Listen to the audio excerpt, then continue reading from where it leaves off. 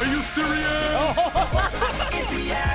I'm the coolest one out of all of us. That was incredible. Ian. What's up, guys? Hello. How we doing? Thank you. Yeah. Thank you for hanging out. Yes, Just have Kate. my morning glass over here. Oh, there we go. Where are you right Is now? this Ian Cauble? Yes, Yeah. Kate. Oh my God, I was just talking about that documentary. I've followed you on Instagram for like 15 years now, sorry. Really? Yeah, I'm a lot nicer in person, I promise. Okay, I'm a fan. Oh, wow. So thank you so much for joining us. Where are you located right now? So I'm in Napa Valley. Yeah, so I'm from Huntington Beach,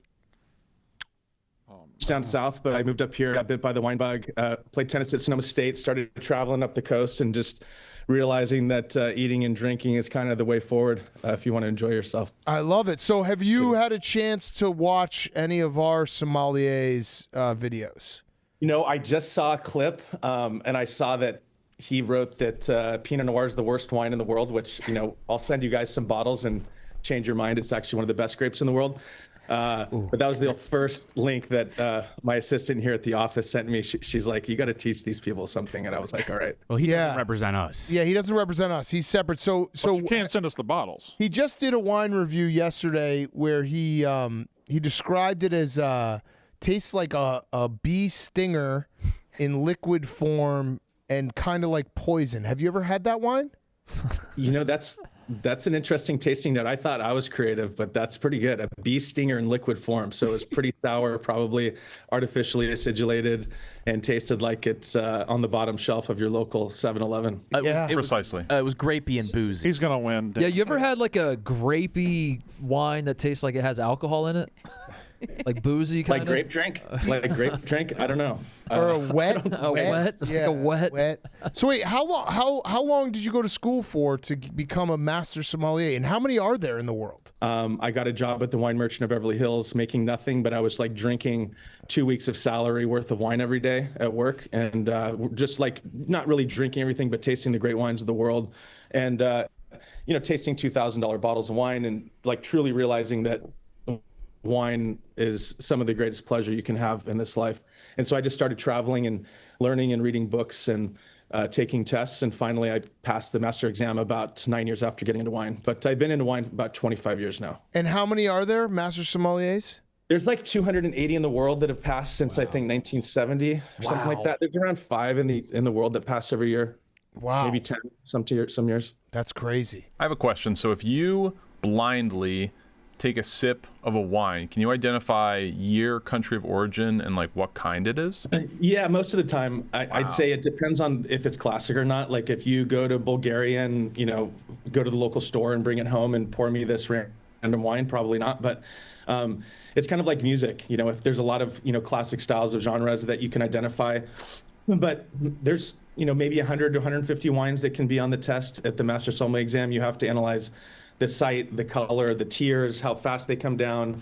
You know, if there's any color on the reflection, gives you, you know, evidence if it's a cool climate or warm climate. The nose, there's different fruits, flowers, herbs, earth, and wood, different types of oak, and oxidation levels. If there's any sort of bubbles in the glass, can tell you it's screw cap or not. And then on the palate, you have to talk about the acid, alcohol, complexity, tannin length. And based on that, you're kind of describing almost like a person. This guy's 6 foot tall, blonde, you know, sharp jaw, where it's from kind of thing. You're like, and you could maybe guess where this person might come from, right? It's kind of hard to assume that for people sometimes, but wine has a very specific level of acidity. For example, Nebbiolo from northern Italy, high acid, high alcohol, high tannin. So if you taste a wine, you chew it, you get this really tannic, kind of like cotton balls pulling at your lips.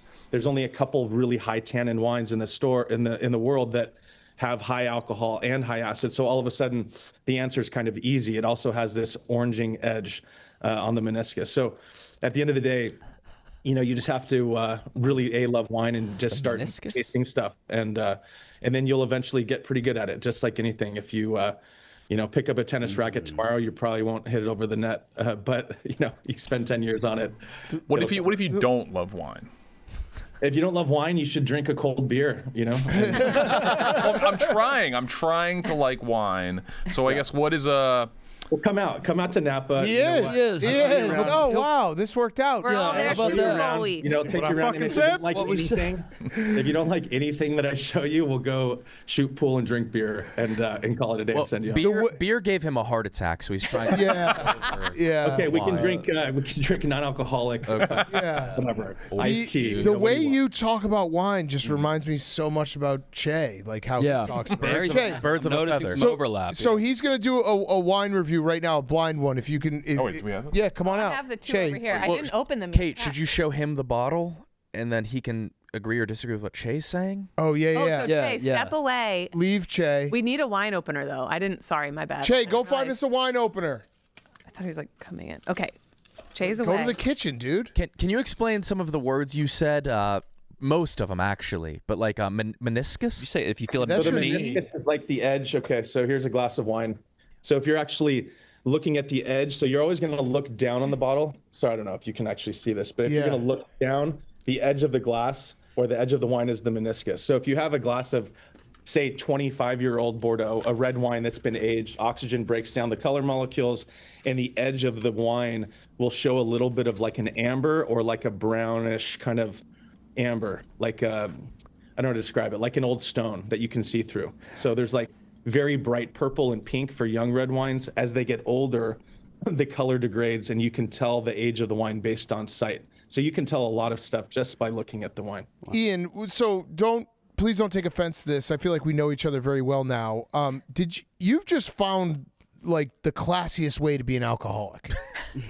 You know, talk to my dad, you know, like he calls it sophisticated alcoholism. I was like, I drank 3 bottles each at my buddy's house yesterday, but they were all pre-1970, so it's completely fine. yeah. It's a genius life hack. All right, so wait, Che, go away. He's Well, gonna, here, Che, hand me the opener. And the bottle. And the yeah, bottle opener, and then walk away. Sorry.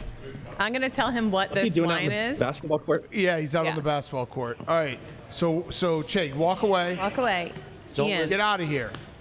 this wine is a white wine. It is a Sancerre, an Appellation Sancerre Contrôlé Les Bouffants by Roger and Christophe Moreau. Vignons à Chagnot. Do you know what that means? I don't know. Okay. Yeah, Chagnot, it's just that's the village. So Sancerre is a region in the Loire Valley of France, specifically in the Central Vineyards, about an hour and a half southwest of Paris. It used to exist underneath the shallow ocean for about 180 million years. So all of the decomposing sea life compressed into limestone. And that's where they plant mostly Sauvignon Blanc. Reds are Pinot Noir. They make a really good rosé from Pinot Noir as well. So it's one of the best appellations in the world. Typically finding notes of like, I would say like passion fruit, kiwi, kind of this gooseberry, lime, a little bit of oyster shell. I would say some fresh white flowers. You can And it has, taste like, a oyster green- shell. Yeah. So like when you have white wine planted on limestone, sometimes you get this kind of like crushed oyster shell smell. So next time get a bottle of Chablis for him, Chablis, and blind him on some Chablis. Pay $30 at a local wine store, and you'll smell what like real crushed oyster shells smell like. That's awesome. All right, Che, come back. So he's gonna try it. He's gonna guess. 2023 Yeah. Bouffants. If this motherfucker He's said gonna guess. oyster shell, So Ian, don't tell him anything about it. He's gonna blind guess. He doesn't know. the region, the country of origin, the year, and the name of the wine, and he's gonna also tell you what he tastes. So it should be France is the country, region is Loire, appellation is Sancerre, grape Okay. Sauvignon Blanc. All right. So he's back in here now. He's gonna put his headphones on. So don't tell him anything. Would anyone else just like a little glass to yeah, go along? I would take a look. Sure. All right, Che. Let it rip. This is your third episode of Somali Che. And we have literally a guy there's 200 of them in the world, and we have him on the yak. Okay, here he goes. Smells funny. Okay, good start. It smells, it looks bubbly, so that's different than. Any odor comps? No, it looks like a fairly well hydrated person's urine. Okay. The smell is somewhat off-putting, but it's not like crazy strong. Okay. I don't know. You're supposed to like swirl it, I think. Yeah, just do you. Just do you. Don't be intimidated by Ian. It's got some. Little pro tip: put your nose into the glass a little bit, and you'll smell something more. Like There you go. So like put like the edge of the glass kind of like right here. See this little point between your lip and your nose? Kind of put the edge of the glass right there. And you should smell something more. Get it really close to your Yeah, nostril. really go. There you Yeah, you don't really want to get the wine too close to your nostril because then you'll just smell alcohol, or you just end up sniffing it up your nose. Told you, Chad. But you want it about 2 to 3 inches above, and all the aromas and molecules are coming up, and you want to smell those. But if you're smelling Scotch, 2 inches above the glass would be more accurate. But when you're smelling wine, get your nose right in there. I know what it is. It's All right. pollen. Okay. All right. Pollen. Okay. Go smells ahead. What is up with Taste- the bees? Taste it. Taste it. And tell us what you get.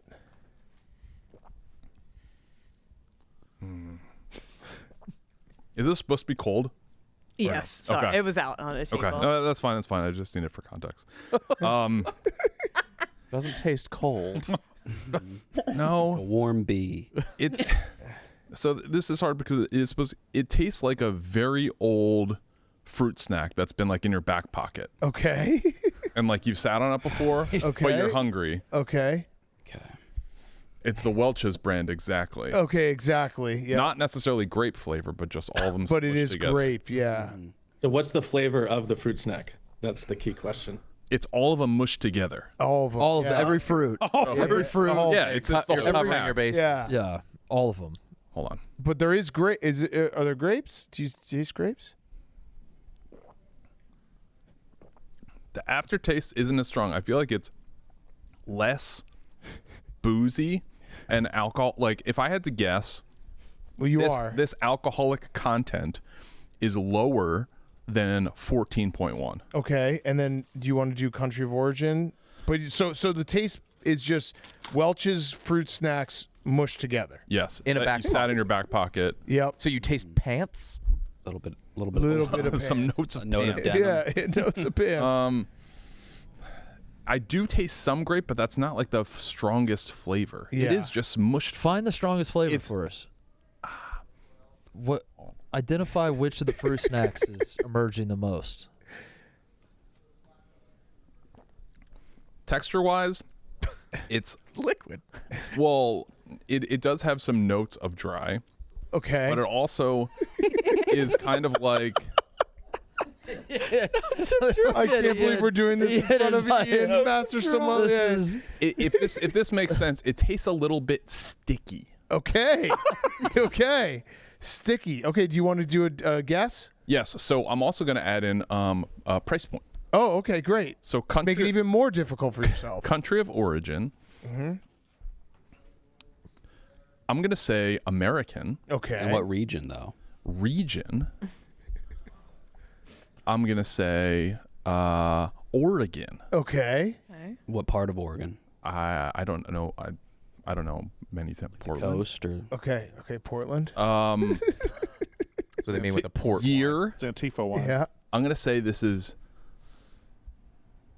2022 because it does taste a little old. Okay. it's a Price point, extremely old I feel wine. I feel like this is not the lowest, but I feel like it's like a $20 bottle. And the name of it?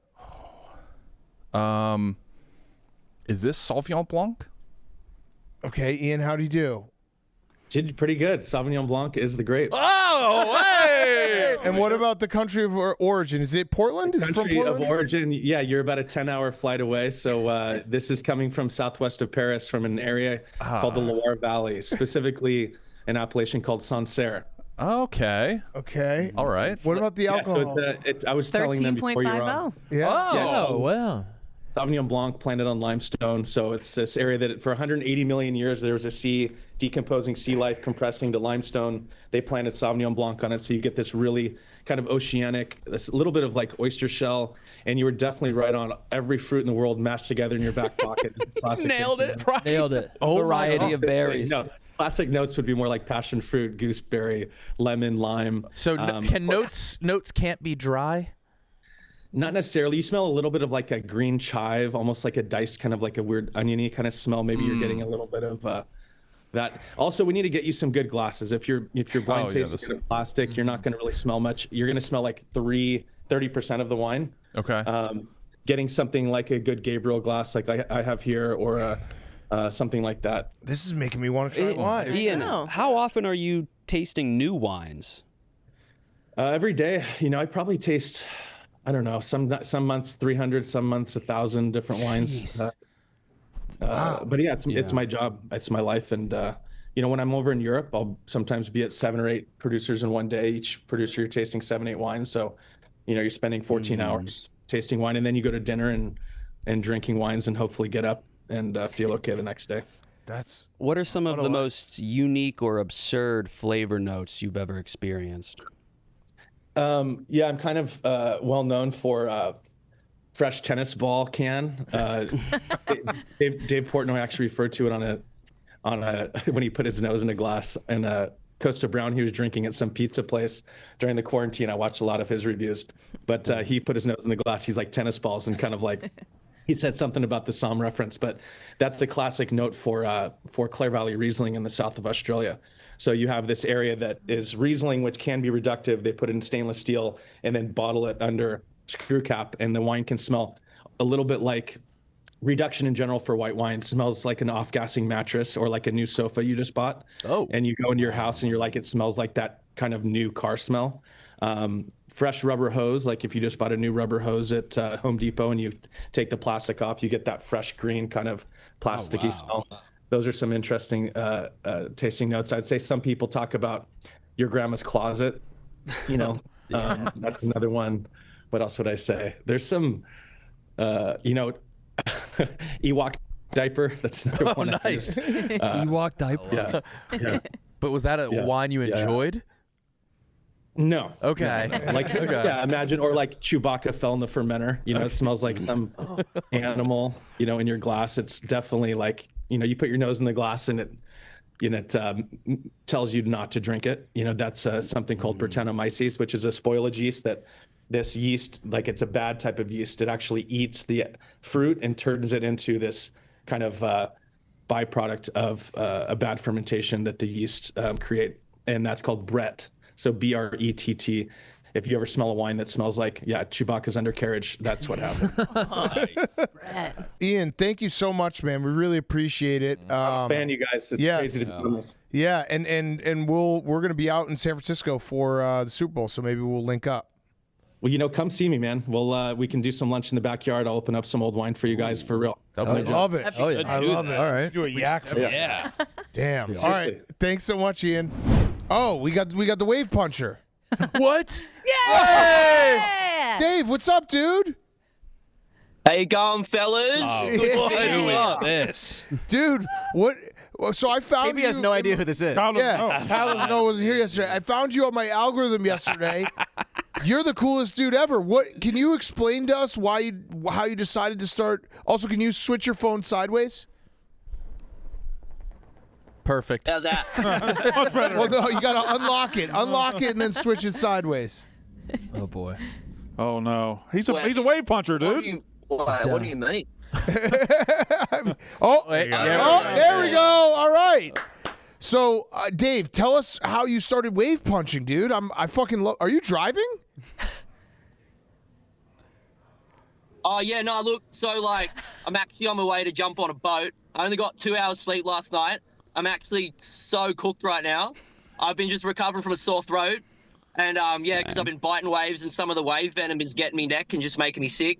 And my bed's just drenched in skin piss. That's what we call sweat here in Australia. Skin piss. Sorry if that's a bit too rough, but look, I'm pretty cooked right now, but I'm really happy to be here. But look, I've been wave fighting for about 30 years. And what it's all about is really just keeping the beaches safe and Australia safe from tsunamis. Yes. And if you've heard of Caligula, he was a pretty good wave fighter back in the day. Bit of a nasty bloke, but look, he was pretty smart when he switched on. Knew what he was talking about with the waves. Yeah. Wait, Dave, are you driving the car right now? No, I'm parked up. It's Oh, all okay. good. Oh, you're parked. Still All got my right. seatbelt on. I'm super safe. Okay, good. Because so Brandon here, he was like, he wasn't immediately enamored with you like I was, and I said you forgot about tsunamis, dude. Like you got to have a wave fighter to stop the tsunamis. That's right. Dead set, mate. That's what it's all about. Has a wave ever beaten you up? Well, pretty much get smashed by the waves pretty regularly. But, you know, it's not about winning or losing. You know, the real fight's within, the real waves of depression and fear and anxiety and all that. You got to be fighting them, because that's, you know, like, as a bloke, you can take a man from the fight, but you can't take the fight from the man. Yeah. Because it's the fight within. Now, this one's eternal.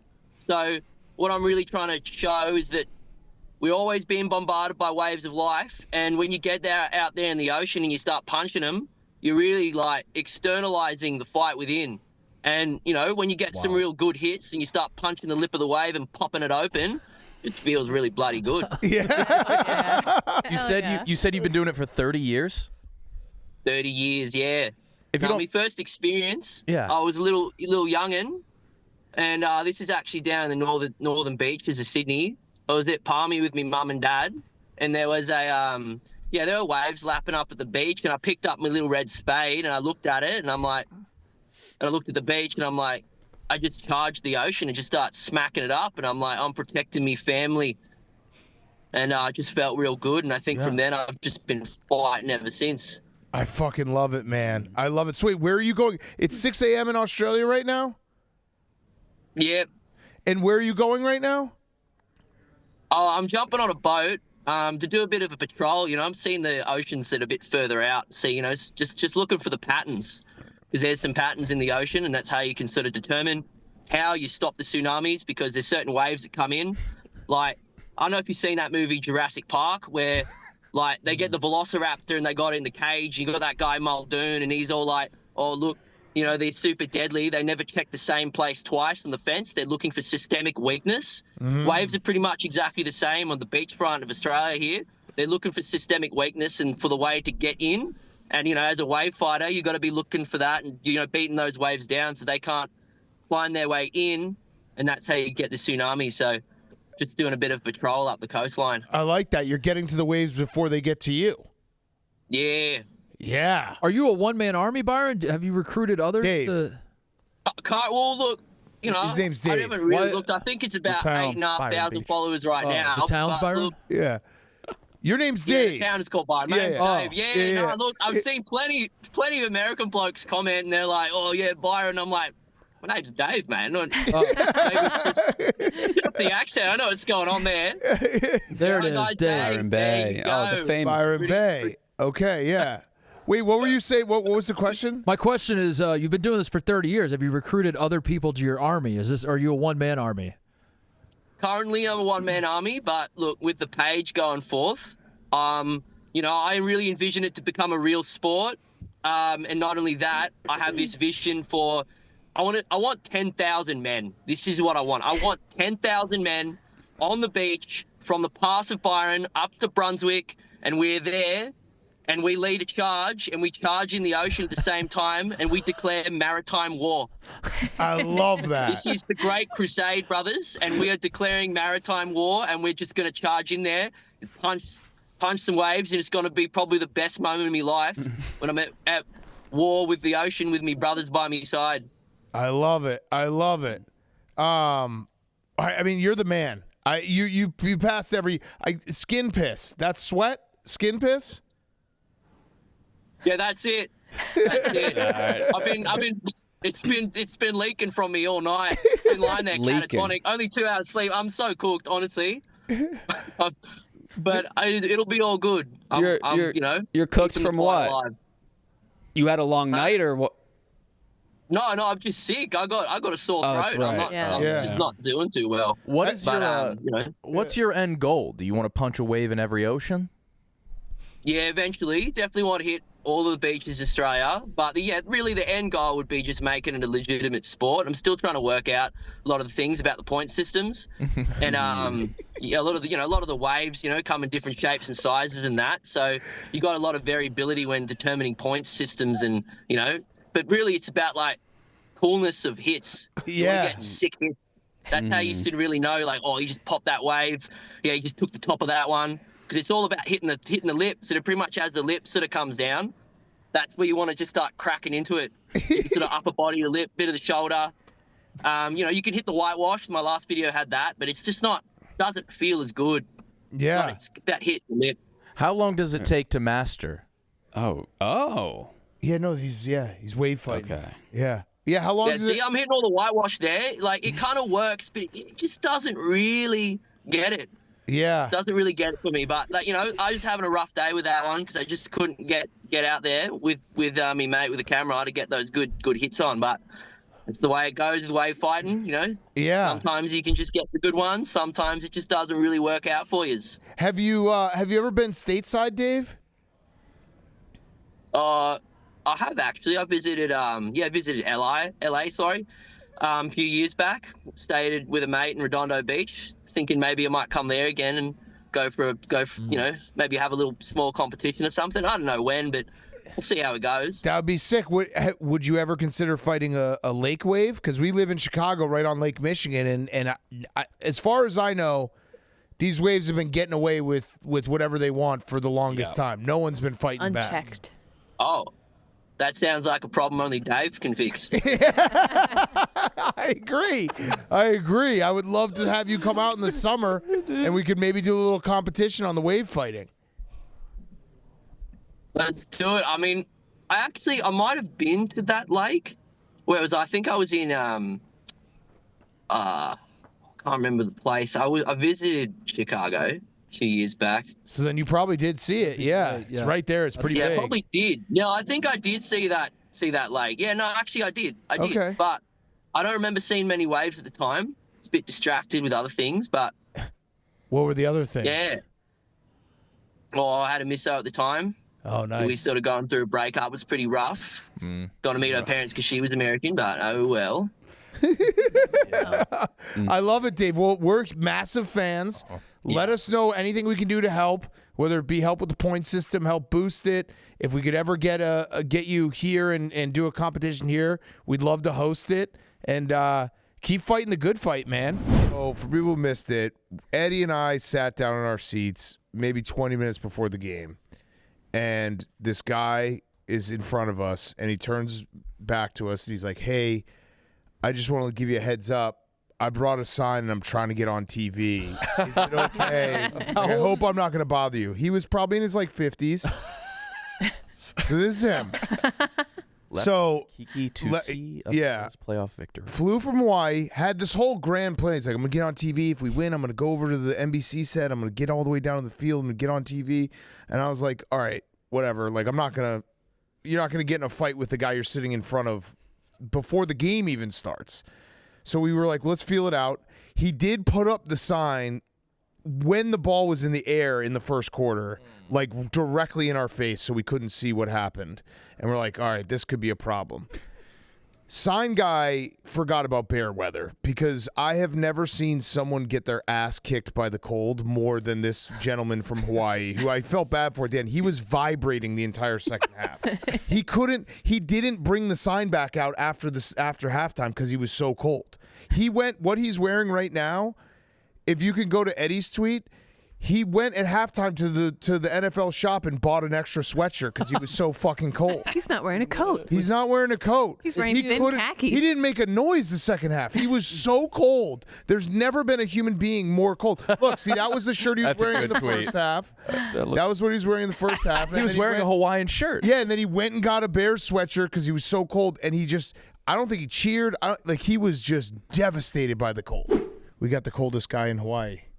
Oh, wow. Zoom in, we found him. Formerly the coldest guy in Chicago. Yeah, we found him. The update photo was not what I expected him to Yeah, look he's I was jacked. He's on Jacked. Yeah. So I think he made a Twitter just to reply to us, and he has the sign. Have we talked to him or just DM'd with him? This is a random. He's very hairless. His arms are so smooth. Very hairless. That's a good Is that observation. normal? Hey! Sorry, never mind. He's perfect. He's perfect. What's up, man? Just kidding. Hey, Thanks so much for joining us. you're welcome. Thanks for having me. So how was the flight back? All good, man. Okay. Everything's good. Okay, so did you listen to what I said on Pardon My Take It on the Yak about the game? I did. Was that a fair assessment for how cold you really were? Let me take this off. Okay. So actually, this is working better. Sorry about that. No, it's okay. Actually, it wasn't a fair assessment because almost everything you said was true. Some things a little exaggerated, but as far as how cold I was colder than you just. I said you were the coldest man in the world in that moment. You, because like when we got to our seats, you were all pumped up, and it was like, all right, here we go, and obviously the Bears, lost the game, but when the second half hit, did you buy a sweatshirt at halftime? So here's what happened. So I went out to get warmed up, and I don't know if you knew, because of my commitment, I stayed the whole first half and the whole second half, but I needed a break during the halftime, so I went out to warm up. Then my friend came out, and he insisted I take one of his layers because he said he's so warm. And here's the deal. Because just in case people are thinking, oh, man, that guy from Hawaii, he's quite dumb. What the heck? He's so underdressed. You know what? I wasn't sure I was so underdressed because what was important to me, and this is the Aloha shirt I'm wearing. I don't even remember. I was wearing this Aloha shirt in front of you. Yeah, I remember. So this Aloha shirt is a medium because I'm a medium. And as I try to layer up and have the Aloha shirt as last, I couldn't put on that much clothes. So I said, man, I'm going to freeze. But it's okay. I got to represent Hawaii, and Hawaii's going to be proud of me, and I just got to do it. I got to suck it up. I can do it. Yeah. But listen, you didn't get on TV, but you got, you got on the Yak. That's a good consolation. Next best thing. Yeah. That was fantastic of you to do that, and I even appreciate it. All the roasting, because like I said, it was mostly true.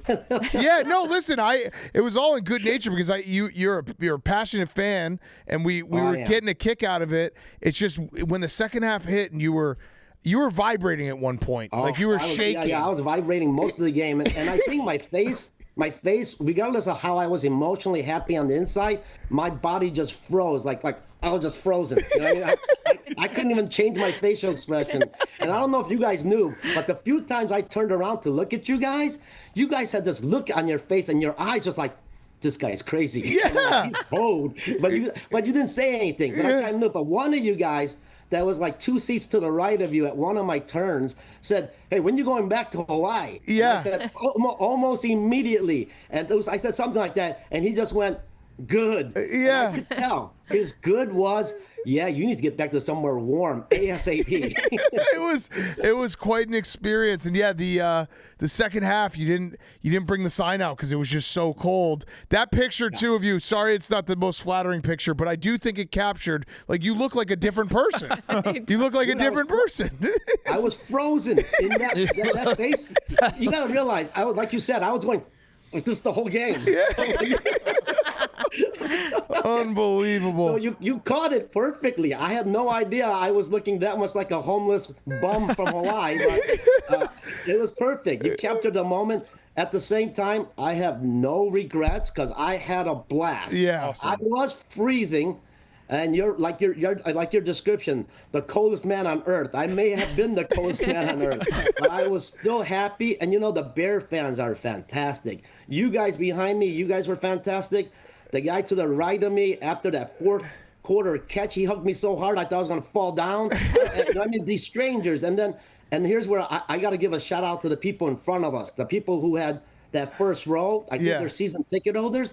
They told me at the beginning of the game, we got you, because we know when the camera comes around. And every time the camera came around, they told me the camera's around, and they scream. I don't know if you noticed. They scream louder than me. Yeah. They were trying to get you on there as well. Yeah. I know. How cool of them. But still, the camera guy didn't look our way. I know what it is. I know. But he didn't look up to us. Yeah. And I'm gonna exaggerate. I actually think if the camera looked my way and I got on the jumbotron and some of the Bears looked at it, I know they were motivated to win that game. But seeing me in that state and my hope for a playoff victory, maybe I could have given them that little extra more motivation, and we could have won the game. I love it. I love it. Listen, it sucked we lost, but it was a special night. Like being just when you get in those cold games, you're just like, we're all in this together, just trying to fucking survive this. We are. Hey, and you guys were so cool because when I came in, first thing I asked you guys if I could hold that sign, and if you guys said no, I would have just held that on my chest and belly the whole game. But I remember distinctly you saying, "No, man, we understand. That's cool." And so, represent your character and who you are, because I gotta apologize. I don't know how much I obstructed your view, but I apologize. It was only like a couple times. There was one that was the ball was in the air and you got it up, and I was just like, I don't think they're gonna get the sign when the ball's in the air. But no, it was a good time, and it was good to see. You had all the enthusiasm flying all the way from Hawaii, so that's awesome. I did. All the stars were aligned, and before the game, when I was walking outside and inside the stadium, Bear fans are so great because they saw me walking around with a roll poster. Like half a dozen people said, "Hey, what does your sign say?" And then when I showed it to them, they wanted a picture. Some people even wanted a picture with me, and then at least half of the people I encountered said, "If we win, it's because of you and that sign." Hell yes. Nice. Yeah. But we lost, so I got to take the blame. Yeah. I don't know. Yeah, the loss is on you. All right, well, hey, loss is on me. We really appreciate you zooming in. If you're ever in Chicago again, come by the office and come check us out. Yeah. Would love to, guys. And like I said, the roasting was fantastic. And I just appreciate it because at least now Hawaii gets the rep that I was hoping to give it. And, you get a story. You get a story to tell. And like I said, here my problem is that I wanted to wear this Aloha shirt, and I'm a medium. You can't put that many jackets under a medium. Yeah. All right, well, thank you so much. We appreciate you, man. Okay, so Ian, great to have you. We're excited to have you. What are we doing today? Are we tasting? Are we testing? Yeah, we're blind tasting 4 wines. Okay. I have more than that if you guys want, but we're going to go ahead and get going. Sure. So who's the test subject today? It's Steven. Steven is Sommelier. It's always Steven. Did you cut your hair? Yes. It's maybe slightly different than you last saw. I was just saying, I thought I knew you, but maybe not. Yeah. Show him your jersey, Jay. Yeah, show him his jersey. Show it off. Jaguar 69. Okay. Repping the word 69 on the back, all about it. Yep. Just in case you missed the 69, there's also a 69. Who's 69 player? Who's that jersey of? On the Jags, I'm not sure. The Bucks had a player, DeMar Dotson, who was 69. The Bucks player. Oh yeah, we're just repping He's a the fan number of 69. He's a fan of the sex position. Well, that's what I was thinking. Yeah. I wasn't so sure. If you had a favorite player or a favorite position, it's fine though. Did anybody notice yesterday's nameplate out in public? No, I think. Where did I go? I went to Trader Joe's with it, but no, nobody said anything. Okay, all right. Steven, would you be okay if I put your Social Security on the nameplate tomorrow? No. Just the don't do last that. four. Okay. Last Yeah, just last 4. By the way, why'd you have to think about last that? 4 is fine. Yeah, I know. Why did he have to think about it? The last 4 is not fine, dude. Every single security question is last 4 of your Social Security. Oh, yeah. Maybe don't do that then. Whatever. All right, what do we got here? All right, let's get going. Let's start with a very basic question: New World or Old World? Anybody know what I'm talking about? Of course. Are you talking about NWO? That's what I was first That's exactly right. So, when you're blind tasting, the first thing you want to think about is it New World or Old World? Old World is like old classic wines, old oak, very earthy. New World is like a lot of polish, almost like if you're getting into an old Corvette versus a new Bentley, they have a different aroma to them. So the old polish, like Bordeaux, that's 1961, it smells like an old car. Brand new Napa smells a little bit more like polish, a lot of fruit, a lot of oak, a lot of maybe toffee, chocolate from different oak characteristics. So when you're smelling the wine, does it smell more earthy or more fruity and oaky? Ooh, fruity. I think that smells fruity. Fruity. Are you right? Is he right? No. 0 for 1. All right, that's okay. So let's talk about what are the aromas. I smell alcohol. Alcohol. Anybody smelling a little bit like low tide or like a sushi wrapper, kind of that salty ocean character? Yeah, I get that. That's what I was going to say. I smell like wet booze. This smells like There's the alcohol outside. in it. There's alcohol there. It smells like the outside of a fire extinguisher. Do you know what that smells like? When you hold it, Dude, I can kind of get that a little bit. Yeah. No. What are y'all smelling? Yeah, we gotta let Steven cook. Steven, you go with whatever you got. Steve.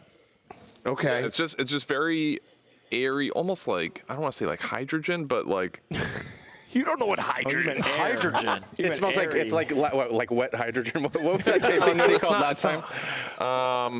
My last one, I think, was a church pew. Didn't you say it smelled wet?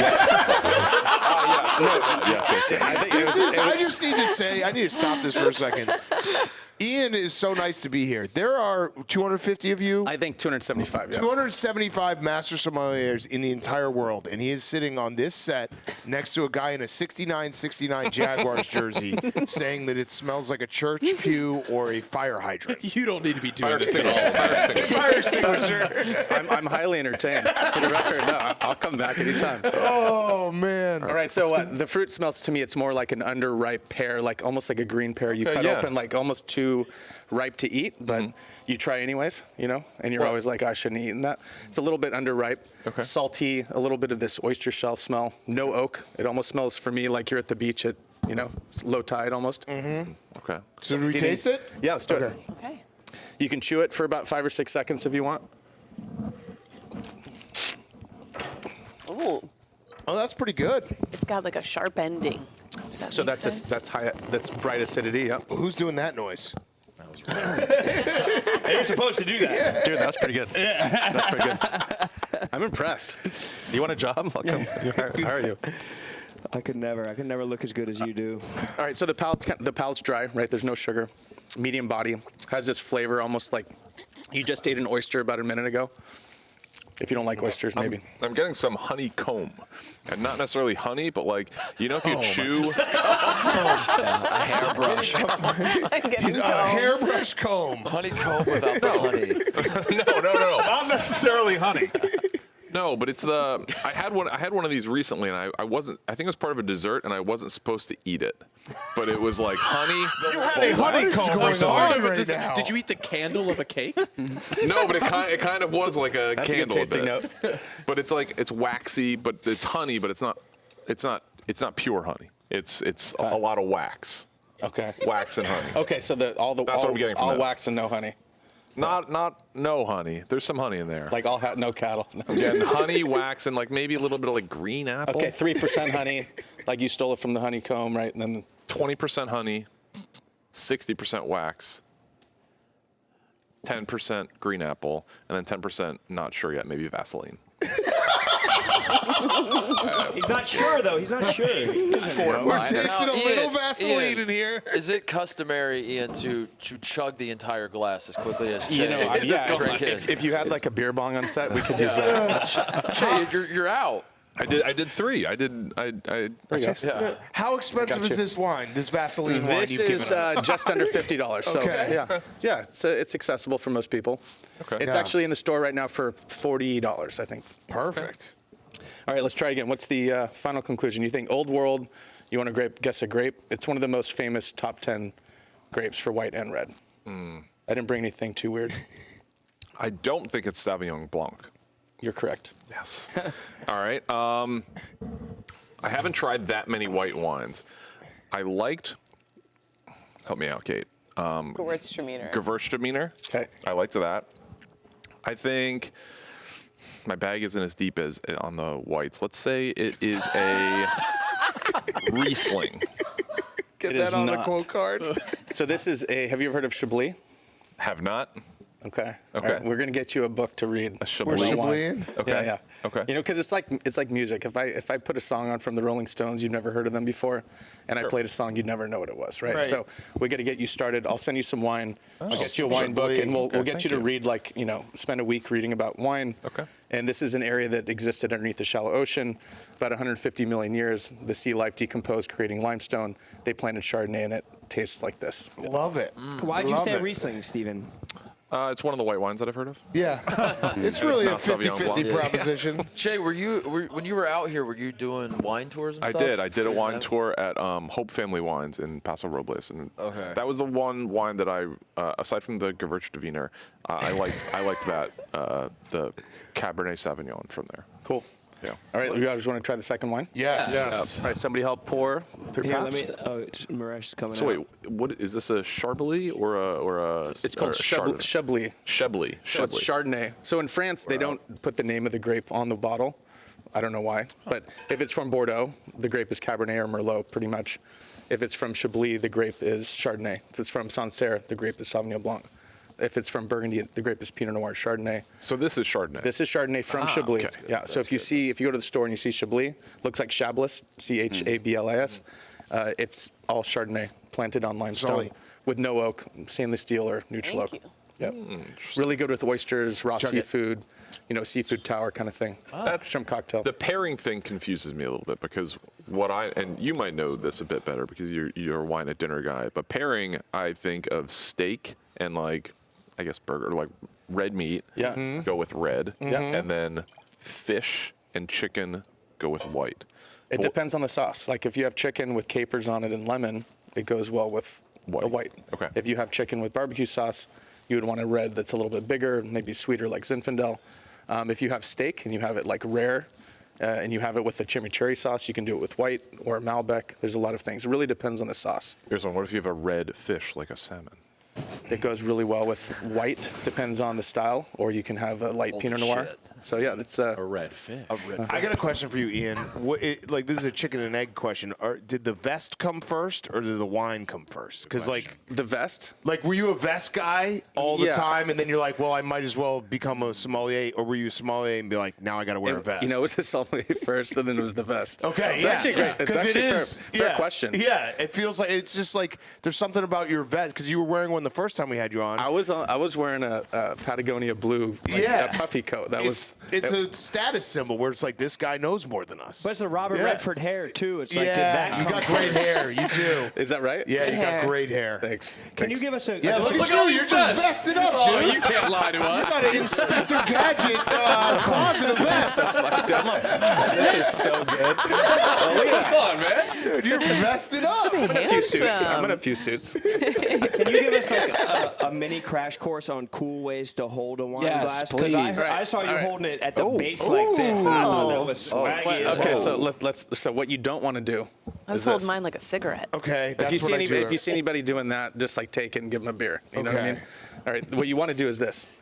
If you really, really know what you're talking about, and you're like ready for some guy who has a big cellar, big cigar collection to come ask you confusing questions, you hold like that. You're attracting some collectors and stuff like that, right? This is kind of a slightly douchey hold. I'll be honest. I like that. That's what we're If you want to do it, like she's down here. If you can do it like this, and you're talking to people, but it just it's just a hair on the douchey side. Honestly, I didn't even realize I did it. So sorry about that. No, I thought it looked cool. But sometimes I'll do that. But hold it by the stem. You don't really want to hold it here because you're transferring the heat from your hand into the glass. So you want to hold it by the stem. That's why it's there. And they're one of the best glasses in the world, Gabriel glass. So I sent you guys a dozen for the. Yes. By the way. Thank you. So that's because I was a little bit you're trying to taste out of plastic. Yep. And you're like, oh, it tastes like a candy in a wrapper in your back pocket because you're smelling the plastic. But Ian, he just had one of the best wine glasses in the world. He said it tastes like Vaseline. Yeah. I think Steve. I don't think it was the glass. You know what? Do you have chapstick on? No. Okay. Okay. Can you smell anything other than Vaseline here? In this one, yes. Yeah. This one's crazy. Yeah. This one smells like a balloon. He's right. Yeah. I was going to say it smells like a tire swing. Listen, you guys aren't so far off. Like a lot of people call it like diesel. This is a very classic area in Europe, grown on slate. I'll give you a couple tips. It's like these. It looks like a billion chalkboards that were crushed and put on a hillside. It's super steep terraces. One of the most special vineyards in the world. But yeah, let's go ahead and smell it. What do you guys smell other than a balloon? I mean, there's some fruit here. There's some honey. This is where the honeycomb is, right? You guys will smell a little bit of honey and saffron. I'm not good at this. All right, no, I'm not either. Steven, give us some what you got. It's balloon and new shoe smell. Okay, nice. You guys get that? I don't know. I don't get the shoe smell, but I got the balloon. It's Anything also edible? a different color than most wines to me. That's very old. yellow. It gets older, yeah. It's piss yellow. Yeah, this looks like my pee after I go to the movies. What do you don't drink water the whole movie? Is that why? Oh yeah, you drink soda. You have a lot of popcorn. So that's popcorn piss. Okay, Yeah, got it. Ooh, I like this one. I do too. I like this one more than the first one. That's a really good wine. And Ian, Agreed. Moan etiquette. Delicious. Yeah. What's that? Yeah. Moan etiquette. Like if you want to moan after you're what drinking. is the proper sound, if any? Just be yourself. I think. If you want to moan, you can do it. I think. Everyone's gonna be cool. Just let it out. Hold it like a Let it douche out. first. Yeah, hold on. Will you do it like that and then moan? Should we all go around and do our douchiest sip? Yeah, the douchiest sip you can Okay, you submit start. the douchiest sip. This is good. It's really good. It is a moanable wine. I would say that. I've never said that about any wine in the world, but. Oh, Pretty douchey. nice. Would you add moanable to your vocabulary of talking about wines? This is moanable? I'm just going to use that today and forget about it. All right, good. Smart. Ian, along with balloon. I've already used tennis ball. Like if you see this movie, Somm, I actually smelled tennis ball or like fresh rubber hose. Am I right to say the first wine was like drier and this one's like real 100%. wet? So there's sweet. There's sugar here. There's a little residual sugar. Okay. Stephen, give us your taste of this. RG3 just walked in. Oh.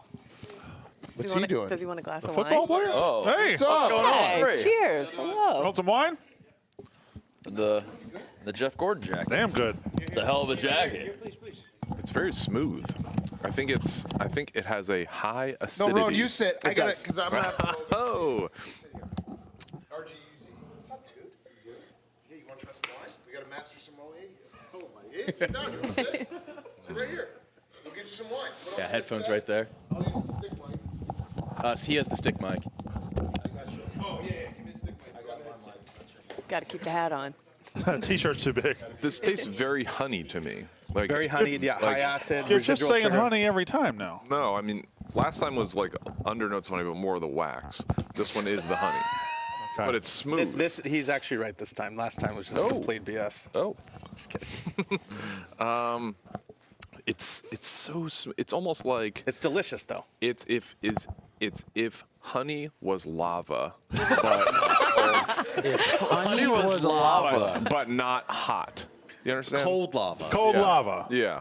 Okay. But it's very smooth and the taste is pleasing. But So why would cold honey lava- need to become lava in this scenario? Why wouldn't honey just be honey?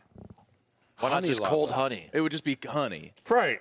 Yeah, I guess so. Okay. I feel the need to explain. He's never really had wine, and he's trying to learn to what it is and to like it. Mm-hmm. And he is like one of the biggest wine people in the world. He's the wine So he's having. connoisseur. We have literally the best wine, the sommelier in the world with the worst sommelier in the world. So we're learning here is what's happening. I've ever heard anyone describe wine as cold lava. Cold lava. Well, you missed a balloon earlier and Vaseline. Oh, don't forget Vaseline. church The cue. Vaseline wine was Wow. today. 10% Vaseline. Who is this guy? Diddy? What's going on?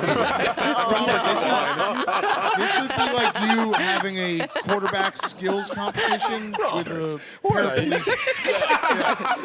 So I have two more wines if we have time. So We got plenty of time. I will stop distracting. I will stop distracting. I have all day, right? So, so what do we think this is? It tastes Ethiopian. Does it taste Ethiopian? So what are the major grapes of Ethiopia? It tastes Ethiopian? Are there wineries in Africa? There must Does it be. taste South black? Africa. What's going on here, I've been guys? to some in Morocco. It's a little black. It's a little RG3's throwing heat. Oh God. Notes of Hennessy.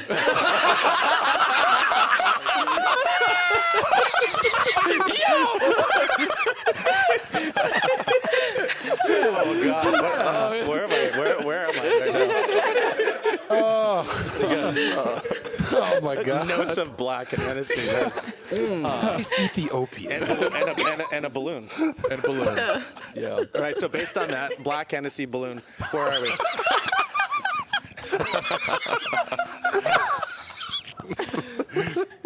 I think it tastes. I think it tastes wet. Okay, so let me tell you. It's liquid. It's liquid. Well, didn't you say it smelled wet last time? Yes, they can smell wet. This tastes wet. It tastes wet. That's one thing you've said I do agree The with. tannin level is low, Yes, and the acidity level is high. this is correct. Okay. Acidity's high, sugar. So there's sugar and high acid.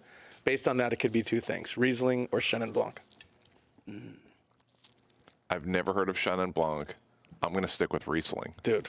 Yes! If somebody could, my backpack's around the corner. If somebody could grab a bottle out of there, it's a 1989. Whoa. Holy cow. Riesling. Yeah. Didn't you just have a birthday? Are you 1986? Yes, I turned 40 yesterday. So Yes. I tried to Holy bring cow. something close to your birthday. Wow, So, thank you. Yeah. Cool. 89. But this is a great deal. I imported this from Germany. Never saw the light of day for, what is that, 40 years? And then just arrived in America. $60 retail, smoking wine. Great with Thai food. This is my favorite I've ever had. Yes. Wow. That's This great is wine. great. Standing.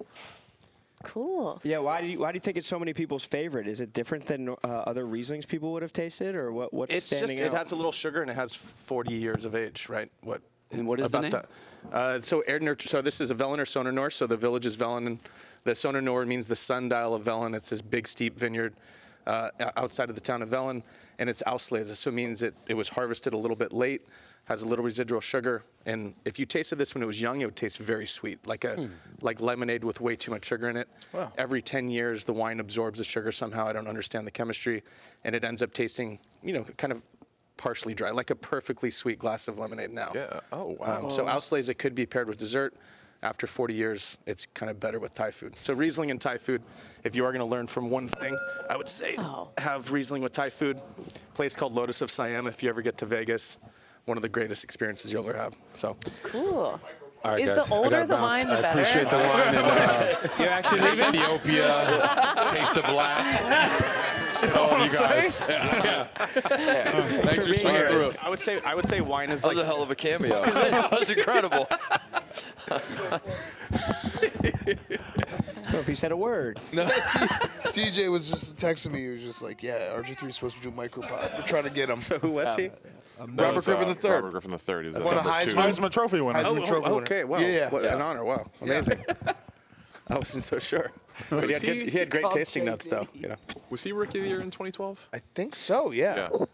That's number 2 overall pick in 2012, Rookie of the Year. Quarterback, good player. Should we try the third one? Thanks, Steven. Thanks, Steven. You said that like you were tasting him. You're just like, yeah, 2012. I'm getting This is 2012. Getting some Waco notes. Definitely a dual threat. Oh, thank you.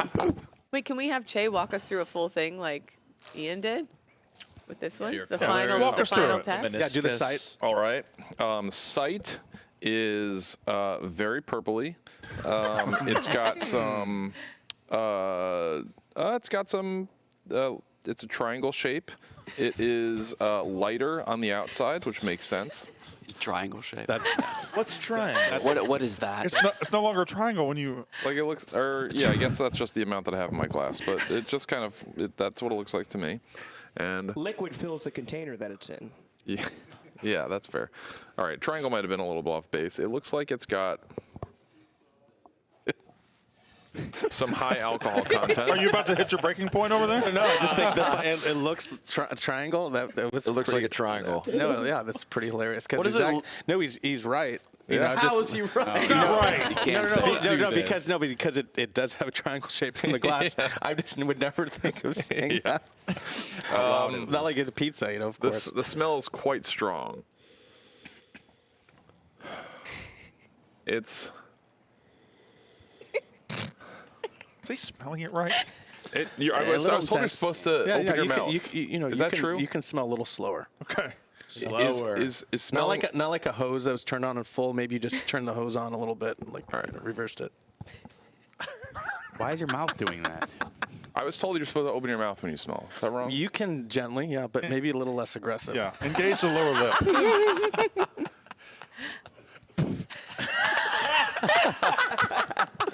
Stop snoring into the wine. So what does it smell like? It smells like varnish to me. Is that wrong? I don't know. I think we need to get your nose checked out. Okay. Is there a doctor in San Francisco? The taste is interesting. Everything smells like a balloon and varnish and like his back It's some pocket. sort of wood treatment. It tastes like a brown leather belt. Not black. Dude, I'm not sure if There's a big difference, I think. we have a totally Between brown different and sense of black taste. leather? Yes. Get RG3 back.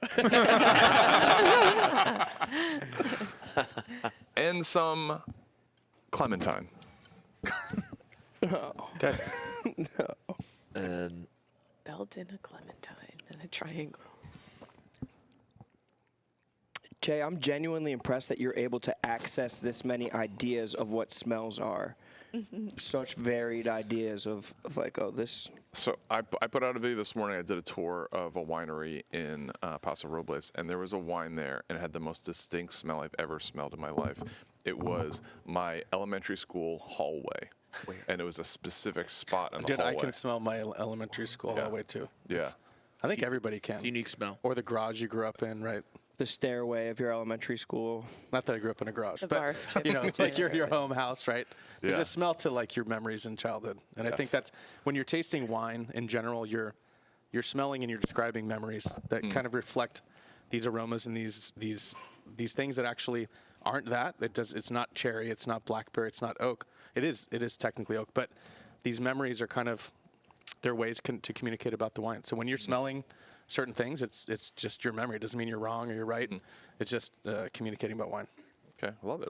So what are we dealing with here? What is this type of wine? Let's give you a little more. Okay. All right. Am I guessing? Yeah, let's do it. Go ahead, Brandon. Don't be shy. So Brandon, do you have a guess? So new or old world? Yeah, Let's as a group. Let's hear it, because Brandon, I feel like Brandon thinks he's better than everyone. I'm not. Yeah, he does. I would like Brandon to. At no point do I think I'm better than everyone. I enjoy wine with dinner. I've That's had, all. I've had too much wine. Brandon thinks he's better than everybody. Why don't you do it? What's your go-to? What are you drinking? I always get just a cab. Okay, great. That's what I always get because that's what all my wife likes. Napa cab, and something I like don't. that, California. I don't even try. I just say whatever you suggest. What have you learned today, Brandon, about wine? I have learned that we need to do these shows once a week. That's what I have learned. Every single 2 hours home. Every single wine you've brought me, I have enjoyed. Every time Ian's like explaining each glass of wine, and he's like, "So what you're gonna find here when you taste it?" I look over, Brandon's is gone. He's like, "So all of you haven't tasted it yet, but when you taste it, you might notice this." And Brandon's just. You guys are treating this as a learning exercise. I just think this guy's bringing us incredible wines, and they're delicious. Well, and thank I'll you. send you guys some more. Anytime you want me on, I can zoom in from You can Napa. come in every goddamn day if you want. It's fine. I love you guys. I enjoy the wine. Okay, all right. Yeah. So new or old world? Where are we at? Does this have oak, more fancy, more new car, or is this old Corvette? You know. I feel like it has oak. Yeah. What does that mean? So likely more new world, but there's new oak and old world wines too. So it's more like, does it smell more fruity and oaky, or does it smell more earthy and like, you know, you're smelling the dirt?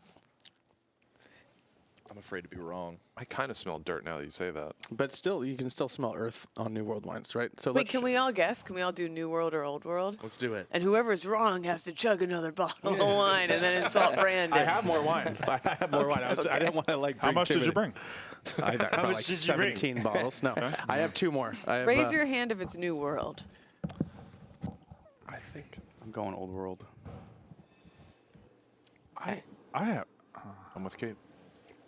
Kate, Nick, and Che, the big. So I'll go old world. I'll go old world. I'm with Ron. I'm with Ron. I think old I'm gonna use world. my double dip. The cool guys, I guess, are just all going. Did you go?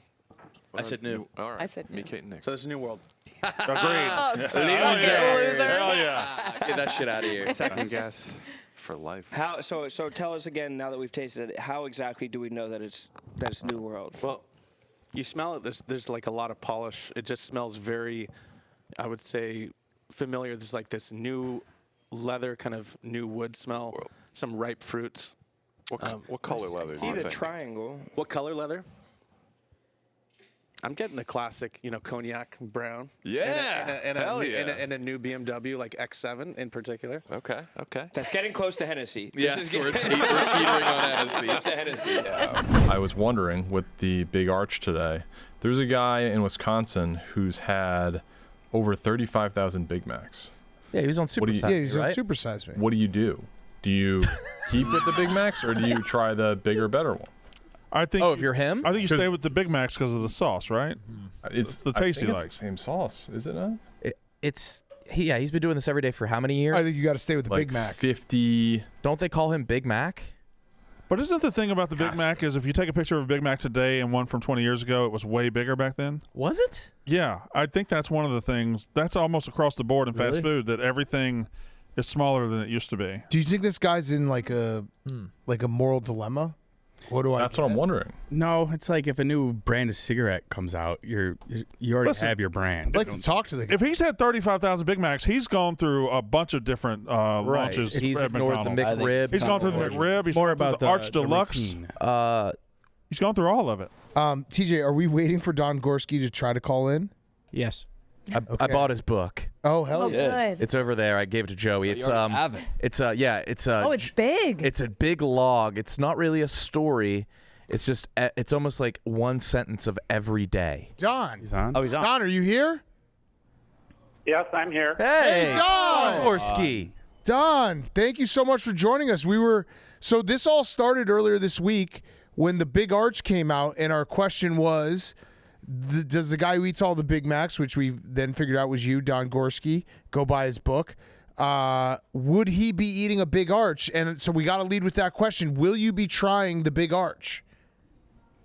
Yeah, I probably will. I saw my son last night, and I picked him up for bowling, and he was saying, Dad, I tried that Big Arch. I'm going to have to get you one on Sunday. You're going to have to try it. And I said, I suppose I probably will. So it'll probably be the only one I ever eat. But like I say, seeing he's offered to buy one, I'll probably have one with him. Okay. Well, what if you like it more? What happens then? No, that won't happen. It's, Okay. I'm really hooked on my Big Macs, and that's what I like. Yep. So how many days in a row have you eaten a Big Mac? Well, the last day that I missed was November 23rd, 2000. So I've gone, over 25 years now without missing. But since May 17th, 1972, I've only missed 8 days out of all those. So in your book, you had September 11th, 01 written down, and it didn't say you had one on that day. Is that true? Or did you have one on September 11th? Yes, I did. Oh, okay. What time? That had to have been the worst one, right? Yeah. I don't know. Like I say, I don't really grade which ones are the best and which ones are the worst always. But like I say, I just eat Big Macs every day. I just enjoy them a lot. And once in a while, I do get a bad one. But you seem to have what date it happens, and it doesn't matter. You seem to have them in pretty cool locations. Like I saw you had them in Alcatraz, a lot of baseball fields. What would you say is the best location you had a Big Mac? Oh, I guess I really never thought about that. Oh. I mean, I enjoy having them just at home here, even. Okay. This is where I eat most of them, and we got a kind of a nice view out our back patio and stuff. So I enjoy eating them at home, but I also enjoy eating them everywhere else too that I can. What was the most unique Big Mac you've ever had? Whether there was something in it that shouldn't have been, or it just tasted different than the others?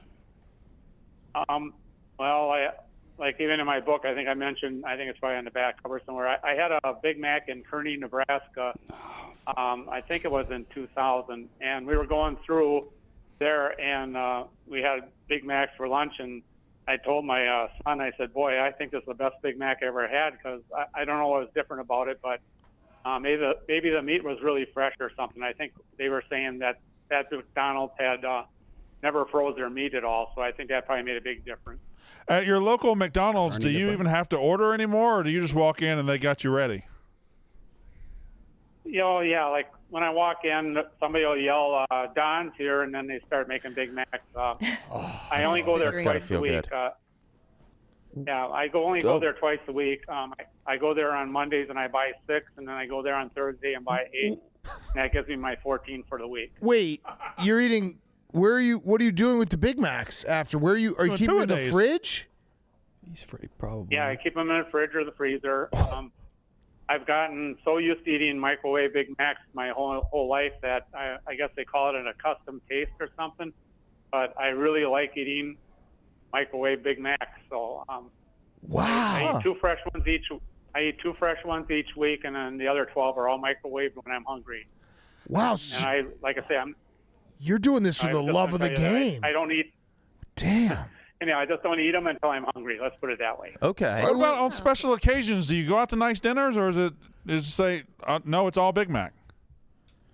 Well, no, I'll go. We go out to eat once in a while and stuff, and yeah, I'll have something. But if you notice, if I go out to eat with you, I'll probably have a real small portion of something or whatever, because I still eat my Big Macs every day. Yeah. So, the way I am and stuff. Yeah. I read that when the Big Mac switched to shredded lettuce, you were pretty upset over that. Is there any other changes that you didn't like? No, the shredded lettuce was the big one because I told my son right away, I said, that's probably going to mean the patties are going to get smaller and stuff because they used to just put like a leaf of lettuce on there, and that was pretty flat. I knew once you should put shredded lettuce on there, that's going to make a higher sandwich. And then I just figured the patties would get smaller, and the patties, they get smaller through the years, and that's just part of the American culture, for things get smaller. What happened on November 23rd, 2000? All right, that was Thanksgiving Day, and I was always in the habit of keeping my Big Macs in the freezer and stuff for holidays and stuff like that. And my wife had me doing this thing where I was supposed to rotate them every so often because she hated that if I left them in the freezer for months at a time. And so I had eaten the ones that were in the freezer, and I forgot to restock them before Thanksgiving Day. And so I was kind of shocked when, got home from work and I opened her freezer and there's no Macs in there. And so I knew all the McDonald's were closed. And so, like I say, there was no way to get a Big Mac, but I know the manager of my McDonald's, she would have opened up and made me a Big Mac if I would have called her, but it was my mistake, and I don't make anybody do anything, for something I made a mistake. Good man. Class respect. Yeah. Classy. It was just one of those things that happened. But how were you feeling like withdrawal, like a day without it after so long? Like, did it feel? It had to have felt very strange. Mm-hmm. Well, yeah, my family is really used to me. We ended up going to my sister's place for Thanksgiving, and my wife's very patient with me because she knows I get really hyper when something like that happens. And so even though I knew every McDonald's between our place and my sister's place, up in Omro, we stopped at every McDonald's and just to check to make sure every door was locked, So it's just one of those things, like when you're a person like me and you're kind of hyper and stuff, you got to be, you have to have a sense of saying, hey, I tried my best. Yeah. Yeah. What about? And then the next. Oh, go ahead. I was just going to say, by the next day, then I'm over it, but like I say, for the day that it happens, it really does irk at me, you could say. Yeah. What about sides, Don? Do you ever get fries? Do you ever get nuggets? Do you ever? No, I very seldom get anything else. I might have fries once a month, but I would say even that's kind of gone by the wayside. I think it's been a couple months now since I had fries. I ate more of the nuggets and stuff when my kids were little. Like, they'd have Happy Meals all the time and stuff. So if they didn't finish their nuggets or they didn't finish their burgers, I'd always finish them up. But after they grew up, then I really never had nuggets or anything else ever again. Wow. Do you feel an extra connection to McDonald's because your name is Donald? Do you think there's an extra draw there? Good point out. Well, I don't know. Every once in a while, people point that out and say, hey, your name's in the McDonald's thing. And it's like, well, I never really think about that, Yeah. Mm-hmm. Yeah. Have for me to become the way, that I am, there's a lot of factors that, filed into it. So. Yeah. Have you ever tried a Whopper? Oh, no. Yeah, I had one Whopper in my life. It's in the book. Some guy offered me $5 to eat a Whopper in 1984. So, in 1984, it was in January. I remember that. I think it was January 4th of '84, and he said, "I give you $5 to eat a Whopper," and so I ate a Whopper, and he gave me $5, and I used that money to buy a Big Mac. There we go. Oh man, incredible. You are correct. It was 1984. I'm looking at it in the book. 1984 was a strange year. You had a Whopper. It happened at a bowling alley. How Don? What are you averaging bowling? I'm down a little bit this year.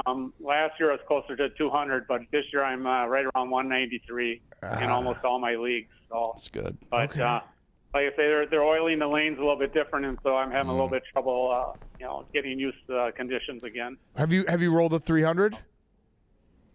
Nope. I just had my highest game ever. Maybe about a month ago, I had 289. Nice. But, it just seems something always, breaks up a possible 300. I mean, I've had a lot of games with 11 strikes, but there's always that 110 pin or some other goofy pin that cost me the big one. What frame was the 289? Which one did you falter? Let's see. It was the 9th frame, I think. Was it when I had 9 spare, and then I struck out in the 10th. I think that's how it goes. Oh man, how many? Wait, hold on. Okay. Yeah. I think. Oh wait. Now this game, I think that was 10 strikes in a row, and then I got a 9 there for my 11th. Yeah. So it was the first 10. Damn. And I had I think it was a 4 pin. I guess you can't have it all. Yeah, you said leagues. How many leagues are you in? Okay, like I'm retired, so there's a lot of senior leagues in Fond du Lac. So I bowl in 4 leagues. Love that. And I always like bowling. Like for me, people say, I always throw like I'm trying to kill somebody, but for me it was a good. I worked a lot of years at the prison, and I used to make believe the pins were inmates, and so that helped my bowling a little bit. Oh man. So you're up in Wisconsin. Have you ever been down to Chicago to Hamburger U? Okay, like was that at Oak Brook? Or no, middle of the city. Downtown. West Loop. Yeah. Well, I think the new corporation, aren't they where the old Oprah Winfrey show used to be? Maybe. Believe so. Yeah.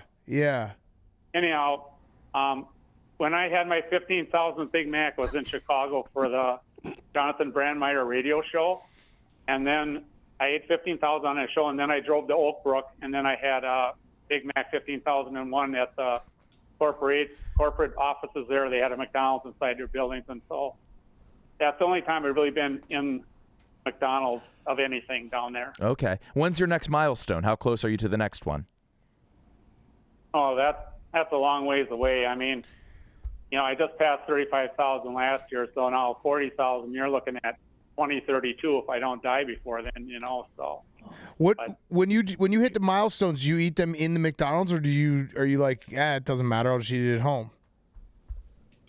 No, like okay, for like the ones that like when I hit 10,000 or 15,000, all those I generally have those in some public place. Okay, like my McDonald's, like they've had celebrations inside of McDonald's for me for 20,000, 25,000, 30, and 35,000. So wow. They prefer that I celebrate at the McDonald's I go to because they just want to kind of let me know that they appreciate me as a customer and stuff like that. So I say like last March 15th, I hit 35,000, and so we had a celebration type thing at the military McDonald's that I go to all the time, and I was able to get. I bought free Big Macs for everybody and stuff like that, and so it was a good time. That's awesome. Don, I have a question. How are you keeping track of this? Is this a computer program, or are you doing this by hand? No, it's all by hand. I don't have no computer. I don't have no cell phone. So no data. There's no app. No data. And then one more question. So, when you had your first Big Mac, did you just know this was the rest of your life? Good question. At the moment, I felt like it was, Wow. I actually ate 3 the first time I sat down. So wow. I'm sitting there like, man, this is the best sandwich in the world. And, I had told my dad when I was 10 years old that someday I'd probably eat at McDonald's every day, but he didn't really think that would happen. And he kind of laughed at me later on in life when I was still eating at McDonald's. So, but yeah, it was like, this was the best sandwich ever made. And I knew I was never going to learn how to cook. And then I married a gal that really didn't cook, and so everything just kind of fell into place, and I can eat my favorite food every day. Incredible. Stay in pretty good shape too. Don, I got a non-McDonald's question. So you're calling in from a landline right now. I assume you don't have a smartphone. Do you have a computer? Do you go on the internet ever? No, I need my wife's help to go on the internet. God bless. That's awesome. That's incredible. That's why he's so healthy. Yeah. Well, the thing is, okay, another thing that's factored into that, like when I was a prison guard for 25 years, we couldn't have a cell phone, we couldn't have a computer, nothing at the prison. And with us guys working double shifts all the time, and then we go home, sleep, go back to work, what the heck would I need a cell phone or a computer for? Because we're just working all the time. And so by the time we retired in 2011, it's like, why do I even want to bother anymore? So that's what kind of happened. Love that. You have a better, you're better set for this world than the rest of us. That's for sure. Yeah. Don, were the prisoners aware? Were they like, hey, our guy today is the Big Mac guy? Oh yeah, all the Yeah, a inmates, little silver lining. Yeah. I mean, I wish I got a buck for every time they told me where to stick my Big Mac, because there were a lot of abusive words about it and stuff like that. But like when I used to get on TV shows and stuff like that, they said the cell house would be rocking, so they all knew who I was, and like I said, there was a kind of a respect for what I was, and I always respected them, even though like I say, some of them were pretty cruddy guys, Mm-hmm. Is your son still a prison guard? No, actually, both my sons were prison guards at one time, but now one of them works for a company that makes Harley Davidson signs and stuff like that, and then my other son, he switched state jobs, and he's an auditor for the state of Wisconsin. So When you they're both doing better, having better jobs than having to deal with inmates all the time. when you met your now wife, did you have to explain to her you have a Big Mac every single day? And was she about it? Was she excited as well? Well, that's what's kind of funny. Okay, I met my wife. That was in September 22nd, 1973, and I met her, and I told her I'm one of these guys that I'll write you a letter every day and stuff like that. And so that's what I did. And I remember I was going to write you my first letter, and my mom said, "Don't tell her about the Big Mac thing." Well, I couldn't help it. I told her about the Big Mac thing, the first letter, and she was always fine with it, and actually, I was working 40 miles away from where she lived, and we were barely dating, and she was already driving all the way to Hartford, 40 miles one way, and she dropped me off fresh Big Macs and stuff. And wow. She knew it was important to me, and everything worked out. Like I say, once we got married, we just kind of made an agreement that she would let me eat Big Macs every day, and as long as I never blamed her for not cooking. I love that. Are you still saving every Big Mac carton? Yeah, I still do. Like I say, the house is kind of running out of room, but when film crews and stuff come to our house, that's what they like to see. They like to see the proof and stuff like I had for Guinness. And like I say, the best place to see it is in my basement. I used to have a room with a pool table in it, and now it's just Big Mac cartons. And what people like to see is when I uncover the covers of the boxes, and then they can just see hundreds and hundreds and hundreds of Big Mac cartons from the Big Macs that I ate over the years. And it's kind of impressive to see, Yeah. Does your house smell like that of a McDonald's? No, it really doesn't. My wife is really pleased with the way I keep everything organized and stuff. That's impressive. Sure, the house is just loaded with McDonald's stuff, but I keep it all organized, and like I say, she's fine with it. Don, is there any competition whatsoever? Like, have you ever talked to the guy who's eating the second most Big Macs on Earth? No, I never talked to the guy, but Guinness World Records, I think it was back, this was a long time, I think it was in 1995, they told me there was a guy, I think in Houston, that was up to 5,000. Whoa. And he couldn't take it anymore. Go for it. Loser. Stand in the game. Everyone wants to be Don. No one can do it. Yeah. Was there anyone else in the specific food item? Go ahead. Oh, there was nobody else that, like I say, Guinness was really good about letting me know, how my record is and if anybody else is interested or whatever. And I tell people, don't try to break it because you aren't going to break it. And like I say, a person like me can eat like that and still be healthy, but not everybody else can do that. Yeah. Have you ever had one wet, like you were sopping wet and then ate one? What do you mean, when I myself was soaking wet? Yeah. No, I won't. I got to be totally dry person before I eat a Big Mac. Definitely. Yeah. You list the site where JFK was shot as a "Why did it happen" site in your book. Do you have any theories on what you think happened there? Well, I think I just believe that there's that one gunman. I think one guy could just do that, no problem. Yeah. I mean, like for us guys, as prison guards, we had to do training for a rifle and stuff like that, and you wouldn't believe how good a shot some of us guys are. They put them targets way down the field, and they would like you to put one dead center, or maybe where the heart is or something. And boy, a lot of them guys, they can nail it. So like I say, there's a lot of sharpshooters out there. Believe it. Last one from me, Don. You have bowling, euchre, Big Macs. Do you have any other hobbies or anything else you're like super passionate about? Yeah. Oh, cribbage. Pardon me. Like a lot. Oh yeah, I play cribbage about 4 times a week. There was like I say, I do a lot of stuff for older people. I mean, I know I'm old too, but I do a lot of stuff for older people. Like I'll take them to the grocery store or get them newspapers. And then there's one lady I play cribbage with because her partner died, you know, and she really is pretty lonely. So she just asked if I'd just play cribbage. So I do that.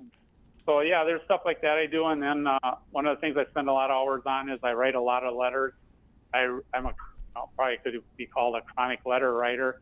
I still write to my wife every day, even though she doesn't read them anymore, but still write them and stuff. Wow. But I just love, you know, writing letters and stuff. And then I do a lot of walking and stuff like that. I love to walk. Like here, we live out in the country here, and so I tell the wife I'm going to go around the block, and out here a block is 6 miles, so I'll do a 6-mile walk and stuff when the weather's good and stuff. So wow. Yeah, we both keep very busy for a couple. Wow, that's great. Well, Don, you're the best, and if you do end up ever coming back down to Chicago, we'd love to have you by the office. And this was awesome. We really appreciate it. Well, thanks for having me on your show. I know I'm kind of a weird guy, but nope. You're the best. Got it all Yeah, figured no, out, you're the man. best. You're the fucking best. You're the best of the best. Got it figured out. Yeah. Oh, thank you. Okay. All right. Well, Don, let's stay in touch. If you ever come down here, we'd love to see you. Okay, well, if you want me to come down here sometime, you'll have to send me an address or something because, like I say, I don't have you on the internet or, you know, anything like that. So when people want to get a hold of me, they write me letters. Okay. Yeah, maybe we'll do a Cubs Brewers game at Wrigley.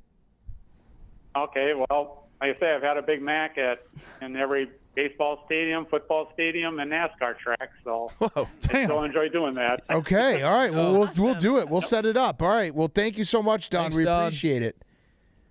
All right, well, thanks for having me on your show. Bye, Don. See ya. I have never been more jealous of a man. Yeah, he's the best. He figured out his life and just did his life. Yeah. I clutched my heart. The best of the best. He still writes her a letter every day. He's quite literally the best of the best. I've just been tipped off that there's a Barstool Sports employee that outspokenly hates this guy. What? Oh. Bring him Everybody guess. forward. I'm guessing White Sox Dave. And I want to fight this person to the death. Are they this office, TJ? Not in this office, but I have a podcast clip from this office talking about Don Gorske very negatively. Oh no, is it us, Kyle? Would you like to watch it? Is it us? Wait, can we? Is this Who going to is be a good look for us or a bad look for us? I think it's gonna be a bad look for the person, maybe. Is the person in this room? No. Oh, yeah, then play yes, it. Play yeah, it. play The it. person Okay. Oh no! Oh no! I want to bring this guy up because Jeff, you love fast food, but there's somebody that loves fast food more than you. The GOAT, Don Gorske. Don Gorske. And this piece of shit. Jeff, You're a liar. piece Jeff of hates shit. this guy. So Wait, you think he's? I've hated this John Lennon looking ass liar for years. Oh, what So a Don shitty Gorske is take. a 70-year-old Wisconsin man, and he is the Pure Guinness jealousy. World Record holder for the most Big Macs eaten in a lifetime. He's eaten almost 35,000 Big Macs, Jeff. How can you hate this guy? He's full of shit. First off. Oh, this is the. Also, even this if he is, is- he's an asshole. Oh my God! He's a piece of shit and an asshole. Why is You know, on this? Christmas, I got to make sure there's Big Macs getting made, like in the house. He puts them in his freezer. He goes and he buys extra, puts them in his freezer in case he can get out of the house. He's like disrupting his family's meals. No, he's not. They're McDonald's. supportive. And he just Get Jeff. No, they're not. They're not. No, I don't. I'm Oh, disgusted. my God. You have to get. We have to Shit talk to Jeff Jeff is. right now. Get Jeff on now. Get him. Yeah. Give me Jeff. Bring me Jeff. Jeff. Oh my Jeff. God. What's up? Jeff, what do you have to say for yourself? I just heard a name drop. Someone said Don Gorske. Yeah. If you hate him, I hate you. And that's like on site. No, Jeff, state your case. I mean, he's a huge enemy of mine. I don't like him. I think he's a liar. How? How? Why is he a liar? Document Why all is of he it. a He has liar? all the boxes, Jeff. How is he a liar? He's a huge enemy. He's a huge enemy. I'm guessing like I think he probably throws a burger in the trash now and then and keeps the box. That's not out of the realm of No possibilities. way. He also took part in that documentary, Super Size Me, which ruined the Super Size Fry. So he's a terrorist in that sense. Terrible. Yeah, not a fan. Never been a fan. Never liked him. You called him a piece of shit. Well, we just he's a piece of shit. We just had him on, and he's the nicest guy ever. Oh, really? We just had him on. And he is quite literally the best of the best that we have. Everything you said in that clip we just watched was wrong. He does not disrupt anything in his family. He said that his wife doesn't like to cook. All he does is puts his Big Macs in his freezer and then puts them in the microwave. Volunteers time to spend with old people. He plays cribbage with a widow. Yes. Writes his wife a love letter every Don't day. back down, Jeff. So you're a piece of I shit. don't believe for a second he has not disrupted a meal at any point in his existence. He's definitely done that. Okay, well, he doesn't bother anyone really.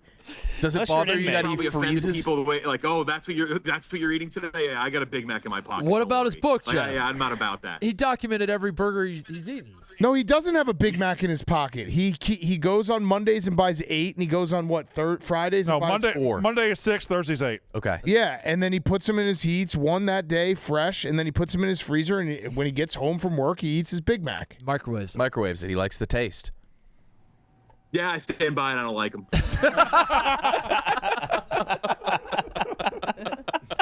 There's a little bit of shame inside of me right now. I'll admit that. Well, you got to go back and watch the interview, and maybe it'll change your mind, or maybe it won't. I hope it doesn't. I hope it doesn't. Jesus, what a get though! You got Gorske. He respects his adversary.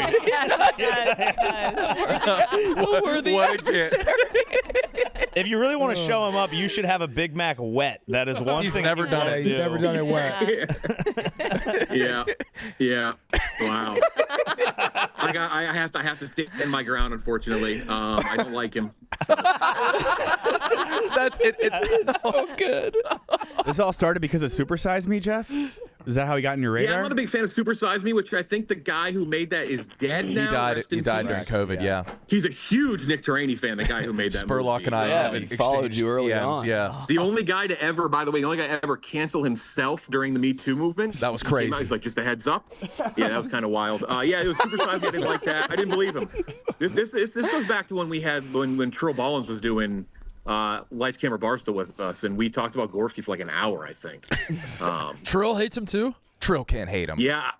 I don't think Trill liked him. I don't think Trill liked Gorske. Oh no. Are you a Dale Lamoureux guy, Jeff? Dale, hold on, wait. Hold on. Dale Lamoureux is that the Domino's pizza box guy? He folds the boxes fast. Folds the box fold. No, that guy's a legend. That guy's a legend in the game. But this is just the cynicism in you. This is proving that the way Don Gorske lives life is correct. You're a cynic.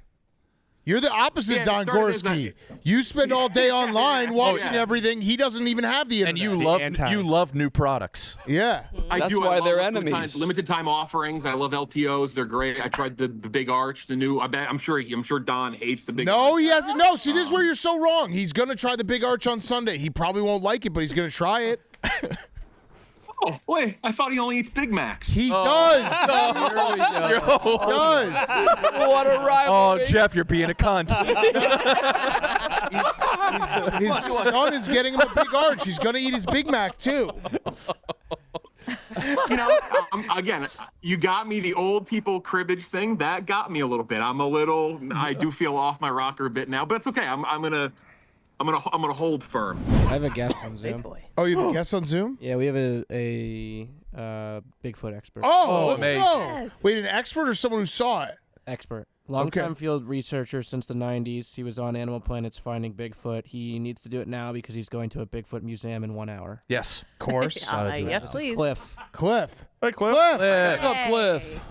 How you doing today? Cliff, thank you for joining us. I know you got a busy schedule. What's going on with the what? This guy's awesome. This is our guy. Yeah, no, this is great. I like the shirt too. Yeah, the name. Oh yeah, I'm a huge fan of burritos, and I wear it proudly. I love that. Cliff, what's going on in Eastern Ohio right now? Oh, well, yeah, I think it's a lot of hubbub, honestly. I mean, I think there's probably some kernel of truth in there. Like somebody probably saw a Sasquatch. I live in Oregon, so Ohio's honestly a little out of my jurisdiction, you know. But from what I understand from trusted researchers that I know in Ohio, there's probably a couple sightings. Apparently, one of the witnesses was pretty young, so his story... I was told, at least, his story isn't exactly congruent with what he said earlier. But, you know, he's 15, and he's a human. People are kind of inaccurate sometimes about what they say. But from there on in, I think it's just a lot of, like, maybe social media or influencer hype is what I've seen. I haven't seen any real strong evidence out of there, but I've heard a lot of hubbub. So I don't know. We'll see. Now, Cliff, what you just said is interesting. You just casually said, yeah, they might have seen a Sasquatch, as if that's real? That seems like big news. Well, no, not at all. Sasquatches are seen fairly often, actually. In fact, I did a sighting report where I live. A young gentleman saw one just up in Welch's, Oregon, on March 1st. I was out there on the 2nd. I found a footprint. I found a trackway, in fact. No, Sasquatches are seen more often than you would expect, you know? And mind you, this is my world. I own a Bigfoot museum called the North American Bigfoot Center in Oregon. So that's kind of a big antenna for that draws people in. And we hear a lot of reports, sometimes very, very recently after they happened. But I don't think I'm exaggerating at all. That I would say in the last 30 years, I've spoken personally to several thousand witnesses. Wow. I don't think that's an exaggeration in the slightest. Now, what about you, though? Have you seen him? Yeah. Him? No, I've seen one, maybe two. I'm not sure. Neither one of my sightings was very good, and maybe I was mistaken. But there's been 2 times that I think I probably put my eyes on a Sasquatch. But again, like I said, they weren't great sightings. One was from a great distance. The other one was through a night vision technology. But I'm still looking for a clear daytime up close and personal, you know? So is Ohio out of their range? Is that odd to be that far? No. Oh, no? Not at all. No, not at all. A lot of people who are unfamiliar with the subject think that Sasquatch are only resident in the Pacific Northwest. And that's kind of because all of the early researchers lived in the Pacific Northwest. And it's kind of, you know, that idea where the victors of the war get to write the history? It's kind of a case like that. But it turns out Sasquatches, just like pretty much every other large mammal in North America, have a continent-wide distribution in suitable habitat. Sasquatches are much more rare than black bear, for example, but black bear and Sasquatches seem to inhabit the same kinds of habitat, therefore probably the same ecological niche. Do we need to have any fear of Sasquatches? Oh, I don't think so. Okay. I mean, you should give them a wide berth. They are large, wild animals, whatever they are, no matter how human-like they may end up being once they're recognized as a species. But you know, if they were out to get us, I would argue there'd be very few of us left, you know? So I think we're okay. What about, like, if you see a Sasquatch, what are some of the things, like if you have maybe a tiny little air horn or like a 7-iron, are those things that you could maybe defend yourself with? I don't know. Pull a camera out. They seem to be very camera shy. They wouldn't like that, I guess. Okay. So has the ring cam changed the game at all? Are you getting more photo evidence ever since that came around? Well, not because the ring cam specifically, although I do have a piece of footage from from security camera up in Washington on the gentleman's property, and he was lucky enough to see the animal just moments before it walked in front of on that side of the house, you know. So yeah, but technology in general has increased the number of photographs and videos that have come in over the years. You know, everybody has a phone in their pocket and stuff. But even that gentleman that saw the Sasquatch on March 1st that I mentioned up in Welch's, he said that he didn't even think about pulling out his phone because he was just like looking at it going, oh God, and it scared him and he left. He didn't even think about filming it. Cliff, do you see yourself as more of a scientist or like an adventurer? Oh, neither one, really. I mean, I have a weird career path. I mean, I'm science-minded, and I think that's the important part. I'm not a scientist. Actually, I don't have any degrees like that or anything. I have a degree in jazz guitar, it turns out, you know. But I'm a scientifically minded amateur because Bigfoot is one of those subjects that even after the species is proven to be real, the academics and the field biologists are going to have to interface with the public because we're the ones that we outnumber them. So we're the ones, I guess, that see them more often as a whole. You know, a handful of scientists versus everybody else. Well, everybody else is statistically, you know, has a better chance of seeing a Bigfoot, right? So I think that this is one of those cases that a citizen scientist like myself, someone who does want to do the field biology in an amateur sort of way, is going to be very, very helpful to academics. Cliff, what would you say to sway a non-believer? Oh, I don't bother. It's one of those things that either you're kind of familiar with the evidence or you're not. Yeah. And most people aren't. It's as simple as that. And I get it. It's no big deal. But I would say this, that I encourage skepticism. I think it's great because the truth can always withstand the scrutiny, no matter how hard you look. Good line. And Bigfoot is one of those things that the harder you look at the evidence, the more you're going, it's hard to look at the stuff, in my opinion. I mean, I'm completely convinced, besides my 2 lousy observations and all the experiences and the footprints I've seen and all that stuff, it's hard to really do a neutral examination of the evidence and walk away saying, it's clear there's nothing here at all. It's ridiculous, in my opinion, to think that way. The subject is worthy of investigation. Why haven't we ever found a dead Sasquatch then? Same reason you don't find naturally dead bears and mountain lions. And I want to emphasize the term natural. It is true. Naturally dead is the key word there. You find dead ones that have been poached or cleaned on the side of the road or roadkill or something like that. But large apex predators, an apex predator is something that nothing else hunts and kills. So bears, mountain lions, Sasquatches, humans, that kind of thing. Prey species don't get to choose where they die because they're killed and eaten.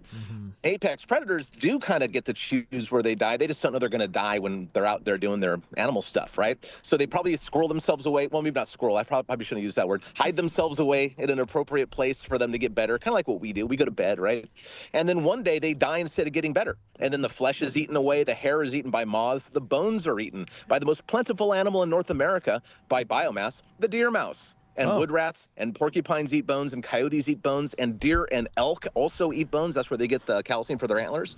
So the short answer is they're recycled pretty quick. Oh. So when this thing happens in Ohio, it was like 8 sightings in 2 days. That doesn't make you like want to get on a plane and go to Ohio and check it out? My understanding is that most, if not, I'm going to say most because I don't really know, most of those witnesses have not been vetted necessarily. I think someone takes a report and just puts it out without even finding out if the person's real or not, you know? So I think that that's the danger with this stuff, especially when social media outlets and influencers and news reporters get involved, is that they're just putting this stuff out there and then every joker in the area starts submitting the reports, true or not. But people who have actually had observations are probably doing the same thing. So I don't know. I think that the Ohio thing is a little overblown, although Ohio is very good for Sasquatches, certainly. Oh. Are there any other countries in the world that are big on Bigfoot, Sasquatch, or is it just the United States? Oh, no, absolutely. Absolutely. Well, I mean, Canada would be an obvious one, of course, but also overseas in Asia. I have personally looked for Sasquatch-like animals. They're not called that over there, but in China and in Vietnam and Australia has a history of these things, oddly enough.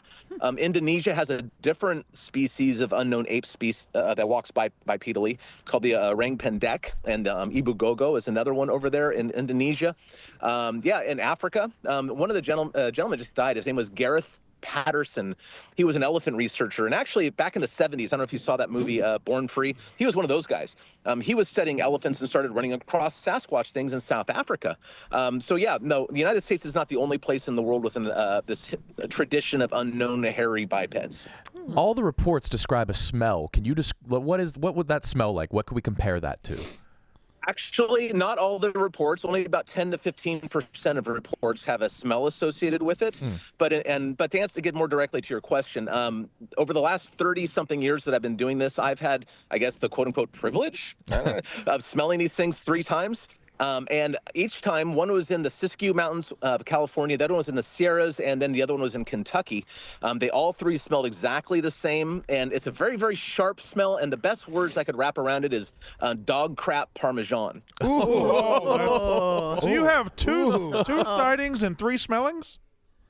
Well, yeah, the 2 lousy sightings. I mean, they're nothing to brag about or anything. But I found tracks. I've recorded them vocalizing numerous times.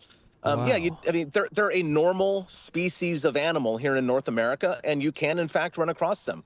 It's not like seeing an interdimensional shape-shifting UFO riding critter or something like that. They're mammals. They're primates. Has Jack's Link's beef jerky made your job more difficult?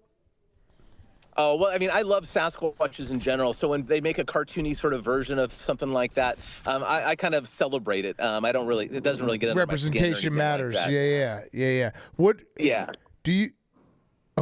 What's your favorite burrito? Good question. Oh, I like carne asada a lot. All right, good. Nice. Nice. Oh my God, yeah. It just I love it. Would So. you eat a Sasquatch burrito if presented with the opportunity? I don't know. I doubt it. I like to respect the animals so much, but yeah, but it's like, I don't know. Would you eat a human one if one gave? I don't know. I don't think it's appropriate to eat great apes of any type. Sure, sure. So if and when you see one I get hope they're not delicious for their sake. Yes. Yeah. Sorry. If you see one and get a closer, a better sighting as opposed to your lousy ones, do you think you'll be fearful or will you weep tears of joy? Like, what is that moment going to be like for you? It's hard to predict that sort of thing, and I find that most of my predictions go wildly wrong. But I would like to think that I would film the thing. I'm sure it would be very scary. Because, I go alone a lot, and that's most likely how it's going to happen is I'll be walking along and there'll be one above me or below me. And whenever I run across any large mammals, especially at close range, it is a little spooky, I mean, even elk can turn on you and tear you up a little bit and stuff. All large mammals deserve a wide berth, and I'm sure it'll be a little scary. So Have there been hopefully any? I get that chance to find out. Have there been any killings of humans by Sasquatch? There's been a few reports of them, but like the Ape Canyon incident, for example, in Mount St. Helens back in the 1920s. But we wouldn't hear from the people who didn't survive. Yeah, you're right. So that's problematic there, Yeah. What do Sasquatches or Bigfoot eat? And then are there excrement found regularly in hikes and things like that? Okay, I will take that second question first. Certainly they poop. There's been I only know of 2 reports, and I didn't speak directly to either witness of them, somebody seeing them take a dump. One of them was standing in the middle of a river and let it flow at that point. So I don't know. And the other one was told to me by Dr. Jeff Meldrum, who recently passed away in September. And he interviewed the witness. I think it was a tribal cop on the Yakima Reservation in Washington. And he was following one at a distance, and he saw it let loose with some turd, and it buried it like a cat.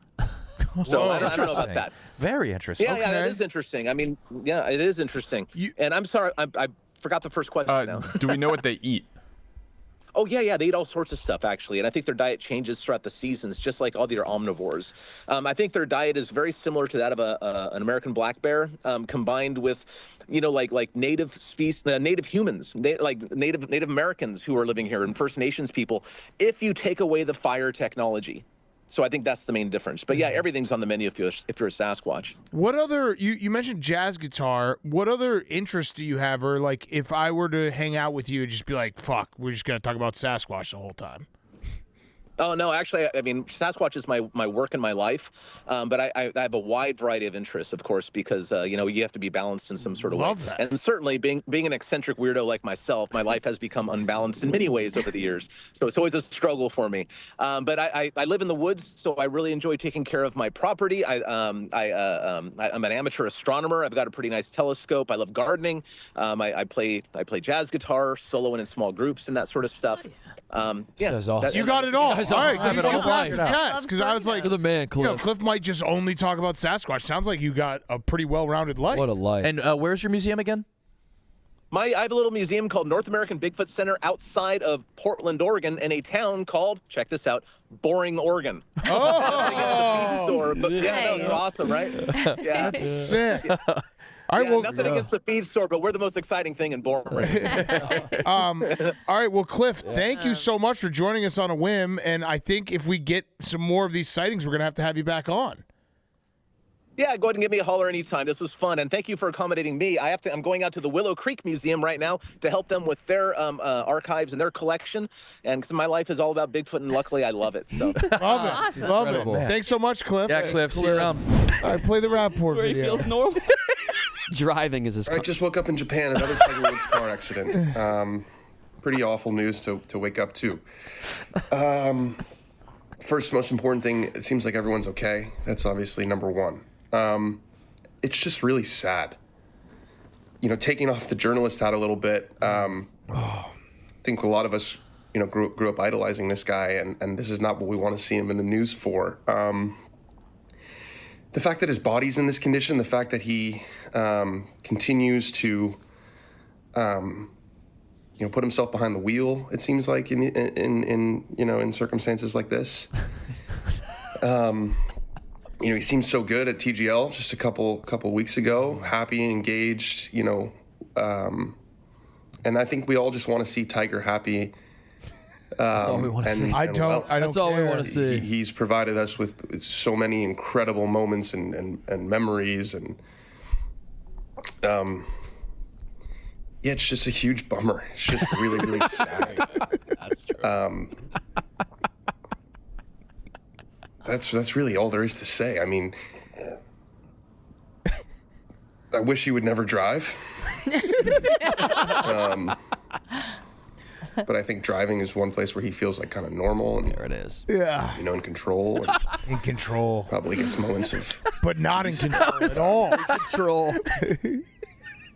Imagine that's certainly the doesn't seem like. What if he's right? What if that is the one? Imagine how it out of sobers control him the up. rest of his life is. Yeah. It's the one place. That's when he's in the most control. In his defense, he probably does feel normal now flipping cars. Yeah. Dan Rappaport's in the waiting room. Oh, fuck yeah. Oh, yeah. What? All right. Let's go. Dan. Dan, There it is. What's up? where are you at? I'm. We just did my show. I'm in my Dan on Golf podcast. I'm in the studio. We just finished. Awesome. Are you back from Japan? I am back from Japan. I'm ready. I'm ready for it all. I'm ready for it all. I can handle it. Let's go. Well, yeah, I do appreciate that from you. And we were actually somewhat defending you in that, it's a cynical world out there, and you were just giving your genuine take. Did you realize, though, when you put it out there that it would become a 10 million view video and very funny, maybe not for the reasons you thought it would be? I knew, so I was like, as soon as I posted it, I was looking at the replies, and I was like, well, this is not going the way that I thought it was. What a twist. And then I took a shower. It was like first thing in the morning. That's why I said I was in Japan, because it was like first thing in the morning. I'd gone to this Japanese karaoke thing the night before, so I was, I had some beers the night before. I took a shower to try to clear my head, and then opened my phone and saw the scariest notification that you will ever see in your life, Dave Portnoy retweeting your video. I knew I was in for it. So it was, I understand why people took it the way that they did. It was my genuine reaction. Like before I came to Barstool, I worked at Golf Digest, and I was like Tiger's, like I did everything Tiger. So I was like kind of around him. I was there the day when I was at the shoot when he was supposed to come, like when he got in the horrible car accident in 2021, I was there. So definitely a little bit of like personal stuff wrapped up, but I rewatched it, and I totally understand why it went the way that it did. Yeah, I think people are pouncing on the driving to feel normal and the control line the most. Which well, I think it's true. Like there was there was a line in the documentary, the HBO documentary, that was like, Tiger fucking loves scuba diving because like he can just not talk to people. And I think the line in there, which is, another line that is very sort of poetic, which will get clowned on the internet, is the fishes don't know he's Tiger Woods, which kind of makes you go, oh. But I genuinely think it's true. Like, if you think that there's not guys in his circle who are like, Tiger will get you a driver, and he's like, shut the fuck up. I'm not like, I'm driving. I think he's had such a crazy life since the guy was on national TV when he was 3 years old playing golf. He was a phenom forever. I do think that like him driving and blasting 90s hip hop is like probably one of his favorite things that he gets to do. Not defending him. She definitely should not be driving. There's no excuse for driving impaired. He's putting people at risk. But I was just trying to give some context to the situation, but it certainly got out of hand. I think the word control was the control just part. Control, yeah. Yeah. Like Control his life is out of control.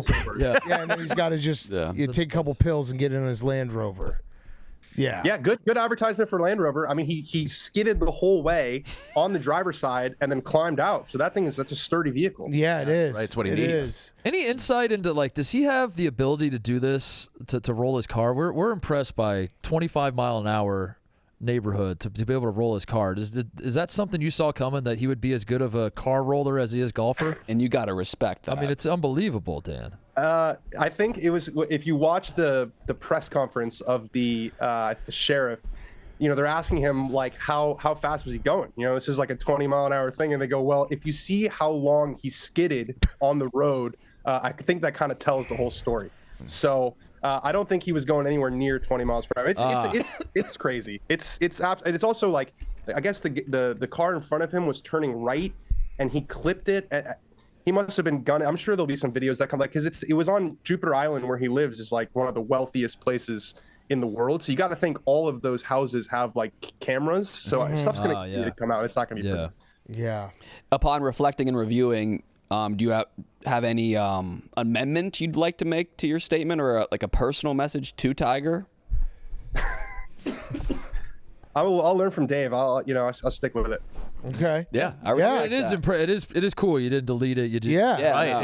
You didn't push back. It was authentic. It was raw in the moment. You can't delete. I learned a lot from my years with you guys. Like once you start deleting, that's a game that you can never play. So just let it sit. Yeah. What is the future for Tiger now, do you think? There's a lot of awkwardness coming up. I mean, so the Masters is next week. That's the tournament that is most closely associated with Tiger. It's the biggest tournament in the sport. It's where he, 1997, his coming out party, 2001, completes the career Grand Slam. 2019, he wins, and all of the 2017 DUI stuff goes away. He's also he's opening a golf course next week in Augusta that his foundation or his design firm like refurbished, this public course down the road. So there was supposed to be this big ceremony.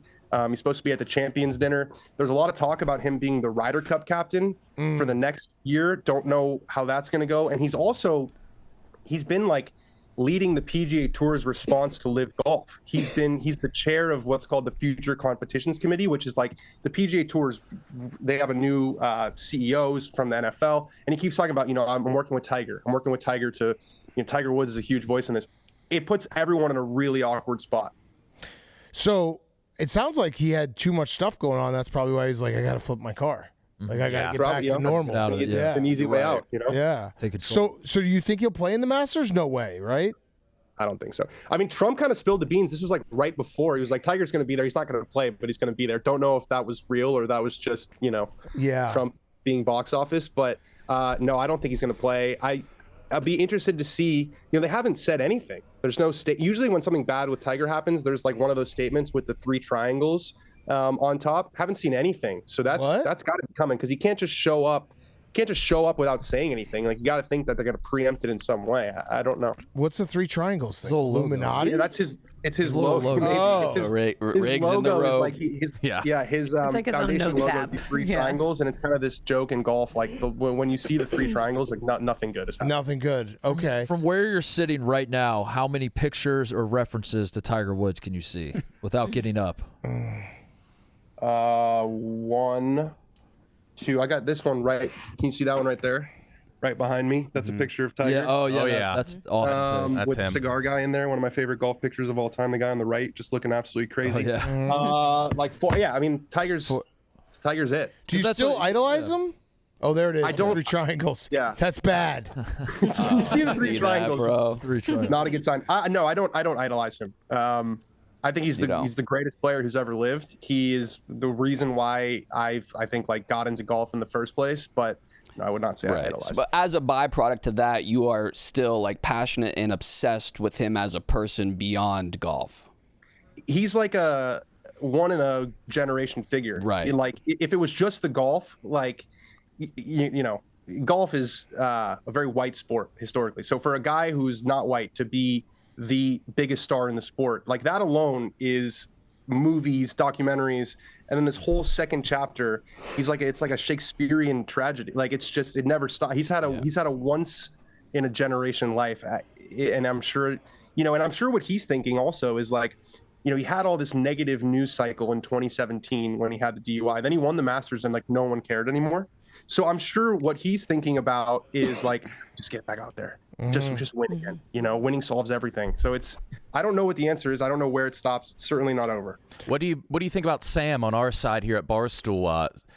Saying not talk about it. Oh, yeah. Riggs rides with his guy. Yeah. I think. Does he? He's wow,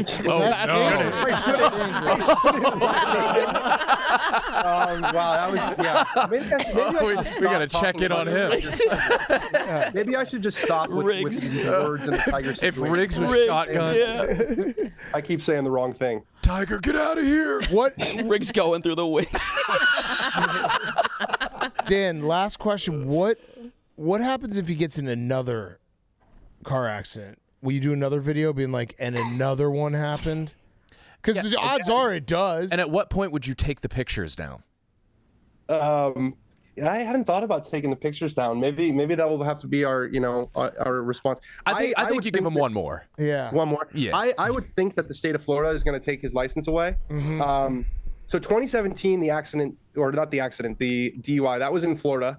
2019 was here in California. He didn't even get a traffic ticket. So that one, was. That's when he rolled his car like 5 times. Yeah, that's when he rolled his car. No signs of braking. Crushed his right leg.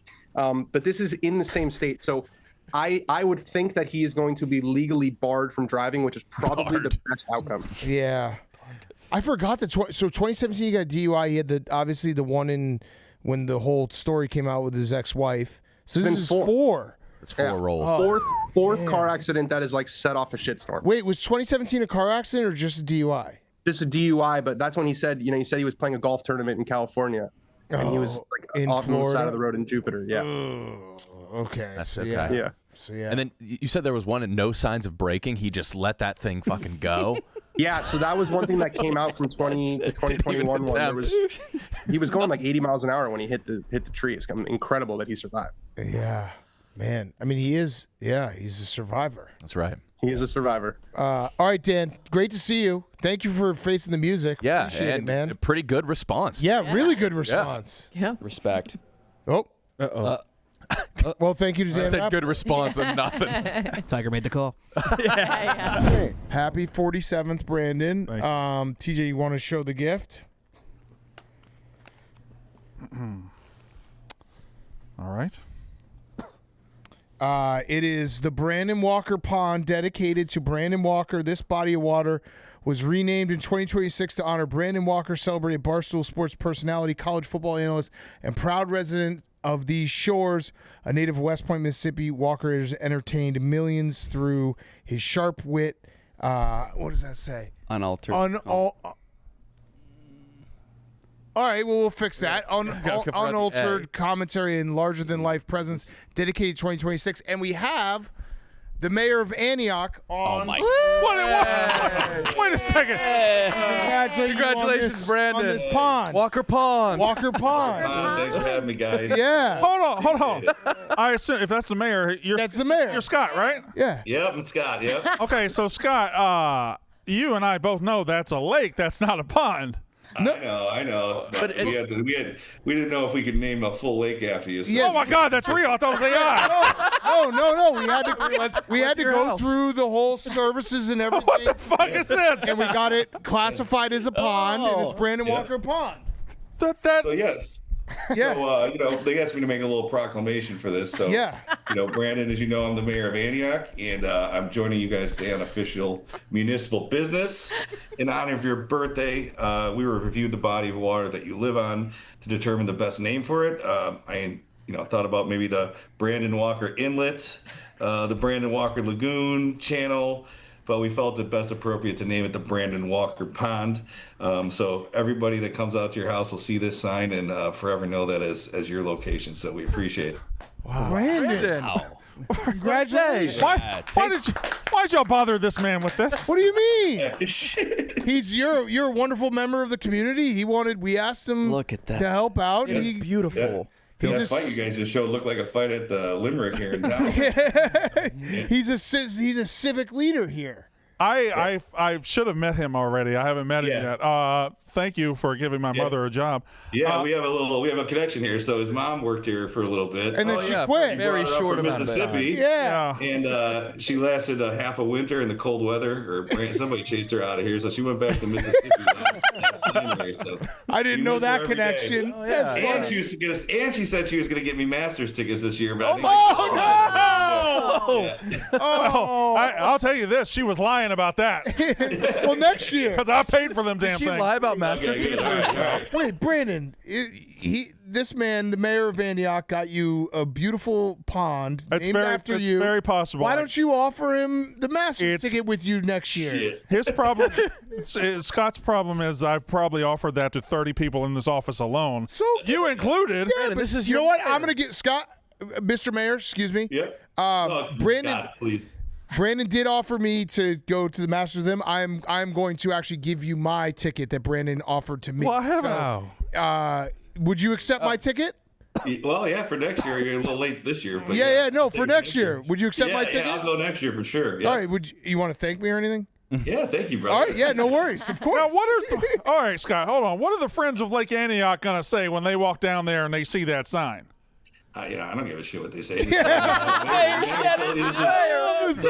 told you this is your spot. Yeah, it's Brandon Walker Pond. All right. You haven't said thank you yet. Well, I don't know if I'm thankful.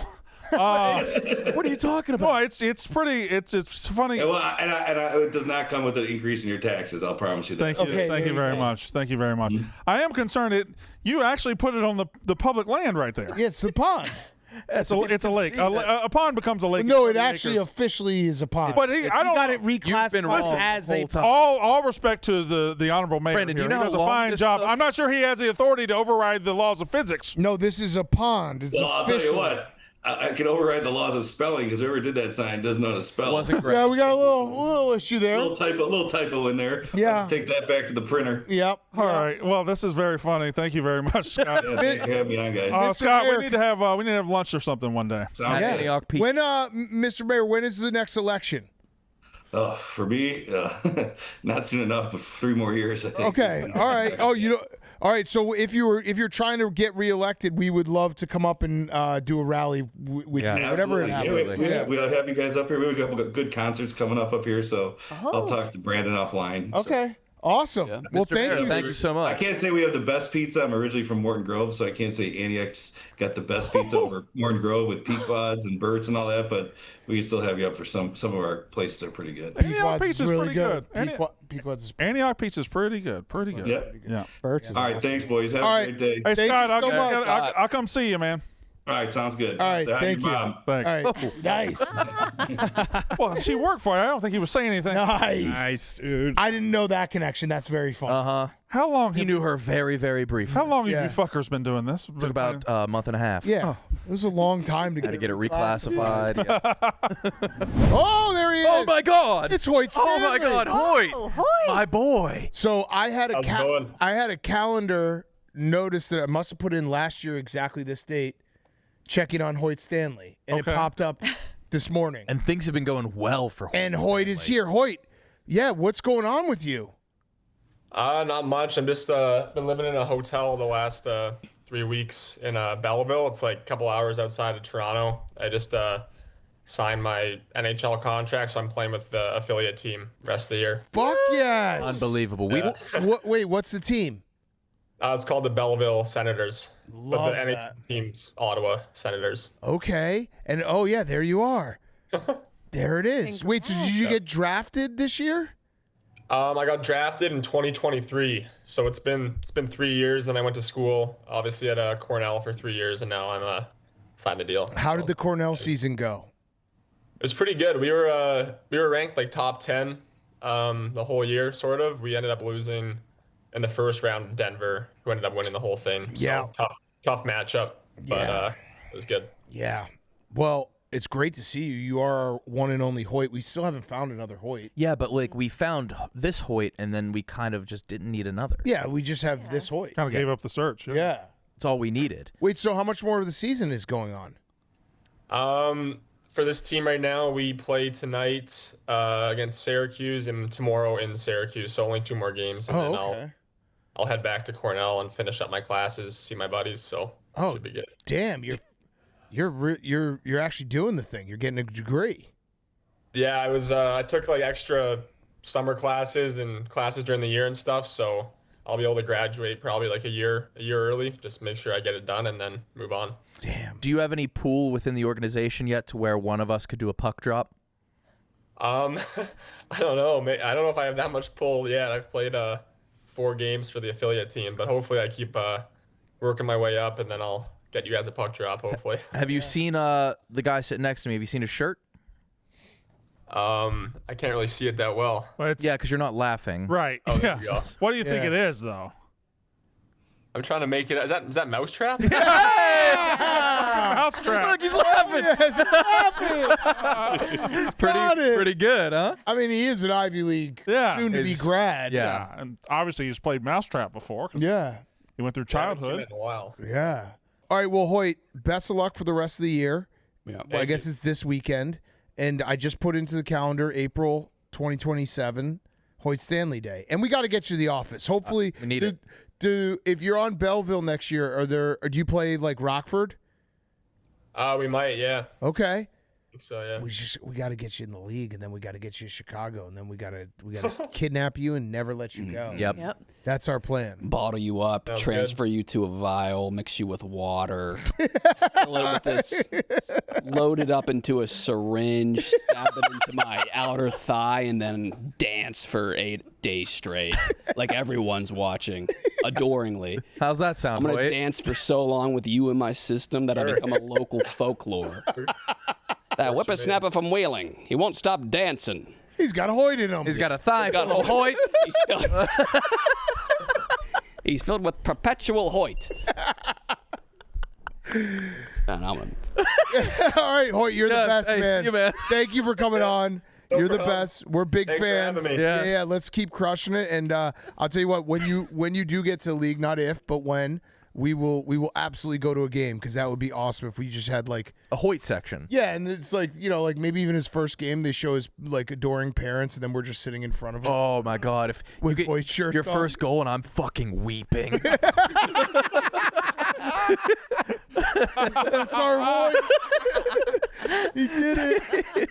Oh man, dude! Imagine if you win a Stanley Cup, Hoyt Stanley lifting. Oh Stanley. my God! Yeah, I didn't even like put that. it together. I bet he has imagined that. Yeah. Yeah, that would be awesome. All right, well, Hoyt, thank you so much, man. Yep. Appreciate Thanks for having me. All right, Yeah, Hoyt. see you, man. Good luck. See ya. What are the chances? Kyle, you could have just said bye.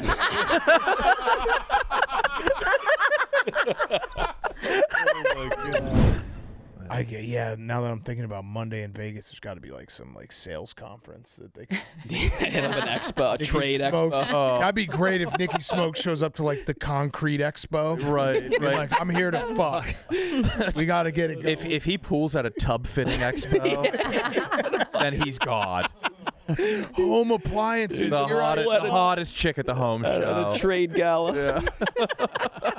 Dude, he should. He should go try to pull I'm there. saying they should like go off the beaten path. What we got here right now? The 20. All right. What's the name? Tortilla. That's where he's going. He's going to fuck. That Oh my God. Oh my He's God. 100% killing 500 bodies. Tortilla 250. enthusiast at the Horseshoe. Please Wow. make him go. Oh, man. The tortilla. What happens there? I need to know more. If he doesn't fuck by then, you have to send him to the tortilla. Oh, there's comedy. There's tortilla comedy and tortilla. Wait, night. What Is is that a naked tortilla? Oh, is this already sexual? Is there something we're missing here? Is it literally just tortillas? Send him. Is Send it a him. different word for something else? Yeah. Is that like a Latina woman without tits or an ass? Tortilla. It's a flat Latina. Hey, get the monkey off your back. Go get a tortilla. Get a tortilla, dude. Go fuck a tortilla. Make yourself a chalupa. Call it a day. Tortilla Hall of Fame. Oh my God. Oh, it's too much pressure. Oh, Kip loosely. I like that guy. Now, do you get it for making them or These are the eating faces them? of tortilla. Got to be making them, right? But dude, I won't lie. This is well-formatted website. Dr. Lloyd Rooney. One of these people. Wayne Beach. This is fake. This has to be fake. What the hell? He's gonna go sunbathing on Wayne Beach. Wayne Rooney. This might sneaky though be the horniest fest possible. I think it might be. Yeah. All right, we have a guest now. We have Jim Kabanni, who is the executive director and CEO of the tortilla industry. Oh, look at the logo. Jim, that's an awesome chief window washer too. There we go. So, Jim, we stumbled upon the Tortilla Fest, or what is it? Tortilla Con that's going on in Vegas. Yeah. Later this week, and we were just kind of curious what goes on there. Well, I'm kind of curious what bar stools have to do with tortillas, other than the fact that maybe you're sitting on a bar stool having chips and salsa, right? Yep. Absolutely. Absolutely. I love tortillas. Yeah. Thank you. Big Thank Y'all you. do, yeah. Big fan. And thank you for your support. Thanks for your work. Yes. Yes. So basically, we put on 3 events a year. This is the kind of the big one.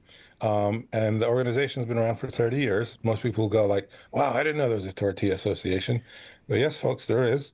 It's 30 years old. It's about a $32 billion a year industry right now.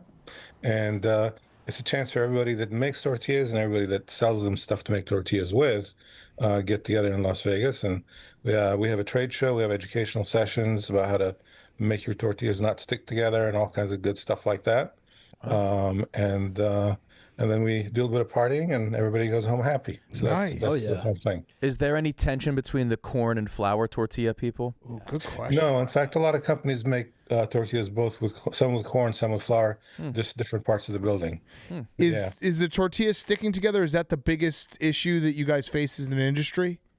No, not really. Certainly not for the companies that have been around for a while. That's more like a newcomer kind of a question, you know. All right, my bad. Okay, hand up. I am a newcomer. No offense. No offense. Yeah, no. Act like you've been there before, Big Cat. Sheesh.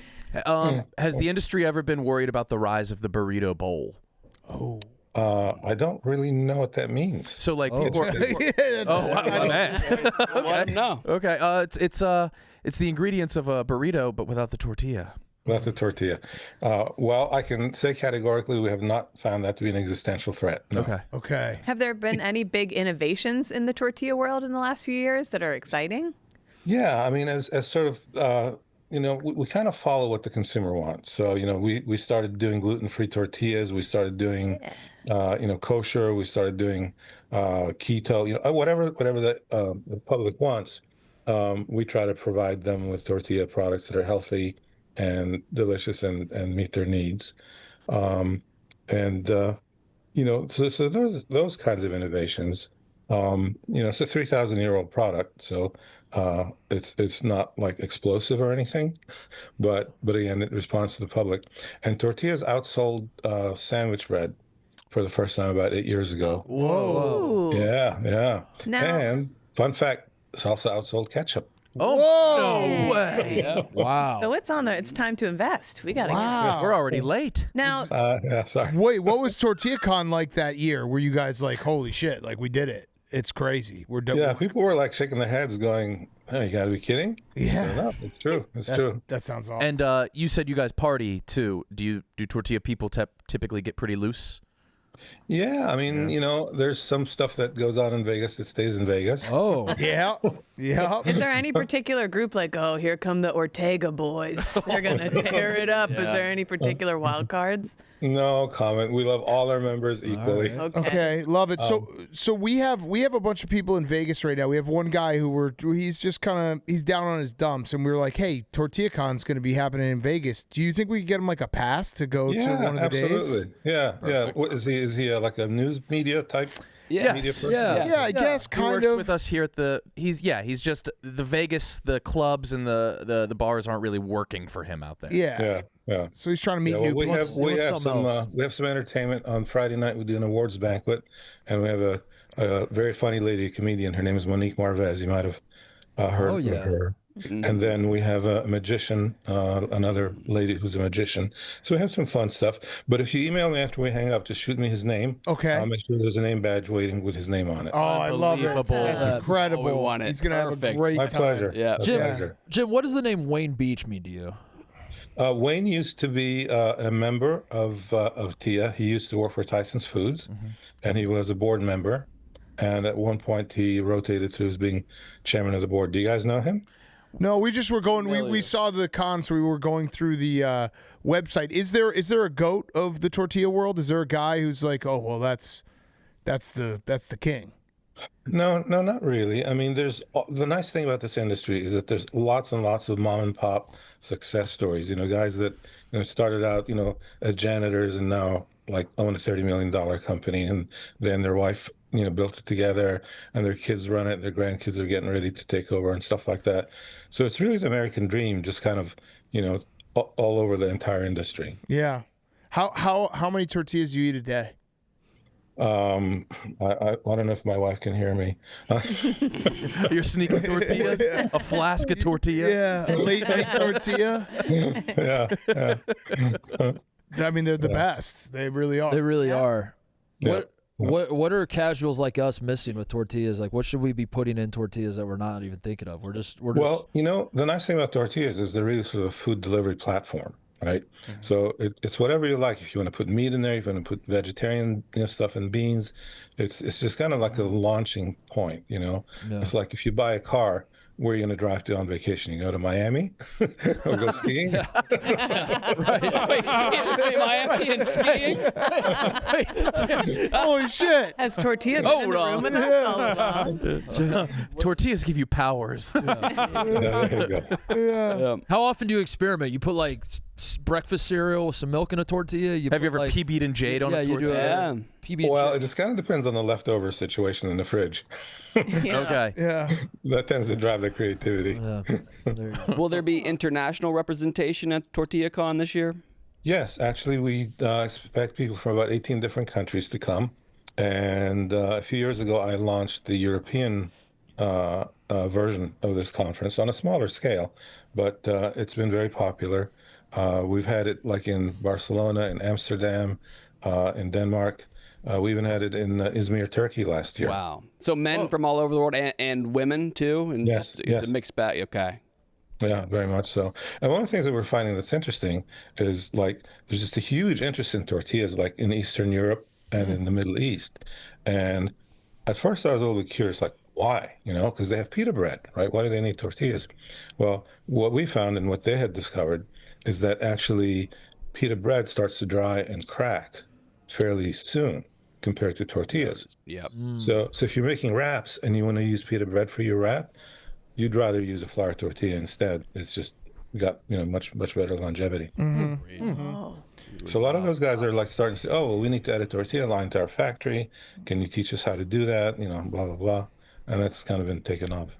Jim, thank you so much for joining. We appreciate it. Oh, my pleasure. Thank you very much. Nice meeting you all. Yeah. Great meeting you. Have a great time in Vegas this week. Yes. Thank you. Yeah, don't forget to send me your buddy's name, and I'll take care of him. All right, love it. Thank you so much, Jim.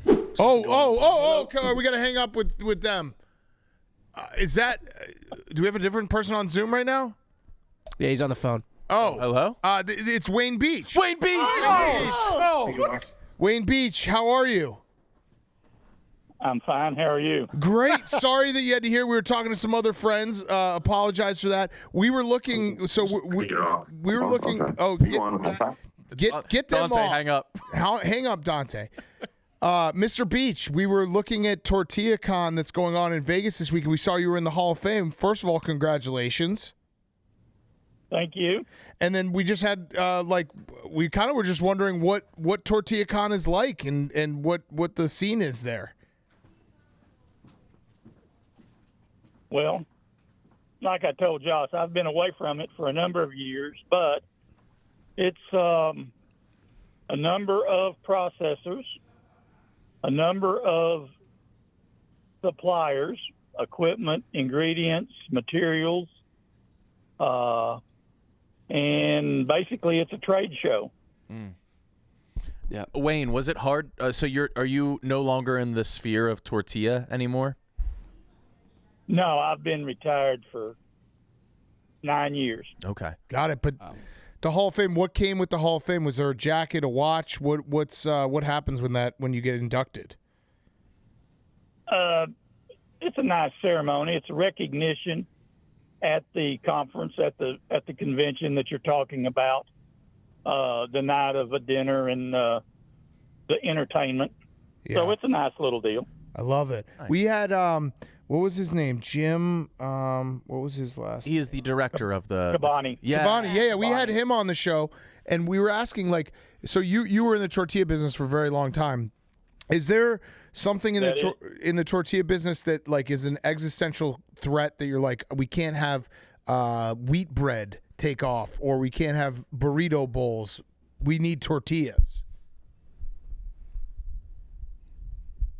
Nothing like that. The biggest issues you have are consistent with, or would be consistent with, about any industry: supply of labor and raw material cost. Mm-hmm. The market, the tortilla market, has seen significant expansion over the last 30, 40 years. When I first started 40 years ago or 50 years ago, there was not a handful of tortilla companies outside of California, Arizona, Colorado. And now it's pretty much accepted in mainstream. And there's processors all over the country doing bang-up business. So it's grown significantly. So when's the last time you've been to the convention? Oh, I guess 9 or 10 years ago. Now, it's not strictly business, is it?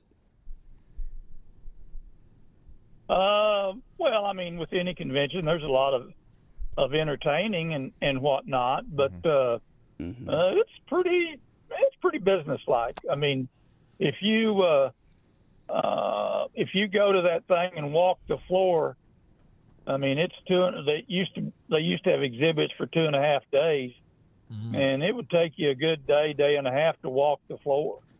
Wow. Okay. Nice. Yeah. And whatnot. And then, of course, there was social hours and dinners and entertainment and in the evening. And a lot of suppliers had key customers that they would entertain. But it's not just a free-for-all party, I can assure you. No. Mm-hmm. Mm-hmm. When we had Jim on, he said that the tortilla sticking together is something that industry-wide they have to do some educational courses on how to stop that. Was that something that you found as well, that the sticking together of tortillas is maybe a workplace hazard? It's not a hazard. It's something that you need to understand the cause and effect and implement solution. And not that our company didn't have an occasional little blip, but we've been able to kind of crack the code, if you will, on what causes it and how to prevent it. But yes, it is an issue on the flour side, the wheat flour side. Not an issue on corn. Yeah, I could see that. So you're a tortilla OG. You've been there since pretty much the tortilla boom. Is there a tortilla you would recommend for us to try? Oh, there's a number of tortillas. I mean, the national brands that you see in the stores, they're good. And the good thing, or the key thing, is to try to find a local processor where you can get that stuff fresh daily. There's nothing better than, like freshly baked bread, freshly baked tortilla. You won't find anything better. But it's hard to find a supplier close to you. If you go to some of the traditional Hispanic areas, you'll find the little tortillerias and bakeries making corn and flour daily and whatnot. Is there anyone? Is there anyone who hasn't gotten their Hall of Fame jacket yet? Like anyone that deserves to be there that we could help rally and campaign for? Good call. I wouldn't. No. I'm No. sure there's a lot of deserving. I'm sure there's a lot of deserving individuals, but like I say, I kind of keep up with it just a little bit, but very, very little. Okay. Like I say, I hadn't discussed anything with Jim in probably 7 or 8 years. So, and the company I used to work for, I know a few of the guys and talk to them occasionally, just kind of what's going on, nothing serious. But I'm just so far removed, I would not try to recommend anyone, to be honest with you. Sure. Yeah. Well, Mr. Beach, thank you so much. We really appreciate you calling in, and congrats again. Yeah, you're a legend. You're a legend in the game. If you're ever in Chicago, please stop by. We'd love to see you. So thanks so much. Bye, Mr. Oh, are Beach. you in Chicago? Yeah, we're in Chicago. Well, there's a couple of local. I can't tell you where they are, but I know there's a couple of local, very good tortillerias in Chicago. Ooh, Go find them if you want some good fresh tortillas. I love that. I love that. We will. All right. Well, thanks so much. Appreciate it. You're welcome. All right. See ya. Okay. See ya. Can I ask a political money question? Or not really. Great. So you know how gold is used to measure like the strength. What of a did dollar? you only look up gold? Well, no. Is it like me to Caroline Levitt, you to gold? Things we learned about today? I am. If you were handed a gold bar and it's worth, I don't know how much. This guy just found out about gold. interruption. Case on gold for the first time. You watch like 1 10-minute YouTube on gold. This is Yosemite Sam. Oh my God! This stuff's pretty nice. Stop fucking talking about gold, dude. I can get into gold. Enough about gold. Honestly, This is a question. let's do gold. It's a question for you Yeah. guys. Okay. If you guys were handed a gold bar, how quickly could you turn that into money, and how much percent of worth do you think you can get for it? I wouldn't know what to do. Hey, Dr. Michael, how are you? Hanging in there, guys. I hear the word the thing is triggered, right? Yeah, well. Listen, we just became very interested in gold in the last 30 minutes, and now you're America's gold expert. What can you tell us about gold?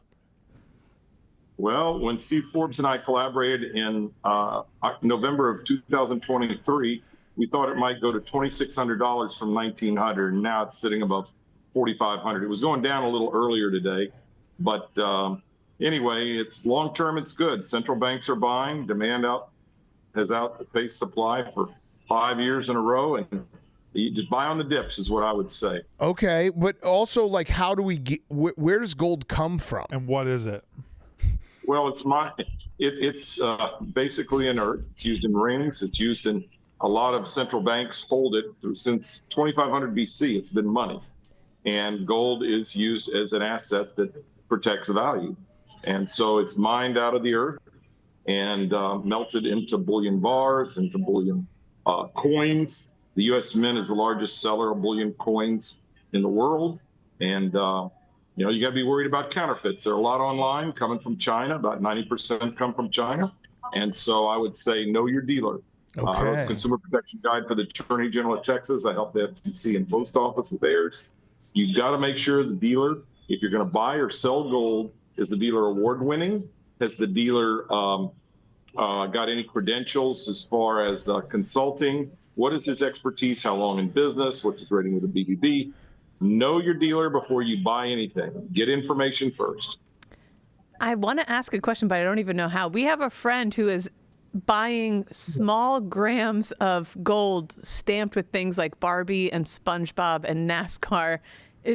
Have you heard of this? I don't even know what to call it. That's fine. You can get gold, silver with all sorts of stamping on it, or colorized or everything. If you want the most gold near spot value, what the gold value is, you just want plain gold. Any of those accessories cost you money and premiums. You're investing in a collectible that you like, not in the value of the gold as much. So be careful. And a lot of things on late night TV are gold plated. They're not full gold. Again, know your dealer, know the dealer's credibility in the industry. If we got a gold bar, what do we do with it? You go to a reputable professional numismatist guild. Let's say that 3 times. That's like semi-quincentennial. Our country's 250th anniversry with new coins coming out all over. Oh, wow. But if you say it 3 times, Beetlejuice might appear. Ooh. So anyway, no, if you get a gold bar, call reputable dealer. Look up the Professional Numismatist Guild. Find one of those in your area. You can look at their website, and you should get right around spot value, within 1% or 2% of spot, if you have a 1 ounce, 10 ounce, kilogram bar. But find a very reputable dealer, not a mail-in, not a hotel buyer. Hotel buyers pay fractions. So do mail order. Professional Numismatist Guild. It's a leading organization of reputable dealers. Doctor, our most Asian member has a question. Hi. If we just had $1.9 million in our pocket and wanted to buy a standard delivery gold bar, where would that be? You can call me Universal Coin and Bullion. 800-822-4653. You should be gold. But you would pay about 1 to 2%, depending on the size and the quantity, over spot. Gold bullion coins, like the U.S. Mint issues, the American Eagle is the most popular gold bullion coin, would run you 3.5 to 4% over spot per ounce. And do you have to drive there to pick it up, or do they mail it to you? We can ship it to you. Any reputable dealer can ship it. They can send Brinks or armored car to you on your 1.9 million. You got to hang around in your back pocket. And but if it's smaller amount, we just FedEx or Postal Service insured. How much gold was lost with Sacagawea coins? How much gold? Sacagawea coins do not have gold. They're golden dollars, not gold. Golden. They're copper and nickel. You made us look like Damn, fools, Steven. Jay, why would you ask You just look that? like idiots. Ask about Golden Grant? That's about Sacagawea. I'm not making fun of you guys. It's No. the NCAA I'm making fun of. Yes, 76 teams, bullshit, right? Can I tell you one other? It's nonsense that they count in their quad ratings. A neutral court game in Mississippi State plays 1 hour from their home field with SEC officials. Yep. And that counts as a neutral quad, not a home quad. That's When did we Agreed. transition? Agreed. That's Thank absolute you. fact. How does everybody just Thank naturally you. go at you? That's Thank absolute- you. Is it, Wrote on what college is it about basketball you? For 10 years in LSU Tiger Rat. Okay. I love you guys. You are awesome sauce. Thank you. Yes. Oh my God. Love that. Thank you. That's awesome. Yeah, 76 though is terrible. Wouldn't you agree, Doctor? I don't like that at all either. But Yeah. I do think the quad system is totally weighted to the power conferences and doesn't give the teams like High Point and Nice enough credit for their wins. And you know what also is bullshit about the quad system? There's like, I think it happened. I went to Wisconsin this year. We beat Iowa so bad that it became like it went from a quad 1 win to a quad 2 win. So you should beat a good team, but don't beat them so bad that they drop in the quads. How stupid is that? It is. I helped Jeff Sagarin and Jim Van Valkenburg, who did the RPI, the private RPI, with their ratings, and they both agreed when I put a table for the sporting news of home, away, and neutral games. They altered their facts based on the home court advantage, having your own officials playing at home. Your own officials at home is a big advantage the NCAA doesn't consider. Yep. It's great. This is gold. This is gold. This is literally gold. I don't see the virtue from gold at all, but No. This is better. Yeah. No, this is better. This is really good. Are we making new gold? Can we find gold? Is there still? Are we still They're able mining to? gold, but we're not keeping up. Central bank buying and silver. My God, industrial use has far outstripped demand. The supply for 5 years. And with AI needing silver, with silver used as the best conductivity material for solar panels and other things, I expect silver to trend higher over the next 5 years also. As a gold guy, though, do you kind of look down on silver, though? You're like, come on. No, I like them both because silver is the entry point for a lot of people who can't afford gold to start with. I was that way in my teenage years when I started collecting. Yeah, it's the broke boys gold. How much gold do you have personally? Personally, I have hundreds of thousands of dollars worth of gold personally. Wow. Yes, you do. Baller. Do you keep? But then in my vault, there we go. millions of dollars for my business. Wow. Love that. Have we ever thought about as a country putting more gold into Olympic gold medals? It seems like it's a fairly small percentage. Yeah, as a country. It is, but when you put them around your neck, which I have, they're pretty hefty. Yeah. Have you ever dove off a diving board into your gold? No, but I feel like Scrooge McDuck sometimes playing in the gold in the vault. Yeah. And let me ask you this, Doctor. Do you think non-conference games should be weighted as strongly as like later in the season conference games? And I ask you that because we're in like the transfer portal era and all these teams are new. And a lot of times at the end of the year, you're looking at resumes and you say to yourself, like, this team beat this other team in November, but like in November, they weren't the teams that they are now. And I don't know. I just wanted your thoughts on like. They used to weight it that way, and really, if there was an injury, kind of think of football when the quarterback for Florida State went down and they dropped him way down, even though they didn't lose a game. And it was justified. They weren't the same team. He was a great quarterback. But they should consider how a team finishes. Being a fan of mid-majors, it's always frustrated me when mid-majors do win some games, typically on the road.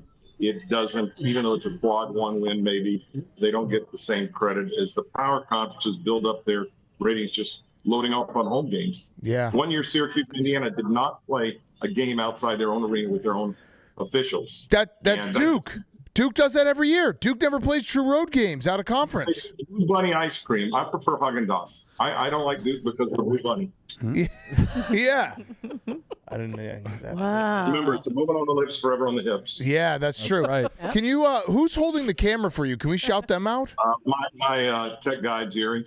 Can you turn it around? I just want to say he's doing a great job. Turn it around. They want to see you, Jerry. You don't want to see me, man. Yo, come on, Jerry. Jerry. Fuck yeah.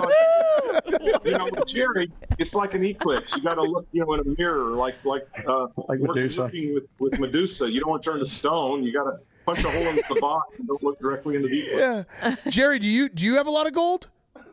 I have a little bit. Fuck yeah, you do, Jerry. I have no gold. I have no gold. Should we be worried if we have no gold? I've got the best gold guide in the industry, voted 6 times by our National Literary Guild. Y'all call me, give me an address, I'll send you the best gold guide. Then buy from any reputable P&G dealer, but at least get educated. Let me send you the best gold guides in the industry. I would love that. Does he have any SpongeBob gold? No, but I've consoled a kid in an elevator for 2 hours and we're stuck by talking about SpongeBob. Wait, what? You were in an elevator stuck for 2 hours? Football game, and I talked SpongeBob to a 4-year-old and he quit crying, so I got that on me. You can do it all. Oh, all right. I'm a football player, but only in certain lines. All right, well, Doc, thank you so much. We appreciate it. Oh, who is that? Jerry, who is that? Jerry, who's that? I'm the waiter. I'm a wonderful. Yeah. The manager just walked up and wanted to know if he could box up my club sandwich, but I said no. With the bar. Yeah. You're a clean plate guy. All right, well, thank you so much, Doctor. Thank you, Jerry. We appreciate it, and we'll hear from y'all. Yeah, we're gonna do more research, and we'll maybe have you back on. Call us anytime. On that NCAA issue, Feinbaum, Will Wade, John Calipari, and Dale Brown all agree with me when I've talked to them recently. All right, there we go. Okay. All right. Thank you so much, Doc. Bye-bye. All right. What a jack of all trades. I love the idea. Dude, I'm not going to lie. Jerry's a star. Yes. We might have to hire Jerry. I want him. Badly, I want him. When we see Jerry again, that guy's got it. The crab video, I still feel like you... I literally put in parentheses, if this is real. I'm not sure if it is. I don't know where the confusion's coming from in that, but that's because you still posted it. Yeah, the crab has kind of a cool video. But it's and to even think there was a slight chance this is real, Jay, is insane. Oh, sorry, Danny. How many times have you been under the sand? What you really think they're like creating their own dorm? The Roman Coliseum. Yeah, perfectly lit. Perfectly lit Roman Coliseum. It has a GoPro on. Who's to say a GoPro doesn't have a little flash bulb in front of it? Look at how the lighting is. It looks like if it would, if the camera had a light in front of it. Also, the crab, like the very first shot, the crab has 3 claws, one coming out of its ass. Yeah. I mean, arms and legs on crabs regenerate all the time, so that to me doesn't seem. But the biggest problem, Steven, is now you're getting in defensive mode where you're like, sorry, there's so many crab experts there. Mm-hmm. Everybody was coming out of the world. I don't know shit about crabs. This one made me laugh quite hard. I saw this morning. I don't know shit about crabs. I just have a brain. Have you guys seen this yet? Yes. You showed it to me. You were giggling in the morning. Yeah. All right. You haven't seen this, Titus? No, I've not seen this. I missed this. Still fake. Uh-huh. Fake here. Here we go. Okay. Here it comes. Where's he going? So I didn't know these things existed, whatever these tunnels are called. No, crab tunnels? Yeah. This is fake. This video is fake. I'm sure there's some portion of this that is based on truth. No. I'm sure that this video is fake for sure. But what are you talking about? You didn't know crab tunnels existed. These aren't. Here we go. Here it comes. This is not what it. Crabs in the club. Oh man. What? Crabs dance? We have a crab expert on. Oh, cool. Aubrey Jane, who is the founder of Turning Tides Ocean Education out of Maine. Aubrey, thank you for joining us. Stephen Che here has some questions for you. You are an official crab expert? So they say. My specialty is actually lobsters, but I dabble in crabs as well. So. Okay. All right, Stephen, take it away. Okay, if you're a lobster expert, I got a lobster question. I Yes. Okay. So if you're purchasing lobster and it's like a manager's special and it is expiring that day, if you have it the next day, what are the warnings you would say? That it was bad after you ate it, or that you shouldn't eat it? I mean, the date is like best by, but if you eat it after that, can anything bad happen? Oh, yeah, of course. It's bad seafood. Yeah. Smell is usually a good indicator, Okay. but for the most part, you should be eating live lobster. You got that, Stephen? If it's dead, I probably wouldn't eat it. How do you get it from the grocery store? Yeah, but there's tanks at the grocery store sometimes. Oh, okay. Is that how that works? All right. All right, so did you... Even if it's packaged and it's already out of the shell, then it's frozen and you're probably good to go. Okay. Now, did you see the AI video of the crab in the tunnels? I did. Okay. I did. I had the pleasure this morning. Okay, so at what point did you know that was AI? Well, in the first second, if you watch really closely, there is a claw coming out of the crab's butt. Yep. And that's not usually how it works. Yep. But they can regenerate. Steven's saying that they can regenerate. Have you thought about that, crab expert? They sure can, but usually not out of their butt. Okay. Okay. Crab homes. What do they typically look like? Not quite that sprawling. So it Okay. depends a lot based on the species. For the most part, they don't share homes. So there's usually only one entrance, one exit. They're usually L-shaped or V-shaped. Okay. And they only go about 6 to 10 feet deep. Okay. There are some species that will create what they call breeding burrows. So in that case, you might get a burrow that has a few crabs in it. Typically the male makes the burrow and then 1 to 3 females will come in and they use it for that purpose. Okay. But usually the crabs are solitary in their burrows. Okay. Very interesting. What about their homes? Are they intricate like tunnel systems? No, usually it's just that one entrance, one exit, or one hole that is both the entrance and exit. Another tell is that crabs don't lay eggs like that. Those look like quail eggs. Crabs, actually, if you flip them over on their bellies, you'll see this little V shape toward the bottom of their underside, and that is where they carry their eggs. They're really tiny. There's thousands of them. There's nowhere in a crab that they could push those size eggs out. To your knowledge, do crabs go clubbing, like nightclubs? Do they visit nightclubs often? Is that something Not that I'm aware of. Yeah. What about the crab walking forward? They don't do that either, right? No, they usually don't. There's some like hermit crabs that have an elongated body that can walk forward, but normally they're walking sideways. Now, are we counting hermit crabs as crabs? Because I don't. They're a kind of crab. Okay. We call them hermit crabs. All right, yeah, agree to disagree on that one. The crabs in that video that are like super blue, those exist, right? They do, Okay. yeah. I looked at the video, and my guess is that the AI was trying to get close to some kind of giant mud crab. Okay. There are also bright blue land crabs that have a similar coloration, and Okay. they're actually known for making some of the biggest burrows, but they don't look quite like that. Okay. I have So I have a we question. just Dana. What's the biggest crab ever? Good question, Dana. Great question, Dana. They're usually the land crabs. How big are those I don't know suckers if you've getting? ever seen the David Attenborough documentaries of the massive crabs that kind of swarm on land. I don't like that. They're freaky, for sure. Whoa. But those guys get pretty big. Okay. Who's winning in a fight, crab or lobster? Depends on the crab. But here in Maine, where I'm at, we do have blue crabs starting to come up the coast. and blue crabs are definitely known to tussle pretty well with lobsters. We have some pretty sadistic science experiments where you put them both in the same tank, and the blue crab usually wins. Oh wow! Wow. What do you think it is lame that crabs don't know how to swim? Some do. They're swimming Are they crabs. swimming or are they floating?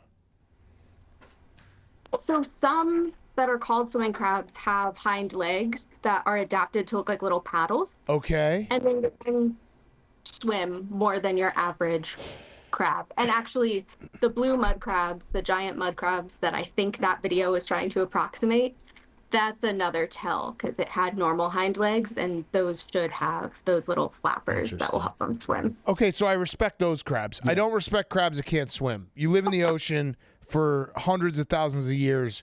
Learn how to swim. Mm-hmm. Fair enough. Have to. Yeah, it'd be like having a pool and being like, oh, I don't know how to swim. What are you talking about? You have to know how to swim. Dr. Aubrey. Dr. Aubrey, can I ask? So Memorial Day just passed. It's unofficially summer. Is there ever a situation where people will be at a beach and there will be crab homes underneath? Yes. Okay. What? Can you maybe? Are there any warning signs we should look out for this summer? Yeah. Usually they will have these tiny little holes. If you've ever seen the little dime-sized holes on the beach, there's usually crabs living in there.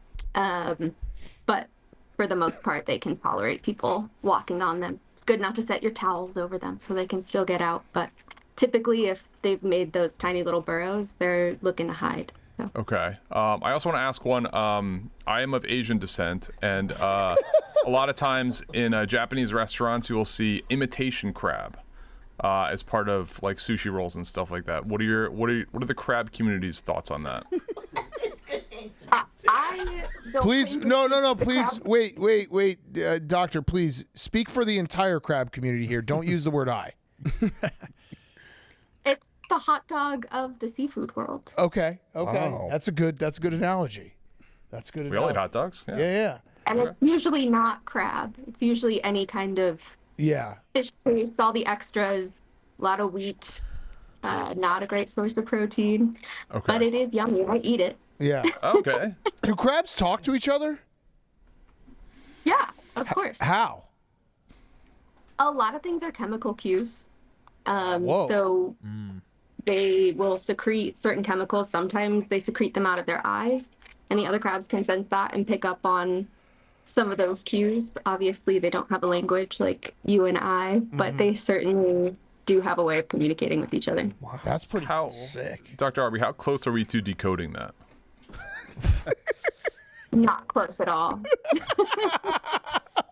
You want to talk to him, Steve? Yeah. I mean, and this isn't like a knock on crab experts but any animal experts. I just know, we have to know what they're saying by this. It's 2026. I just want a roadmap for like. What does that mean? What?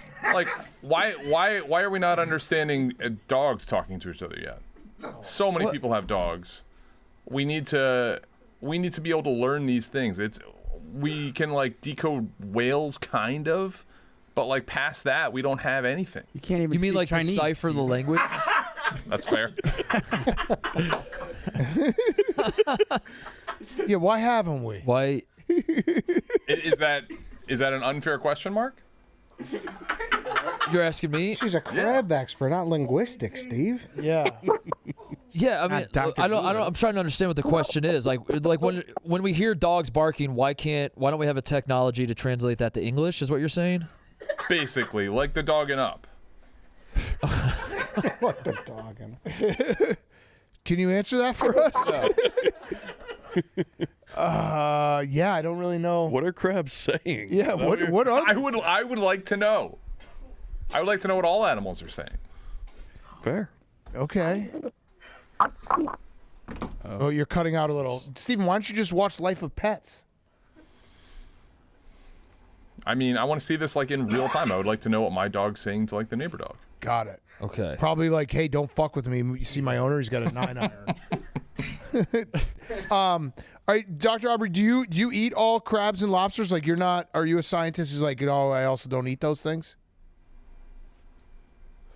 I do eat seafood. I happily eat seafood. I think, especially in the U.S., we have a lot of really smart folks where we have a lot of really strict regulations to keep these things sustainable. Okay. I love lobster. Good. I love that. All right. I had one last question for you, Dr. Aubrey. TJ, can you pull it up? Would you say this is a convenience store or gas station?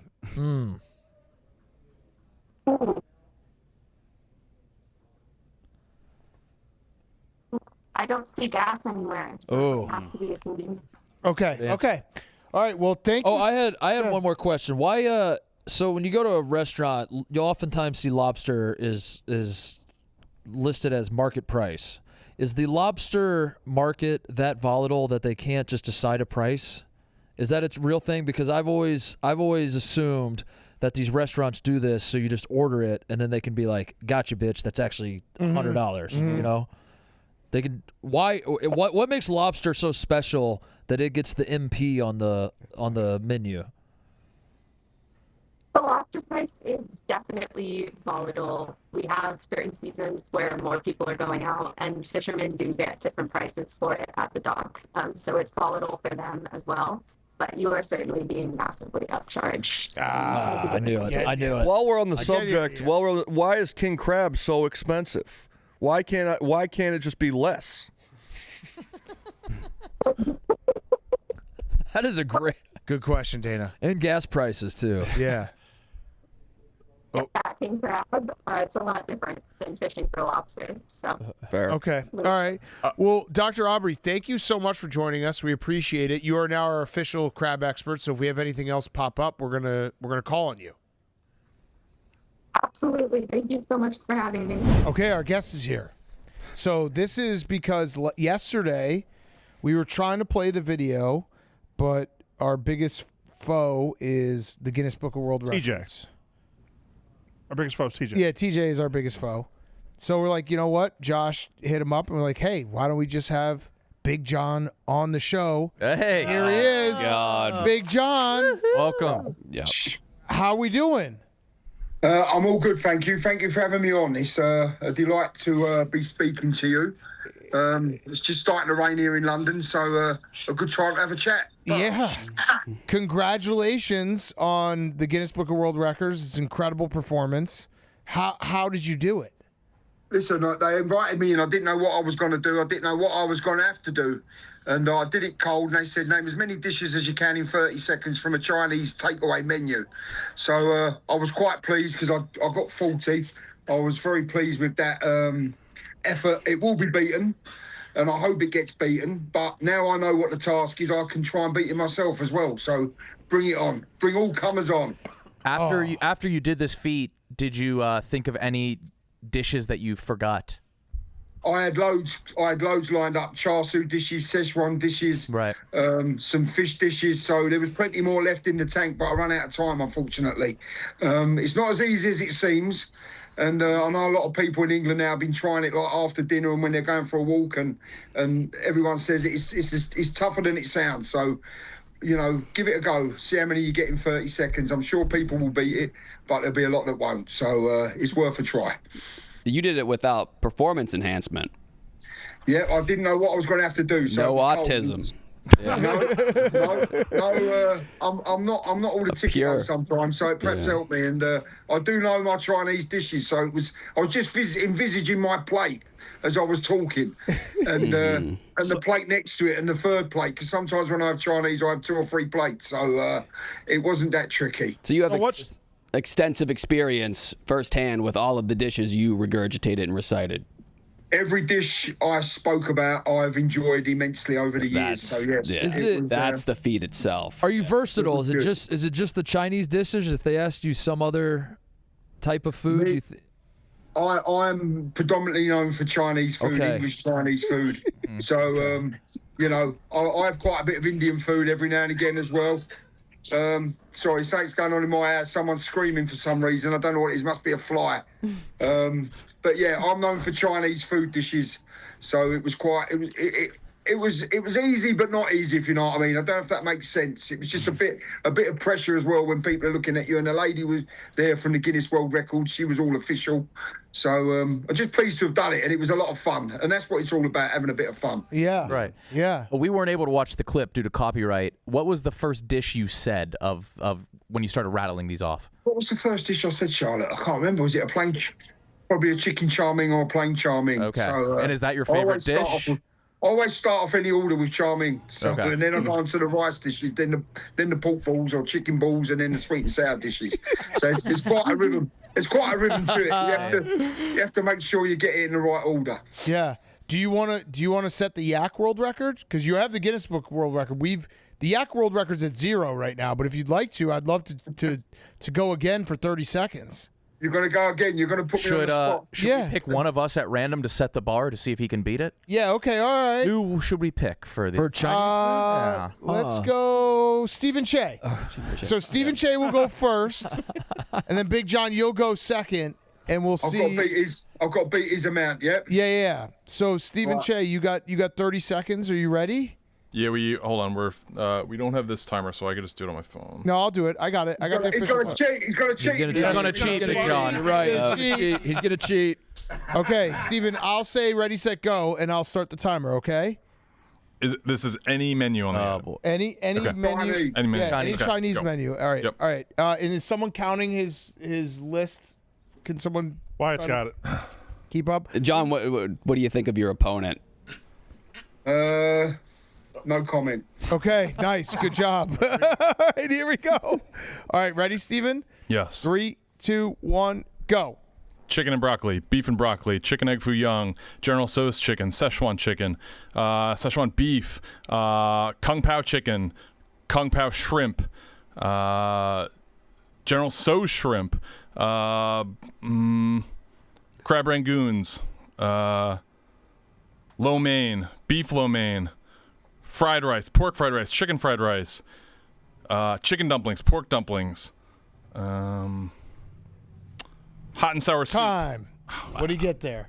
18. 18, not bad. Pretty good. Wow. Formidable Good foe. effort. Good effort. He got onto a bit of a roll, and then he had a few little ers and a little ums, but it's a good effort. Well done.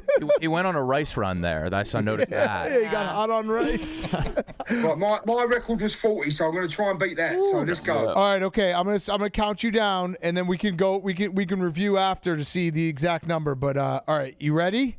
I'm ready. All right, 3, 2, 1, go.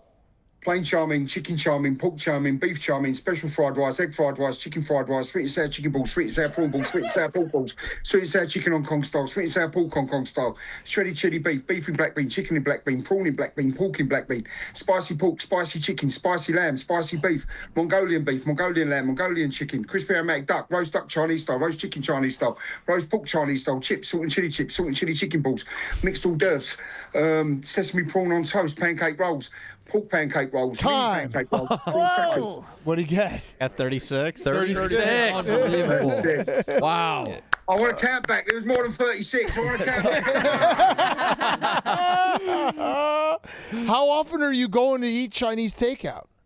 Probably 3 or 4 times a week. Okay, so yeah, you. And when did you start?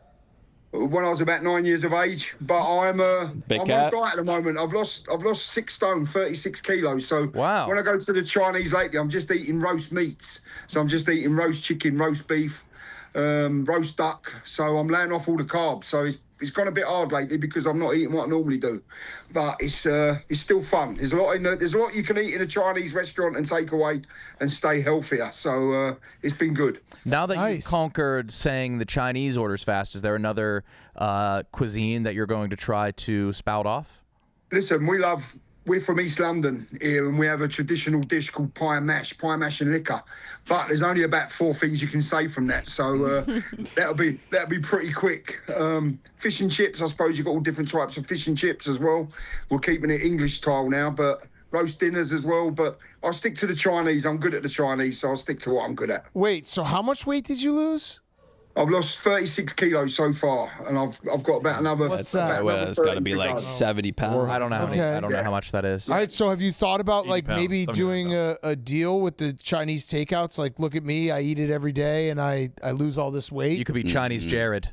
Listen, I'm working with Eddie Hall. You know Eddie Hall, the former world's strongest man? Yeah. And he's put me on the carnivore diet. And he said, look, when you go to the Chinese, just eat the roast meat dishes. And I'm eating a lot of beef in black bean and chicken in black bean as well. So it's a lot of protein I'm eating without the carbs. So it's working. It's working for me so far. Okay. What soccer team do you root for? Well, West Ham United are our local team. I don't really support them, but they're our local team, and one of my friends' sons plays for them. One of my friends coaches them, to be honest, but they just got relegated from the Premier League, so we'll keep it quiet at the moment. Are you gonna be in on the World Cup? Are you excited for it? Yeah, we all get up for the World Cup here in England.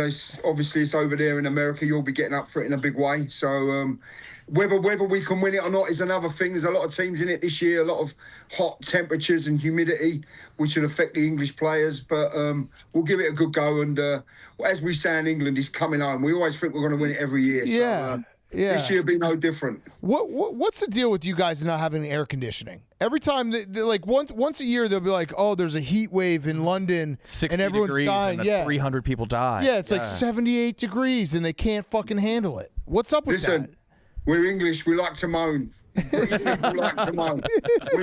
We moan when it's raining. We moan when it's sunny. We moan about everything. So if we didn't have things to moan about, we wouldn't be the same. So let us keep on moaning. How did you feel about Arsenal losing the Champions League? Listen, I like Arsenal. I've been to watch them quite a few times as a young boy. I think PSG were probably the better football team.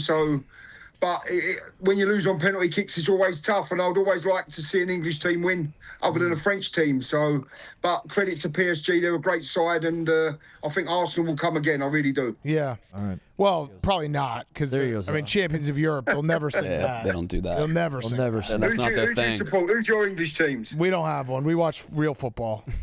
American football. Yeah. Has it caught on for you? Because, I mean, Roger Goodell, our commissioner, is just throwing a million games to you guys now. Listen, I'm a big rugby man. We don't need to wear helmets and armour to play a contact sport over here in England. So I'll leave the American football to you guys. It's a great spectacle to watch, but I'm a big rugby fan through and through. Silly little spectacle. I like that. Yeah. You're a man's man. Exactly. Well, you've got to be, with a belly as big as mine, you've got to be a man's man. So I've got no other choice. I love it. Well, Big John, you're the man. And if you're ever in the States, come on through. We'd love to have you come by. I was over there. Was it last year or the year before when we see Large and we come over to New York? Oh, yeah. So we love America. We was in Los Angeles last year as well, but I'm hoping to get back this year. So if I'm back, I'll come and say hello. I love that. Awesome. Yeah, and congrats again. That was it was one of the greatest performances I've ever seen of anyone. It's all a bit of fun. It's all a bit of fun. That's all it is. There's not enough fun in the world at the minute. We need to make people laugh again and know how to smile. So get your Chinese dishes in and beat 40. All right, that's the task. I love it. Well, thank you so much, Big John. Get a Bosch? Oh, yeah, give us a Bosch. Right, because you're in America, I'll give you a proper Bosch. Yeah! Cowboy Bosch. I like that. Oh, thanks, Big John. Appreciate it. Big All John. right, Thank you very much. See you soon. Bye. Oh, what a legend. I gave you Huntington? Yes. Okay. Huntington, West Virginia. You just gave him the key to the city to Huntington? They just gave it to me. I gave it to a dude at the bar. I didn't do shit. You just handed it to a random guy at the bar? We did a rough and rowdy in Huntington. Oh, and that's the where mayor just walked up and he's like, "Here's a key to the city." I was like, "Okay." Was it just like a key? Yeah. A little key? No, it's a big key. Probably actually works too. Yeah, definitely does. Yeah. Yeah, then Nick just gave it to a random guy. So some guy in Chicago just has a key to Huntington. Yeah. That guy should he should give it to someone else. A trickle down? That should be a traveling key. I like that. Yeah. A friendship key. Biz got the key to Wheeling when we were with him. What did we get? Well, he was a nailer. No, we didn't get shit. We get the... Yeah. You guys didn't get the Wheeling? I don't have a key to the Biz. The mayor just talked shit on us instead. Yeah, he didn't like that's instead of It's pretty cool to get a key. I think it's kind of like the memorabilia I have. You don't want a key to like New York. No. You should start collecting keys. I should.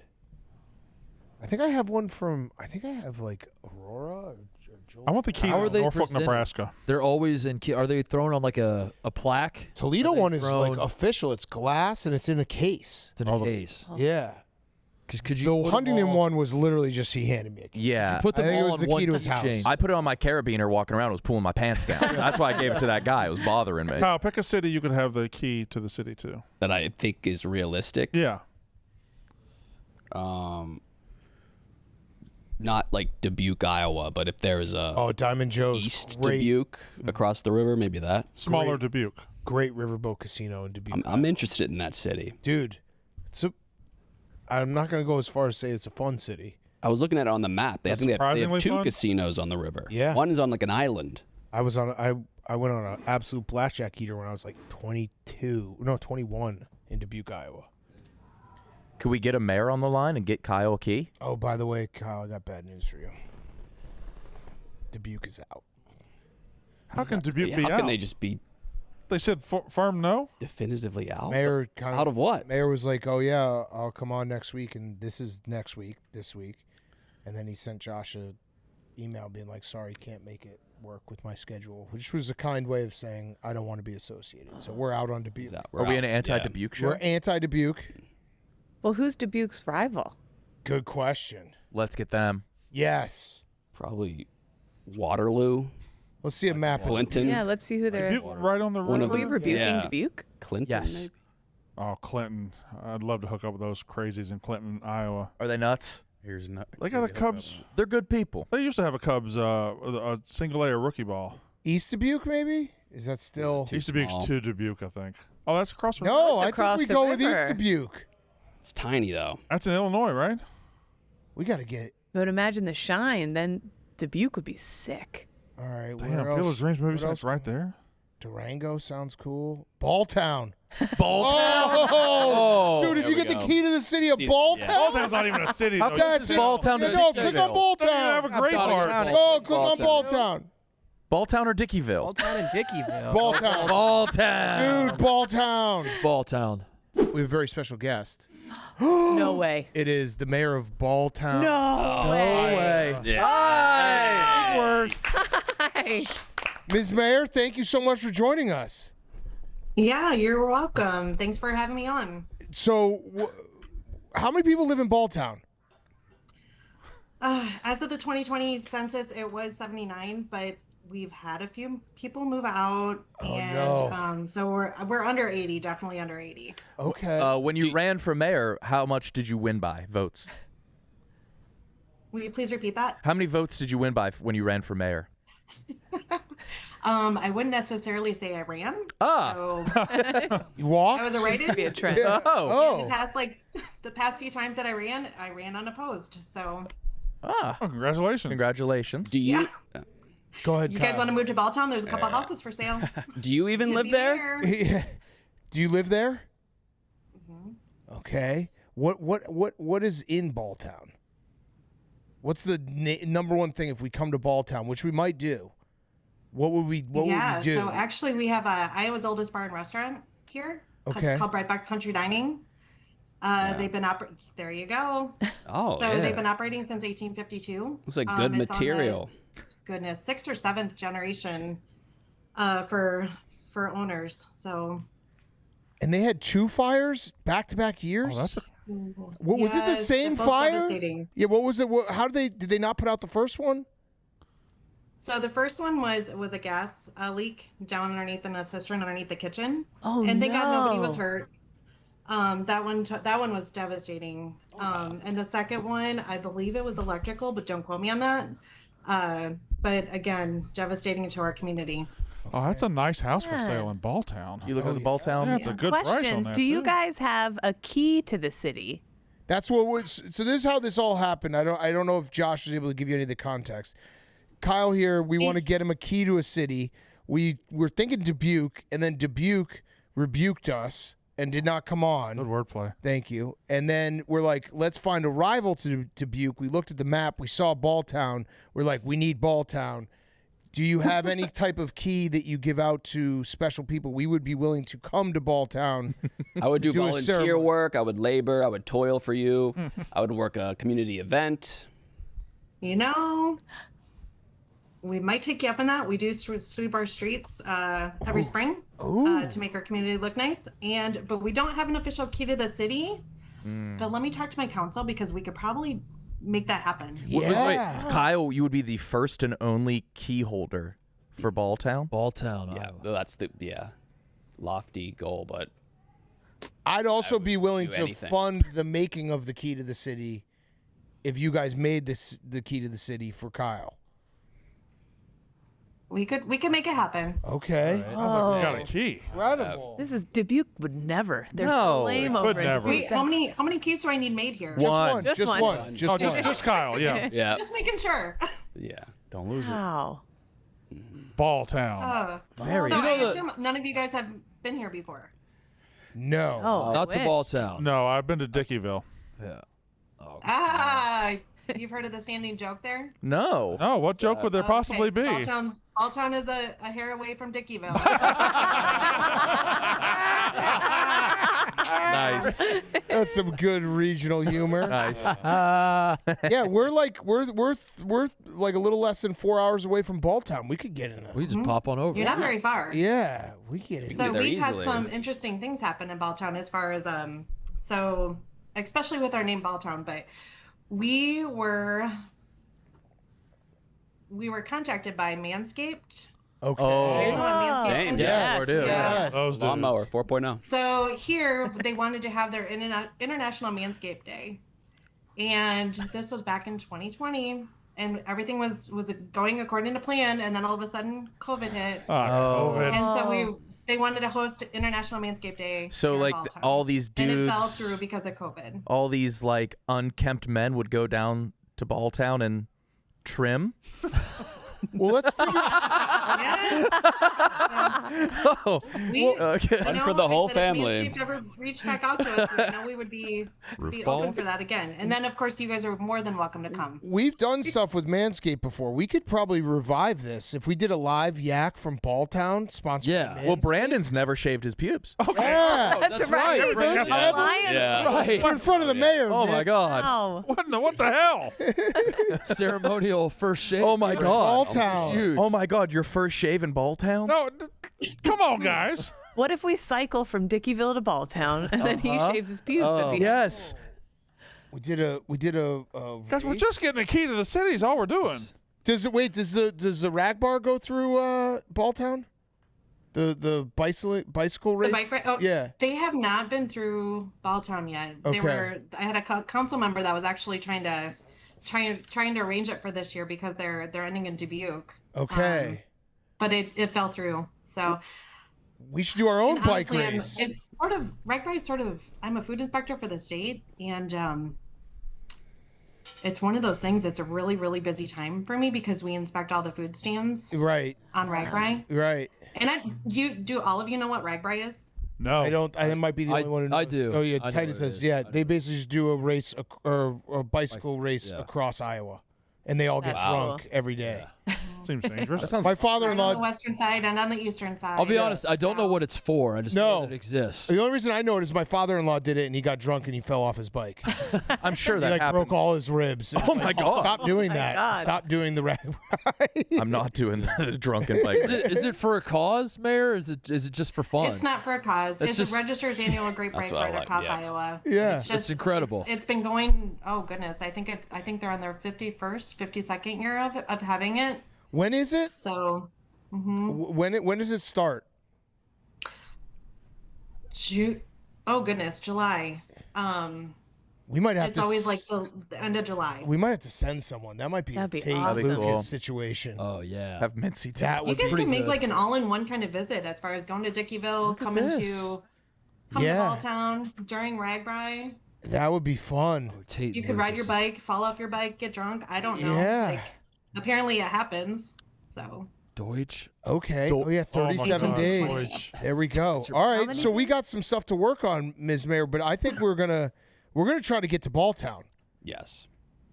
Yeah, we have You to. let me know. Okay. What is it like? What's the biggest thing going on in Balltown that we could come out for? Is like to get more bang for our buck. We don't really have many big things happening in Balltown. Like, again, we're talking a town of less than 80 people. I said, again, Bright Box Country Dining. We also have a feed store. Do we have any roof ball? Can we do roof ball? Yeah, if you keep going straight here. It's nothing Roof but roof. ball. Do you have? Yeah. Oh, this is beautiful. So the feed store is on the left side. The restaurant is on the right side. It's owned by brothers. So Mike Breitbach and doubt Cindy it. Breitbach own the restaurant, and Skip Breitbach owns the feed store to the left there, the big gain. Okay. Is this Balltown Road? Oh, that's cute. Yeah, and then there's a wonderful baseball like field it. behind What is that? Breitbach's. What do we got ahead of us? That could be a roof ball. We're known for our overlook. So if you keep Oh, look at this is That's gorgeous. beautiful. God. Wow. What a view. Wait, what'd you An say about overlook. baseball? Oh yeah, so my husband, the baseball field is actually owned by Bright Box Country Dining, but my husband takes care of the field, Okay. and it's a beautiful field. Beautiful. What's it called? We should play. We should play baseball. It's just called Bright Box Field. Okay. Yeah, we got to do So- this. Let's go play a game. Play ball. God, at you guys Balltown. are. I'm starting to put things on your agenda here when you come. Yeah. That's fine. We have to play ball at Balltown. We have to play ball. Yes. We have to play 16-inch softball at Balltown. We can totally make that happen. Okay. Well, Ms. Mayor, thank you so Yeah, much this for has been joining great. us. It's very productive. And let's stay in touch. Josh has your contact info. We're gonna get something planned. Perfect. Thank you so much. Have a great day. Okay. All right. See ya. This is awesome. Yeah. Bye. I want to do a live yak from Balltown. Live from so bad. Balltown. TJ. Oh, Hello. here he is. It is the mayor of Dubuque, Iowa. We got it. Mr. Mayor. We got him. Oh my God. Oh no. You've joined us. We got to figure this out because we've had a little bit of a storied past with you without you even knowing. I know it. Okay, you I've do heard know it. it. So it's Brad Kavanaugh, right? It's Brad Kavanaugh, yeah. Okay, so Nice to meet you guys. Good yeah, mayor name. good to meet Hello. you. Good Hello. mayor name. So, Mr. Mayor, what have you heard? Because maybe we've had a little loss in translation. Oh my gosh, yeah, we had a bit of a miscommunication. Yeah, because we You have to hated your tell me what- fucking guts. We hated your fucking guts for a while there. You got to tell me what the emergency was that required me to pull away from everything I was doing so I could talk to you about this key to the city. I mean, this was Yeah. I mean, you just answered Sounds a your little question. silly when you say it out loud. Mr. Mayor, when you put it that way, I mean, it was seriously. We had all kinds of things going on. I mean, I had meetings in Washington, D.C. We had a major storm roll through, and I was just like, everybody, no, that's not important. We got to talk to these guys about this key. Yes. We got to figure this out. So what happened was we Kyle here, we're trying to get him as many keys to cities in Iowa as possible. And we started with Dubuque, which I've been to Dubuque. awesome. Diamond Joe's still yeah. operate? Love Diamond Joe's. Going strong. Went on the hottest blackjack tear of my life in 2006 at Diamond Joe's. Nice. So we're like, hey, let's start with Dubuque. We had our booker Josh reach out to you. I Yeah. think you were busy. And then I think the follow-up was you're permanently busy. And then we said, fuck this guy. Yeah. We're never going to Dubuque.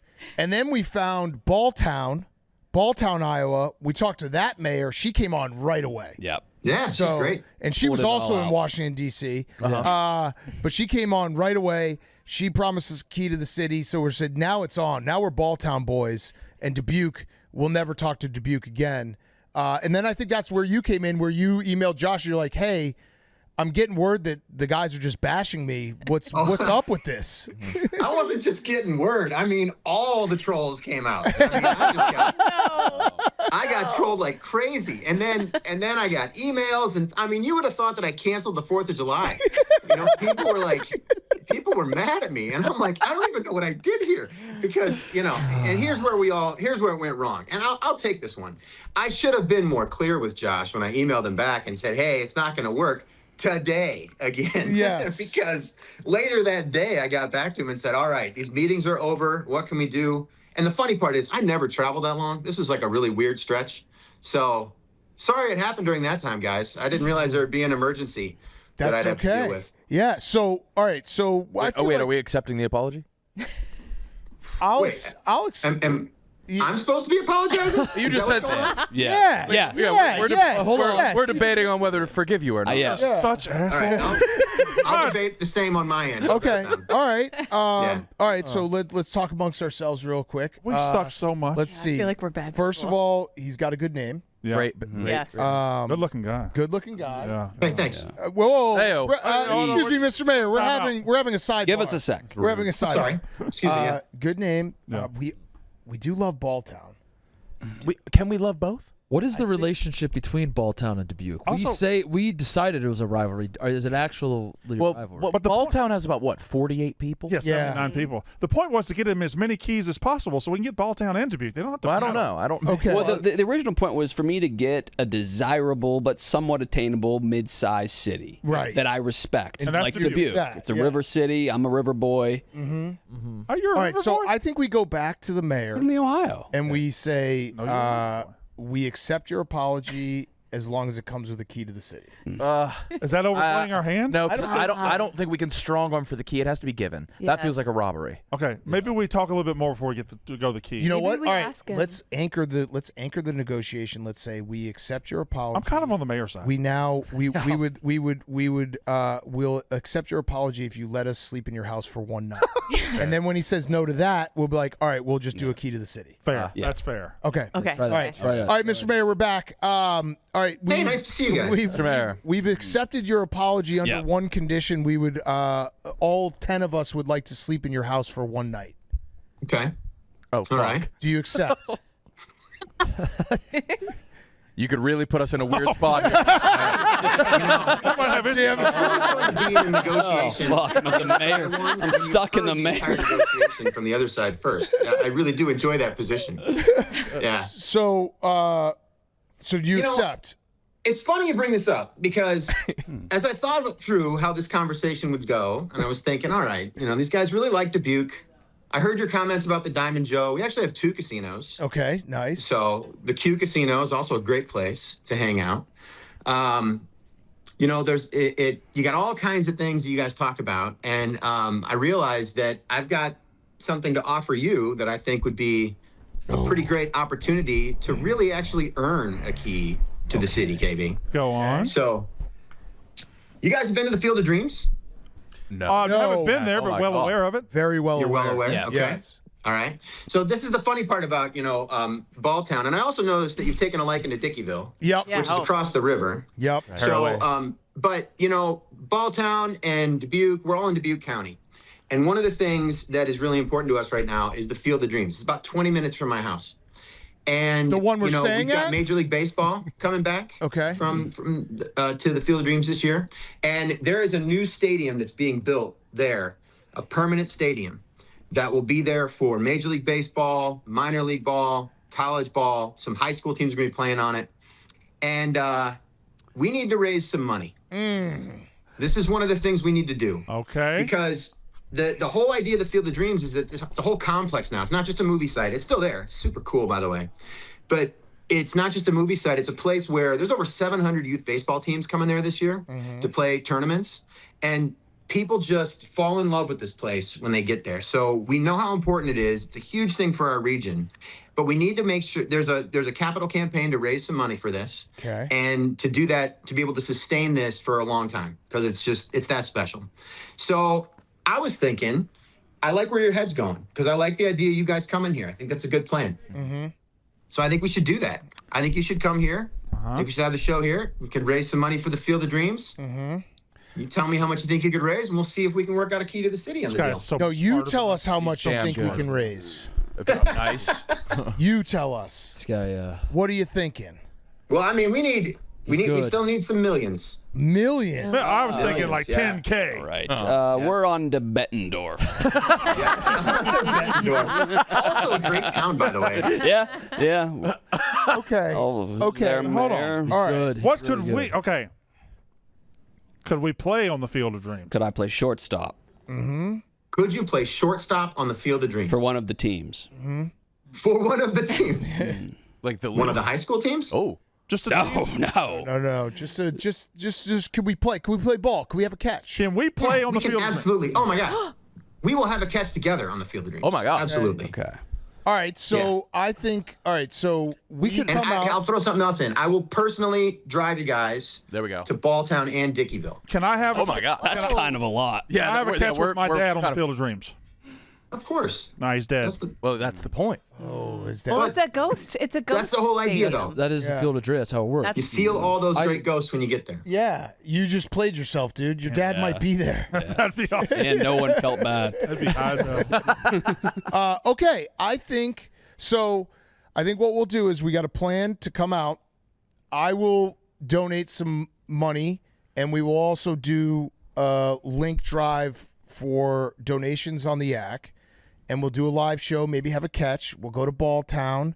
We'll stay at your house, and then we'll have a key to the city for Kyle. And I think that would be a good happy ending. Everybody wins. Yeah. I think it sounds like we're gonna have a great time, you guys. Quick. Wait. Kind make a of quick got timeout. buried. We're staying at yours. Do you guys really want to stay at my house? Yeah. Yes. Listen, You never even see my house. but listen, we're not crazy. Like we don't need to sleep in your bed. We could maybe tent in the backyard. Do you have a backyard? Cool. We do a little tent. Yeah, I mean, tents work, whatever works. Yeah. Okay. If you guys really need a place to stay, like if you're hard up for a place to stay, my house is always open to you. Wow. Good. Having like a sleepover at the mayor's house. That's big. That sounds like a kid's book. Are we overextending ourselves? This is like Yes. We're gonna have to be in Iowa for a full week now. We got to go to Balltown. We got to go to Dickeyville. We got to go to his house. So what? No place I'd rather be. Where? Yeah. Get to go. Brandon, Not Field of just to Dreams? go. Get This to. is- I'm just throwing out scenarios, guys. What if we did a Balltown roof ball tournament for money or something? What Yeah. if we did But like that's in a- Balltown. No, Yeah, but we're gonna we're do gonna a go tour. We'll do. Yeah, we'll do it all. I have no problem with you guys hanging out in Balltown. I'll take you there. Okay. I would like to go to Balltown. Brandon, I'm sure Get there's to an go to office. Brightbox. You could probably get a Some great passport down there if you wanted.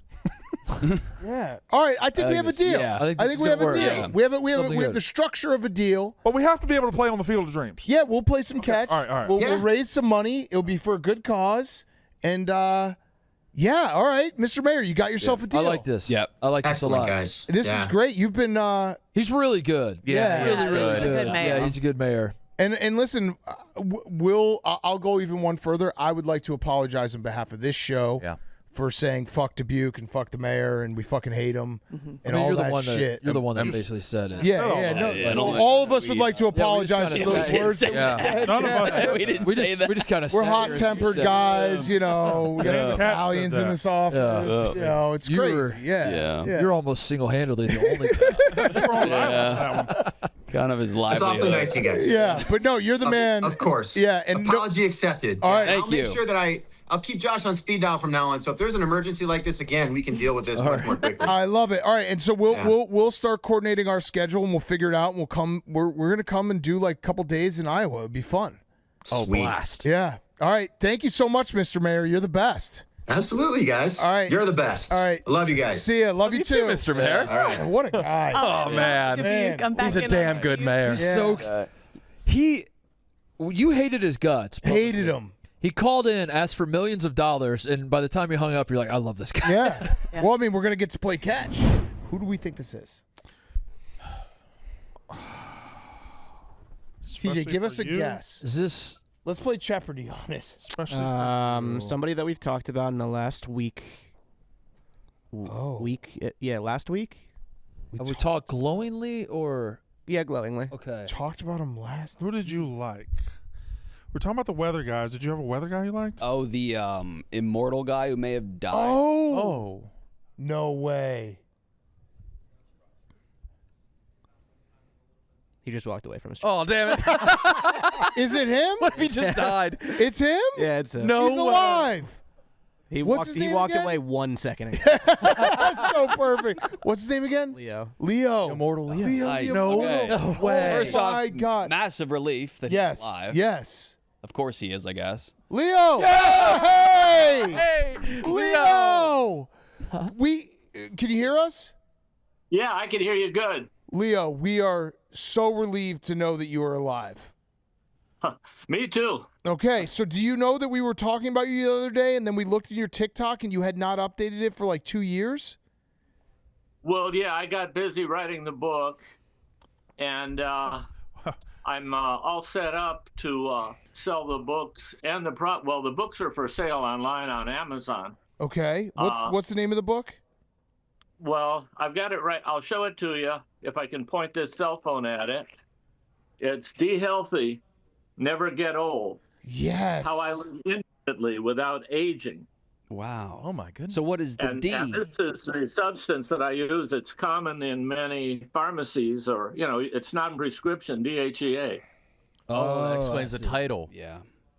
I see. And this book also includes my cure for the common cold, by the way. Wait a minute. What? Oh, you have a cure for the common cold?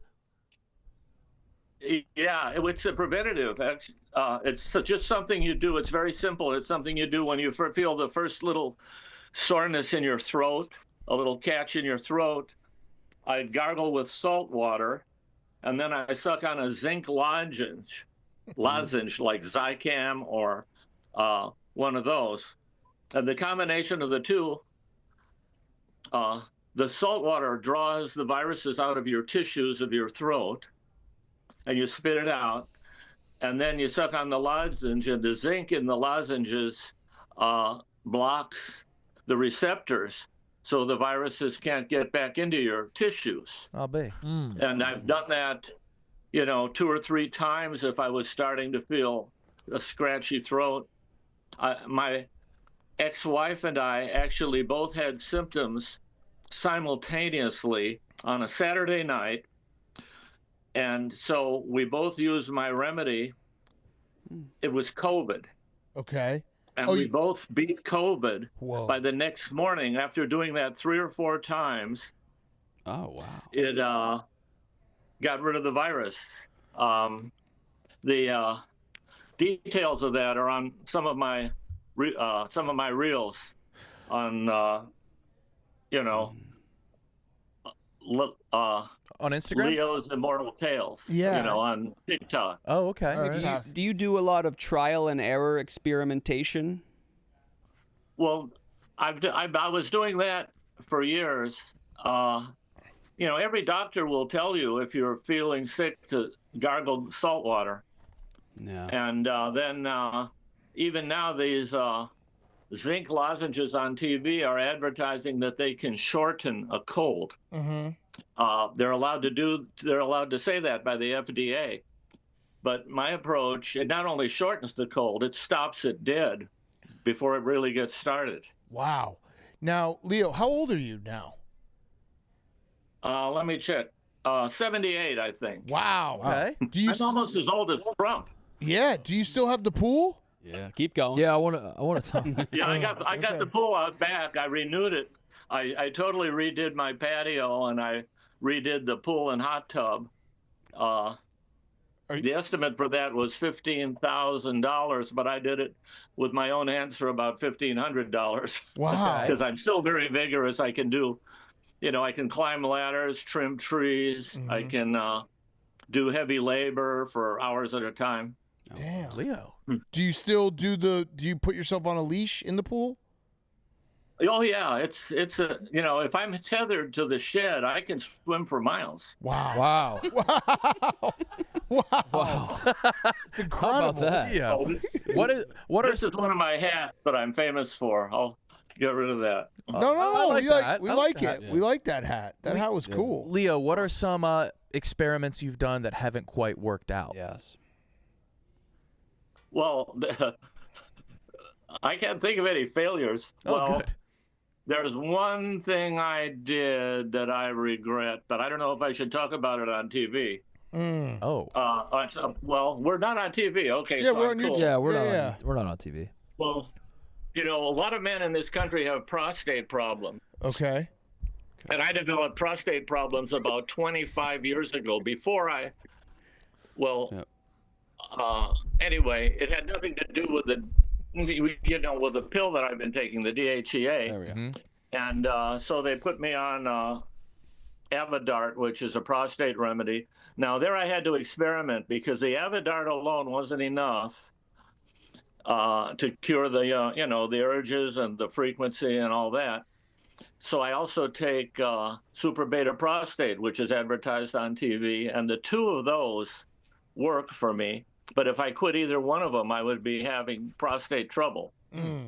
But that's something for, it doesn't usually come on until like age 60 or something. Yeah. But I made a mistake because I doubled up on the Avodart, and it didn't help. And they say Avodart is dutasteride. It's a fixed dose, and it doesn't do any good to increase the dose after you take 1 milligram a day or something. But I tried doubling it, and the side effect of that, this is very embarrassing, is to reduce the amount of semen. Oh. Yeah. Now I can't shoot a big load anymore. Yeah, I knew what you meant. Damn. Now, Leo, you're a Conan the Barbarian guy, correct? You wrote some Conan No, books? that's me. I'll show you my Conan books. Let's see. I gotta point this up. Well, here. Well, first. Well, is he better than He-Man? Leo, is that you in the corner in the picture?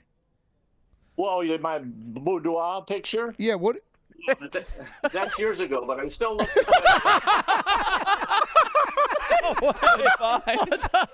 Goodbye. Oh, man. It caught my eye. Yeah. Leo, you look like a stud.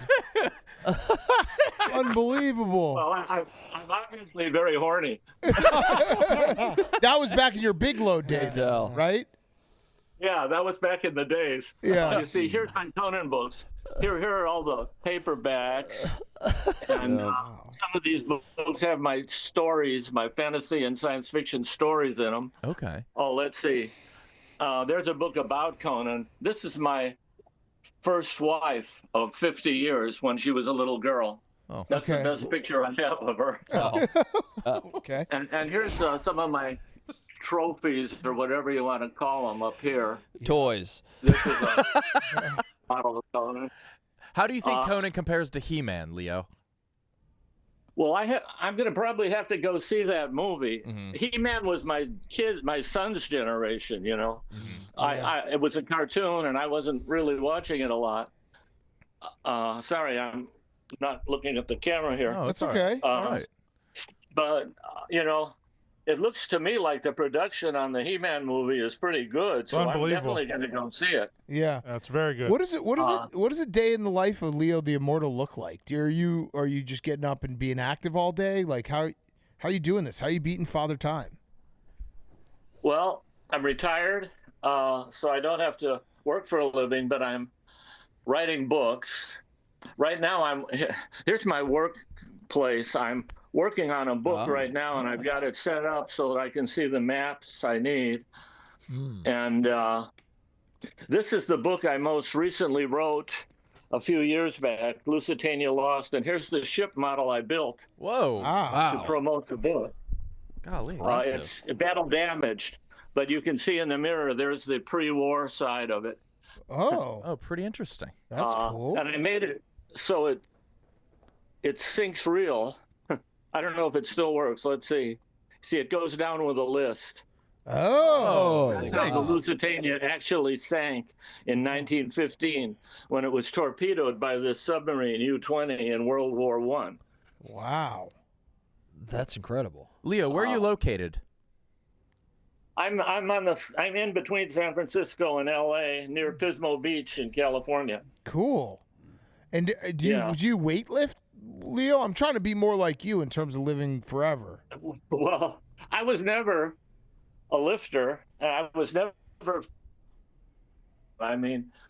rather skinny. And so my sport has been Frisbee. Yeah. Here's my belt buckle from the 1976. Thank you. 1976. Sure you see is. it okay? I can't. To the left. Over to the left a little bit. A little bit. We got pocket. That's all right. We'll get it. Take your word for it. I was never a great athlete. For that Rose Bowl tournament in '76, I was number 69 in a field of 70.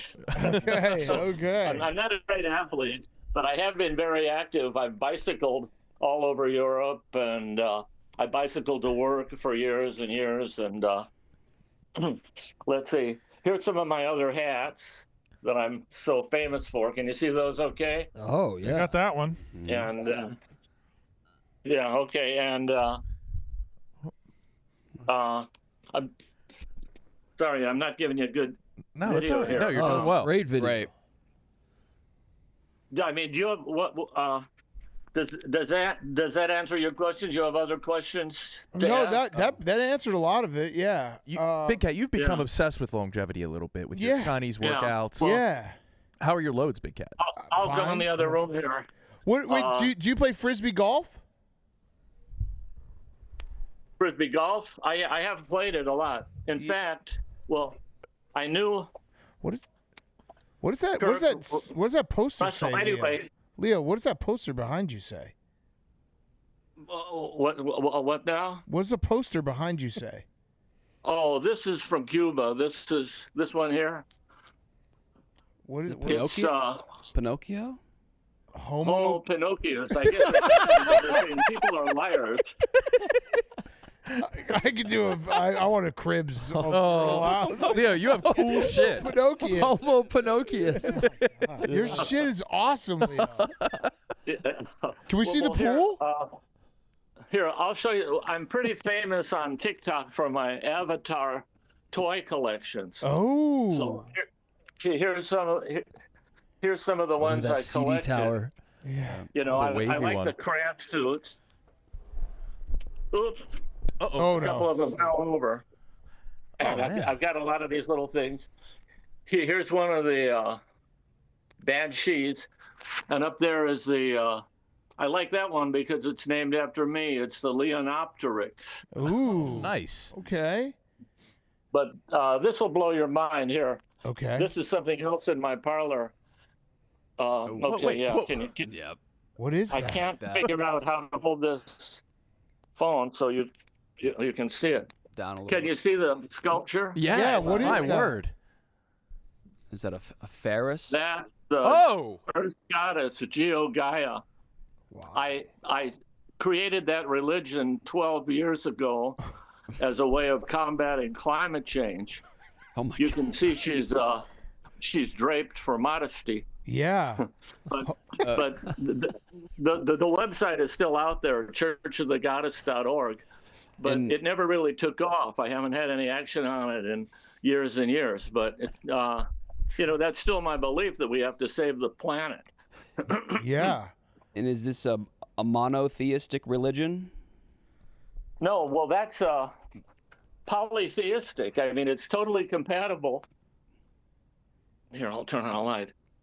It's totally compatible with any other faith, Christianity, Islam, whatever. But this is my latest goddess here. She's a little scary. Can you see her? Whoa. Oh, yeah. Yes. It's Barang from the latest Avatar film. How many times have you seen the Avatar films? Pardon me? How many times have you seen the Avatar films? Well, I've watched each of them multiple times. I have them here. I mean, I've got videos of a couple of them, and I've got the nice. other one on my DVR. But they're worth watching multiple times because the artistic beauty and everything. I had the Varang figurine, but she kept falling off her pedestal, so I figured I'd get her a really nice ride. Mm-hmm. I got her a Banshee to ride on. Pretty scary. Yeah. But Wait, did that other statue, was it wearing a bra? they're Yes. going up in price already, just in the last month or two. They're a popular toy, Oh, yeah. and they'll probably have to manufacture more. Do you have an affinity for erotica? Of course. Oh. Come on, Kyle. Well, I'm still totally sexually functional, although it's hard to convince the ladies sometimes. But yeah, here's some of my Conan toys too. Nice to see your those balls were haven't up and walked coming off. out at the time I was writing the book. Oh, You yeah. see, all these guys are really buff, and I was never quite built up like that. There's your hats again. More ads. Can we see the pool? Interesting. Okay, yeah, it's right out back. Well, you can see it from here. Oh, there it is. Wait, you put a cage around it? Well, that was just for safety in case little kids. There are no little kids in the neighborhood, but you're supposed to keep your pools secure. Yeah. Responsible. That's very responsible. And is there water in there right now or no? I can't yeah. I was going to take this off. Yeah, you have to take off the cover. Oh. You see, I just unlatch it up here. And then, oops, that's a mess. Anyway, I just pull up the cover. I was going to have it all ready for you guys, but I forgot. That's okay. And then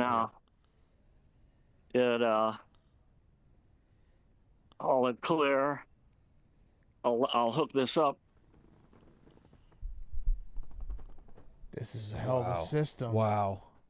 He's thought of it all. And then you'll get right in there. You there it can see in the is. middle. There's the hole. Yeah, there's the ditch. There's the trough that allows me to do a full swimming stroke. Yeah.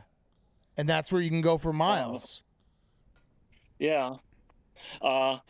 And over here it's the hot tub, which I was going to have ready too, but it's pretty easy. I keep it 103 degrees. Nice. But it's a little cumbersome to set it up. Especially with one hand. Oops. Well, anyway, that's not important. Sure. I can stand that up on the side. You have like the perfect setup, Leo. Yeah, Leo, you have it all figured out. Yeah. Uh-oh. All right. Lost Leo. Nope, you're back. I'll go in the pool and demonstrate if you want. Sure. Love that. Yeah. Well, But first, let me try something. I'm famous for my hula hoops, too. Oh, okay. Yeah, we need to see that. please. Yeah. So I'll try to set this up. Yeah.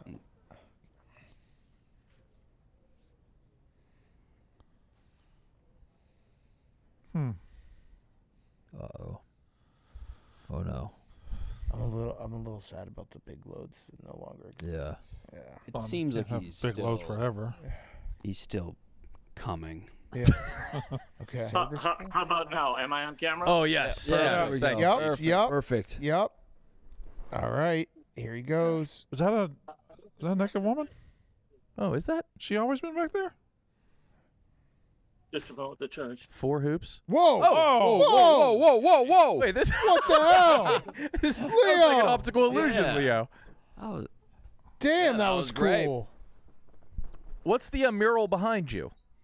Oh, that's a painting by my first wife from college. And I put it out here because it's, a sort of a beautiful garden scene. Yeah. Yeah. We used to have it in our bedroom for years and years. Oh, there it is. Yep. We saw it. Gee, what's this? Oh, Zoom isn't responding. Let's see. No, Wait. we got we got you. We got you. We got you. Oh, yeah. Okay. Well, here, I'll take this over here to the pool. My tripod. Okay. Oh, nice. Good. Good. We got the tripod set up. Yep. Can you see the pool? Perfect. Whole thing. Exactly where. Keep it right there. Perfect.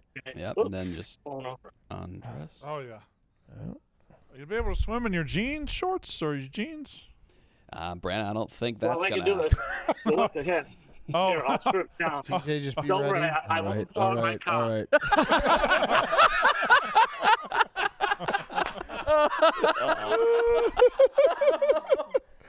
Oh, we're frozen. Good for you. Yep. Frozen on this. I swear this is. He's just. We're frozen on this. Okay. All right. Here he goes. Yeah. He's leashing himself. Don't worry. I won't Again, show this my is gosh. just- Yeah. All right. There he goes. Put those glasses there. I've got a very simple kind of. Oh, the breathing snorkel is apparatus. smart. Yeah. Okay. Where did the belly come from? Why does he tether? So he can swim in place. Oh, Ed. Swim in place, Nice Ed. play. Oh. Okay. So he has Sorry, the. you swim for miles. See, look at this. He's got he So dug he the built hole. the hole. Eddie, you guys put the With tether. Look at him, Eddie. Eddie, he can go for miles, dude. Oh my God. Miles and miles. It's incredible. That's Hell incredible, yes, Leo. yeah. Hell yeah, Leo. Big Cat, can we get one here? Yes. The backyard. I need this. Leo, we might have to have you build one for us in our backyard. Yeah, have you ever built one for somebody else? Hold on, billboards? What? We might have to have you build one of these pools for us in our backyard. Oh, build more. Well, it's I did it myself. The way they are now, you have to be careful when you put it together because you have to make it. You have to shrink it a little. Yeah. To have enough flooring to go down in that trough. Right. And so you have to take on 4 sides, 4 of these 12 members, and use shorter rods. And the rods have to be drilled so that they're held together by these pegs here. Yep. And also, I better show it just for safety. Yeah. There's a belt around the pool, and you have to shorten that belt so it won't bulge out too far and push out the legs. You see what I mean? Ah, got it. And so if you do all those 3 things, then it'll hold together, as a. But this isn't how it was designed to be used, of course. Yeah. This has been It's fantastic, Leo. incredible. Unbelievable. Yes. Absolutely incredible. Thank you for the glimpse inside your life. Yes. And Leo, we'll call you back sometime because we'd love to have you back on. Especially, when is the book officially out? I don't know. It's in and out, maybe. When is the book? I'm going to just. When is the book coming out, Leo? The book is available now on Amazon. It's been out since late last year. Oh. All right, I'm gonna buy it. And Let's buy some. so you just, yeah. Now the thing is, you see, I didn't even start dosing the DHEA until I was 48 years old. I was in my prime, and so I basically. Right. Oh no. Dang. Oh no. Oh no. He started when he was 48, Brandon. Yeah, and he considered that his prime. Yeah. Wow. Yeah. Well, I felt as strong and active as I ever was, but then because I ate and pretty healthy and everything. Wow. But then I was starting to drop off, and I realized it. And right at that time, I learned. There was a radio program which talked about the benefits of DHEA, and I figured, well, wait a minute. If it declines with age, I'll just take a replacement dose. So now the last time I was tested, I had the hormone level of a 19-year-old. Oh, my God. Wow. Oh, wow. Barely leave. Yeah. Leo, I just bought the book hardcover. I got I'm hardcover as excited. well. I'm excited. Yeah, well, it's hardcover, softcover. It's also on Audible. Okay. And so it's out there, but I'm not heavily promoting it because most of the people I talk to are either my age, which is too old, they missed out, or else they're too young to even need it yet. You see what I mean? Yeah. Saying the right age is like 47, 48? Well, it's different. Anywhere in the 40s, you might, whenever you start to feel like you're old and lagging. At that time, I was commuting to L.A. every week. And so I was working long hours in L.A. and driving back and forth. And that's when I realized, hey, I'm not as vital as I used to be. Was the commute wearing you out? No, that was back then. That was 40 years ago. Okay. No, you're not wearing me out. I'm just going to settle down here in the hot tub. And, relax. Oh, my God. Take a load off. Maybe just stick around and. What? Yeah, that's pretty mild. I've got it at 103. Yeah. Yep. Oh, yeah. And plus I have, for when I've got guests, I have artistic enhancements here. A painting by Matisse. Let's see. Oh. Oh. Wow. Whoa. Hey, now. Keep this bush out of the tub. She holding a football? What is that? Oh, it's a tambourine. Oh, okay. All right. That makes more sense. Yeah. But I needed something here to keep the bush from creeping into the hot tub. So yeah, that's perfect. You got to stop the bush. Yeah. Bush in that hot tub. Yeah. On its way to the hot tub. Well, Leo, this has been phenomenal. Yes. We love having you on the show, and we'd love to have you on anytime you have anything you're trying to promote. Well, I'm working on a book right now, ghostwriting it. And I may be done with it in a couple of months. Okay. And if so, I think it'll be a really popular, really successful book. But right now I am under I can't talk about it. I'm under a NDA. Okay. Non-disclosure to protect the concept of the book. But, I've written 7,000 words in the last week. Wow. Which is a lot for me. So. Wow. All right. Well, we'll have you back on when that happens, and thank you so much for joining us. This has been. Thank you, Leo. Yeah, you went all We're so out happy for that us. you're From the bottom of my heart. you're thank still you. out there doing your thing.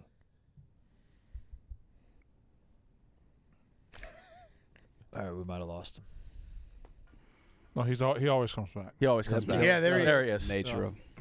So. Am I back yet? Yeah, you are. So I was thanking you, Leo, for coming on. This has been such a joy, and we really appreciate it.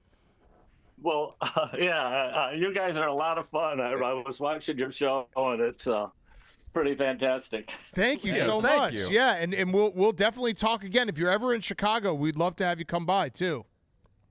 Yeah, I'm from Chicago. I haven't been there in many years. All right, so then let's do it. That's just not come up. Very famous Leo. Me and another very famous Leo are from Chicago. That's right. Yeah. All right, so let's set it up. Mainly the Pope. The Pope. Oh, Pope Leo. Holy Yeah. shit. Okay. Yeah. Oh, my God. So let's and by the way, I mean both heads of religions. Oh, my God. That's right. That's right. Yeah, we both founded. Well, yeah. Okay, great guys. I won't go any farther with that. Okay. Yeah. All right. Thanks so much, Leo. Hopefully Yep. we see you in person maybe sometime. Yeah. Well, thank you, Josh. All right. Yeah. Thanks so much. Appreciate it, Leo. Me too. All right. Bye-bye. All right. Thanks, Leo. See ya. See ya. Oh, Best guy ever. the best guy. That was incredible. I can't get enough of it. What a You life. guys have to do a rediscovering it. Just What go a right life. Just there. rediscovering Leo. Send us now. Trying to Yeah. take it in. Like, I think we're desensitized to interesting men, but like that is one of the most interesting we've ever met. Ever. I mean, like number 6 on the things that he had was Homo Pinocchius. Homo Pinocchius. Didn't even get into everything. We just glazed right over Homo Pinocchius. We had to. There was too much. There was too much going on. But Homo Pinocchius. Well, he said something under his breath after he said all men are liars. Oh. And I was like, wow, that's really profound. Ooh.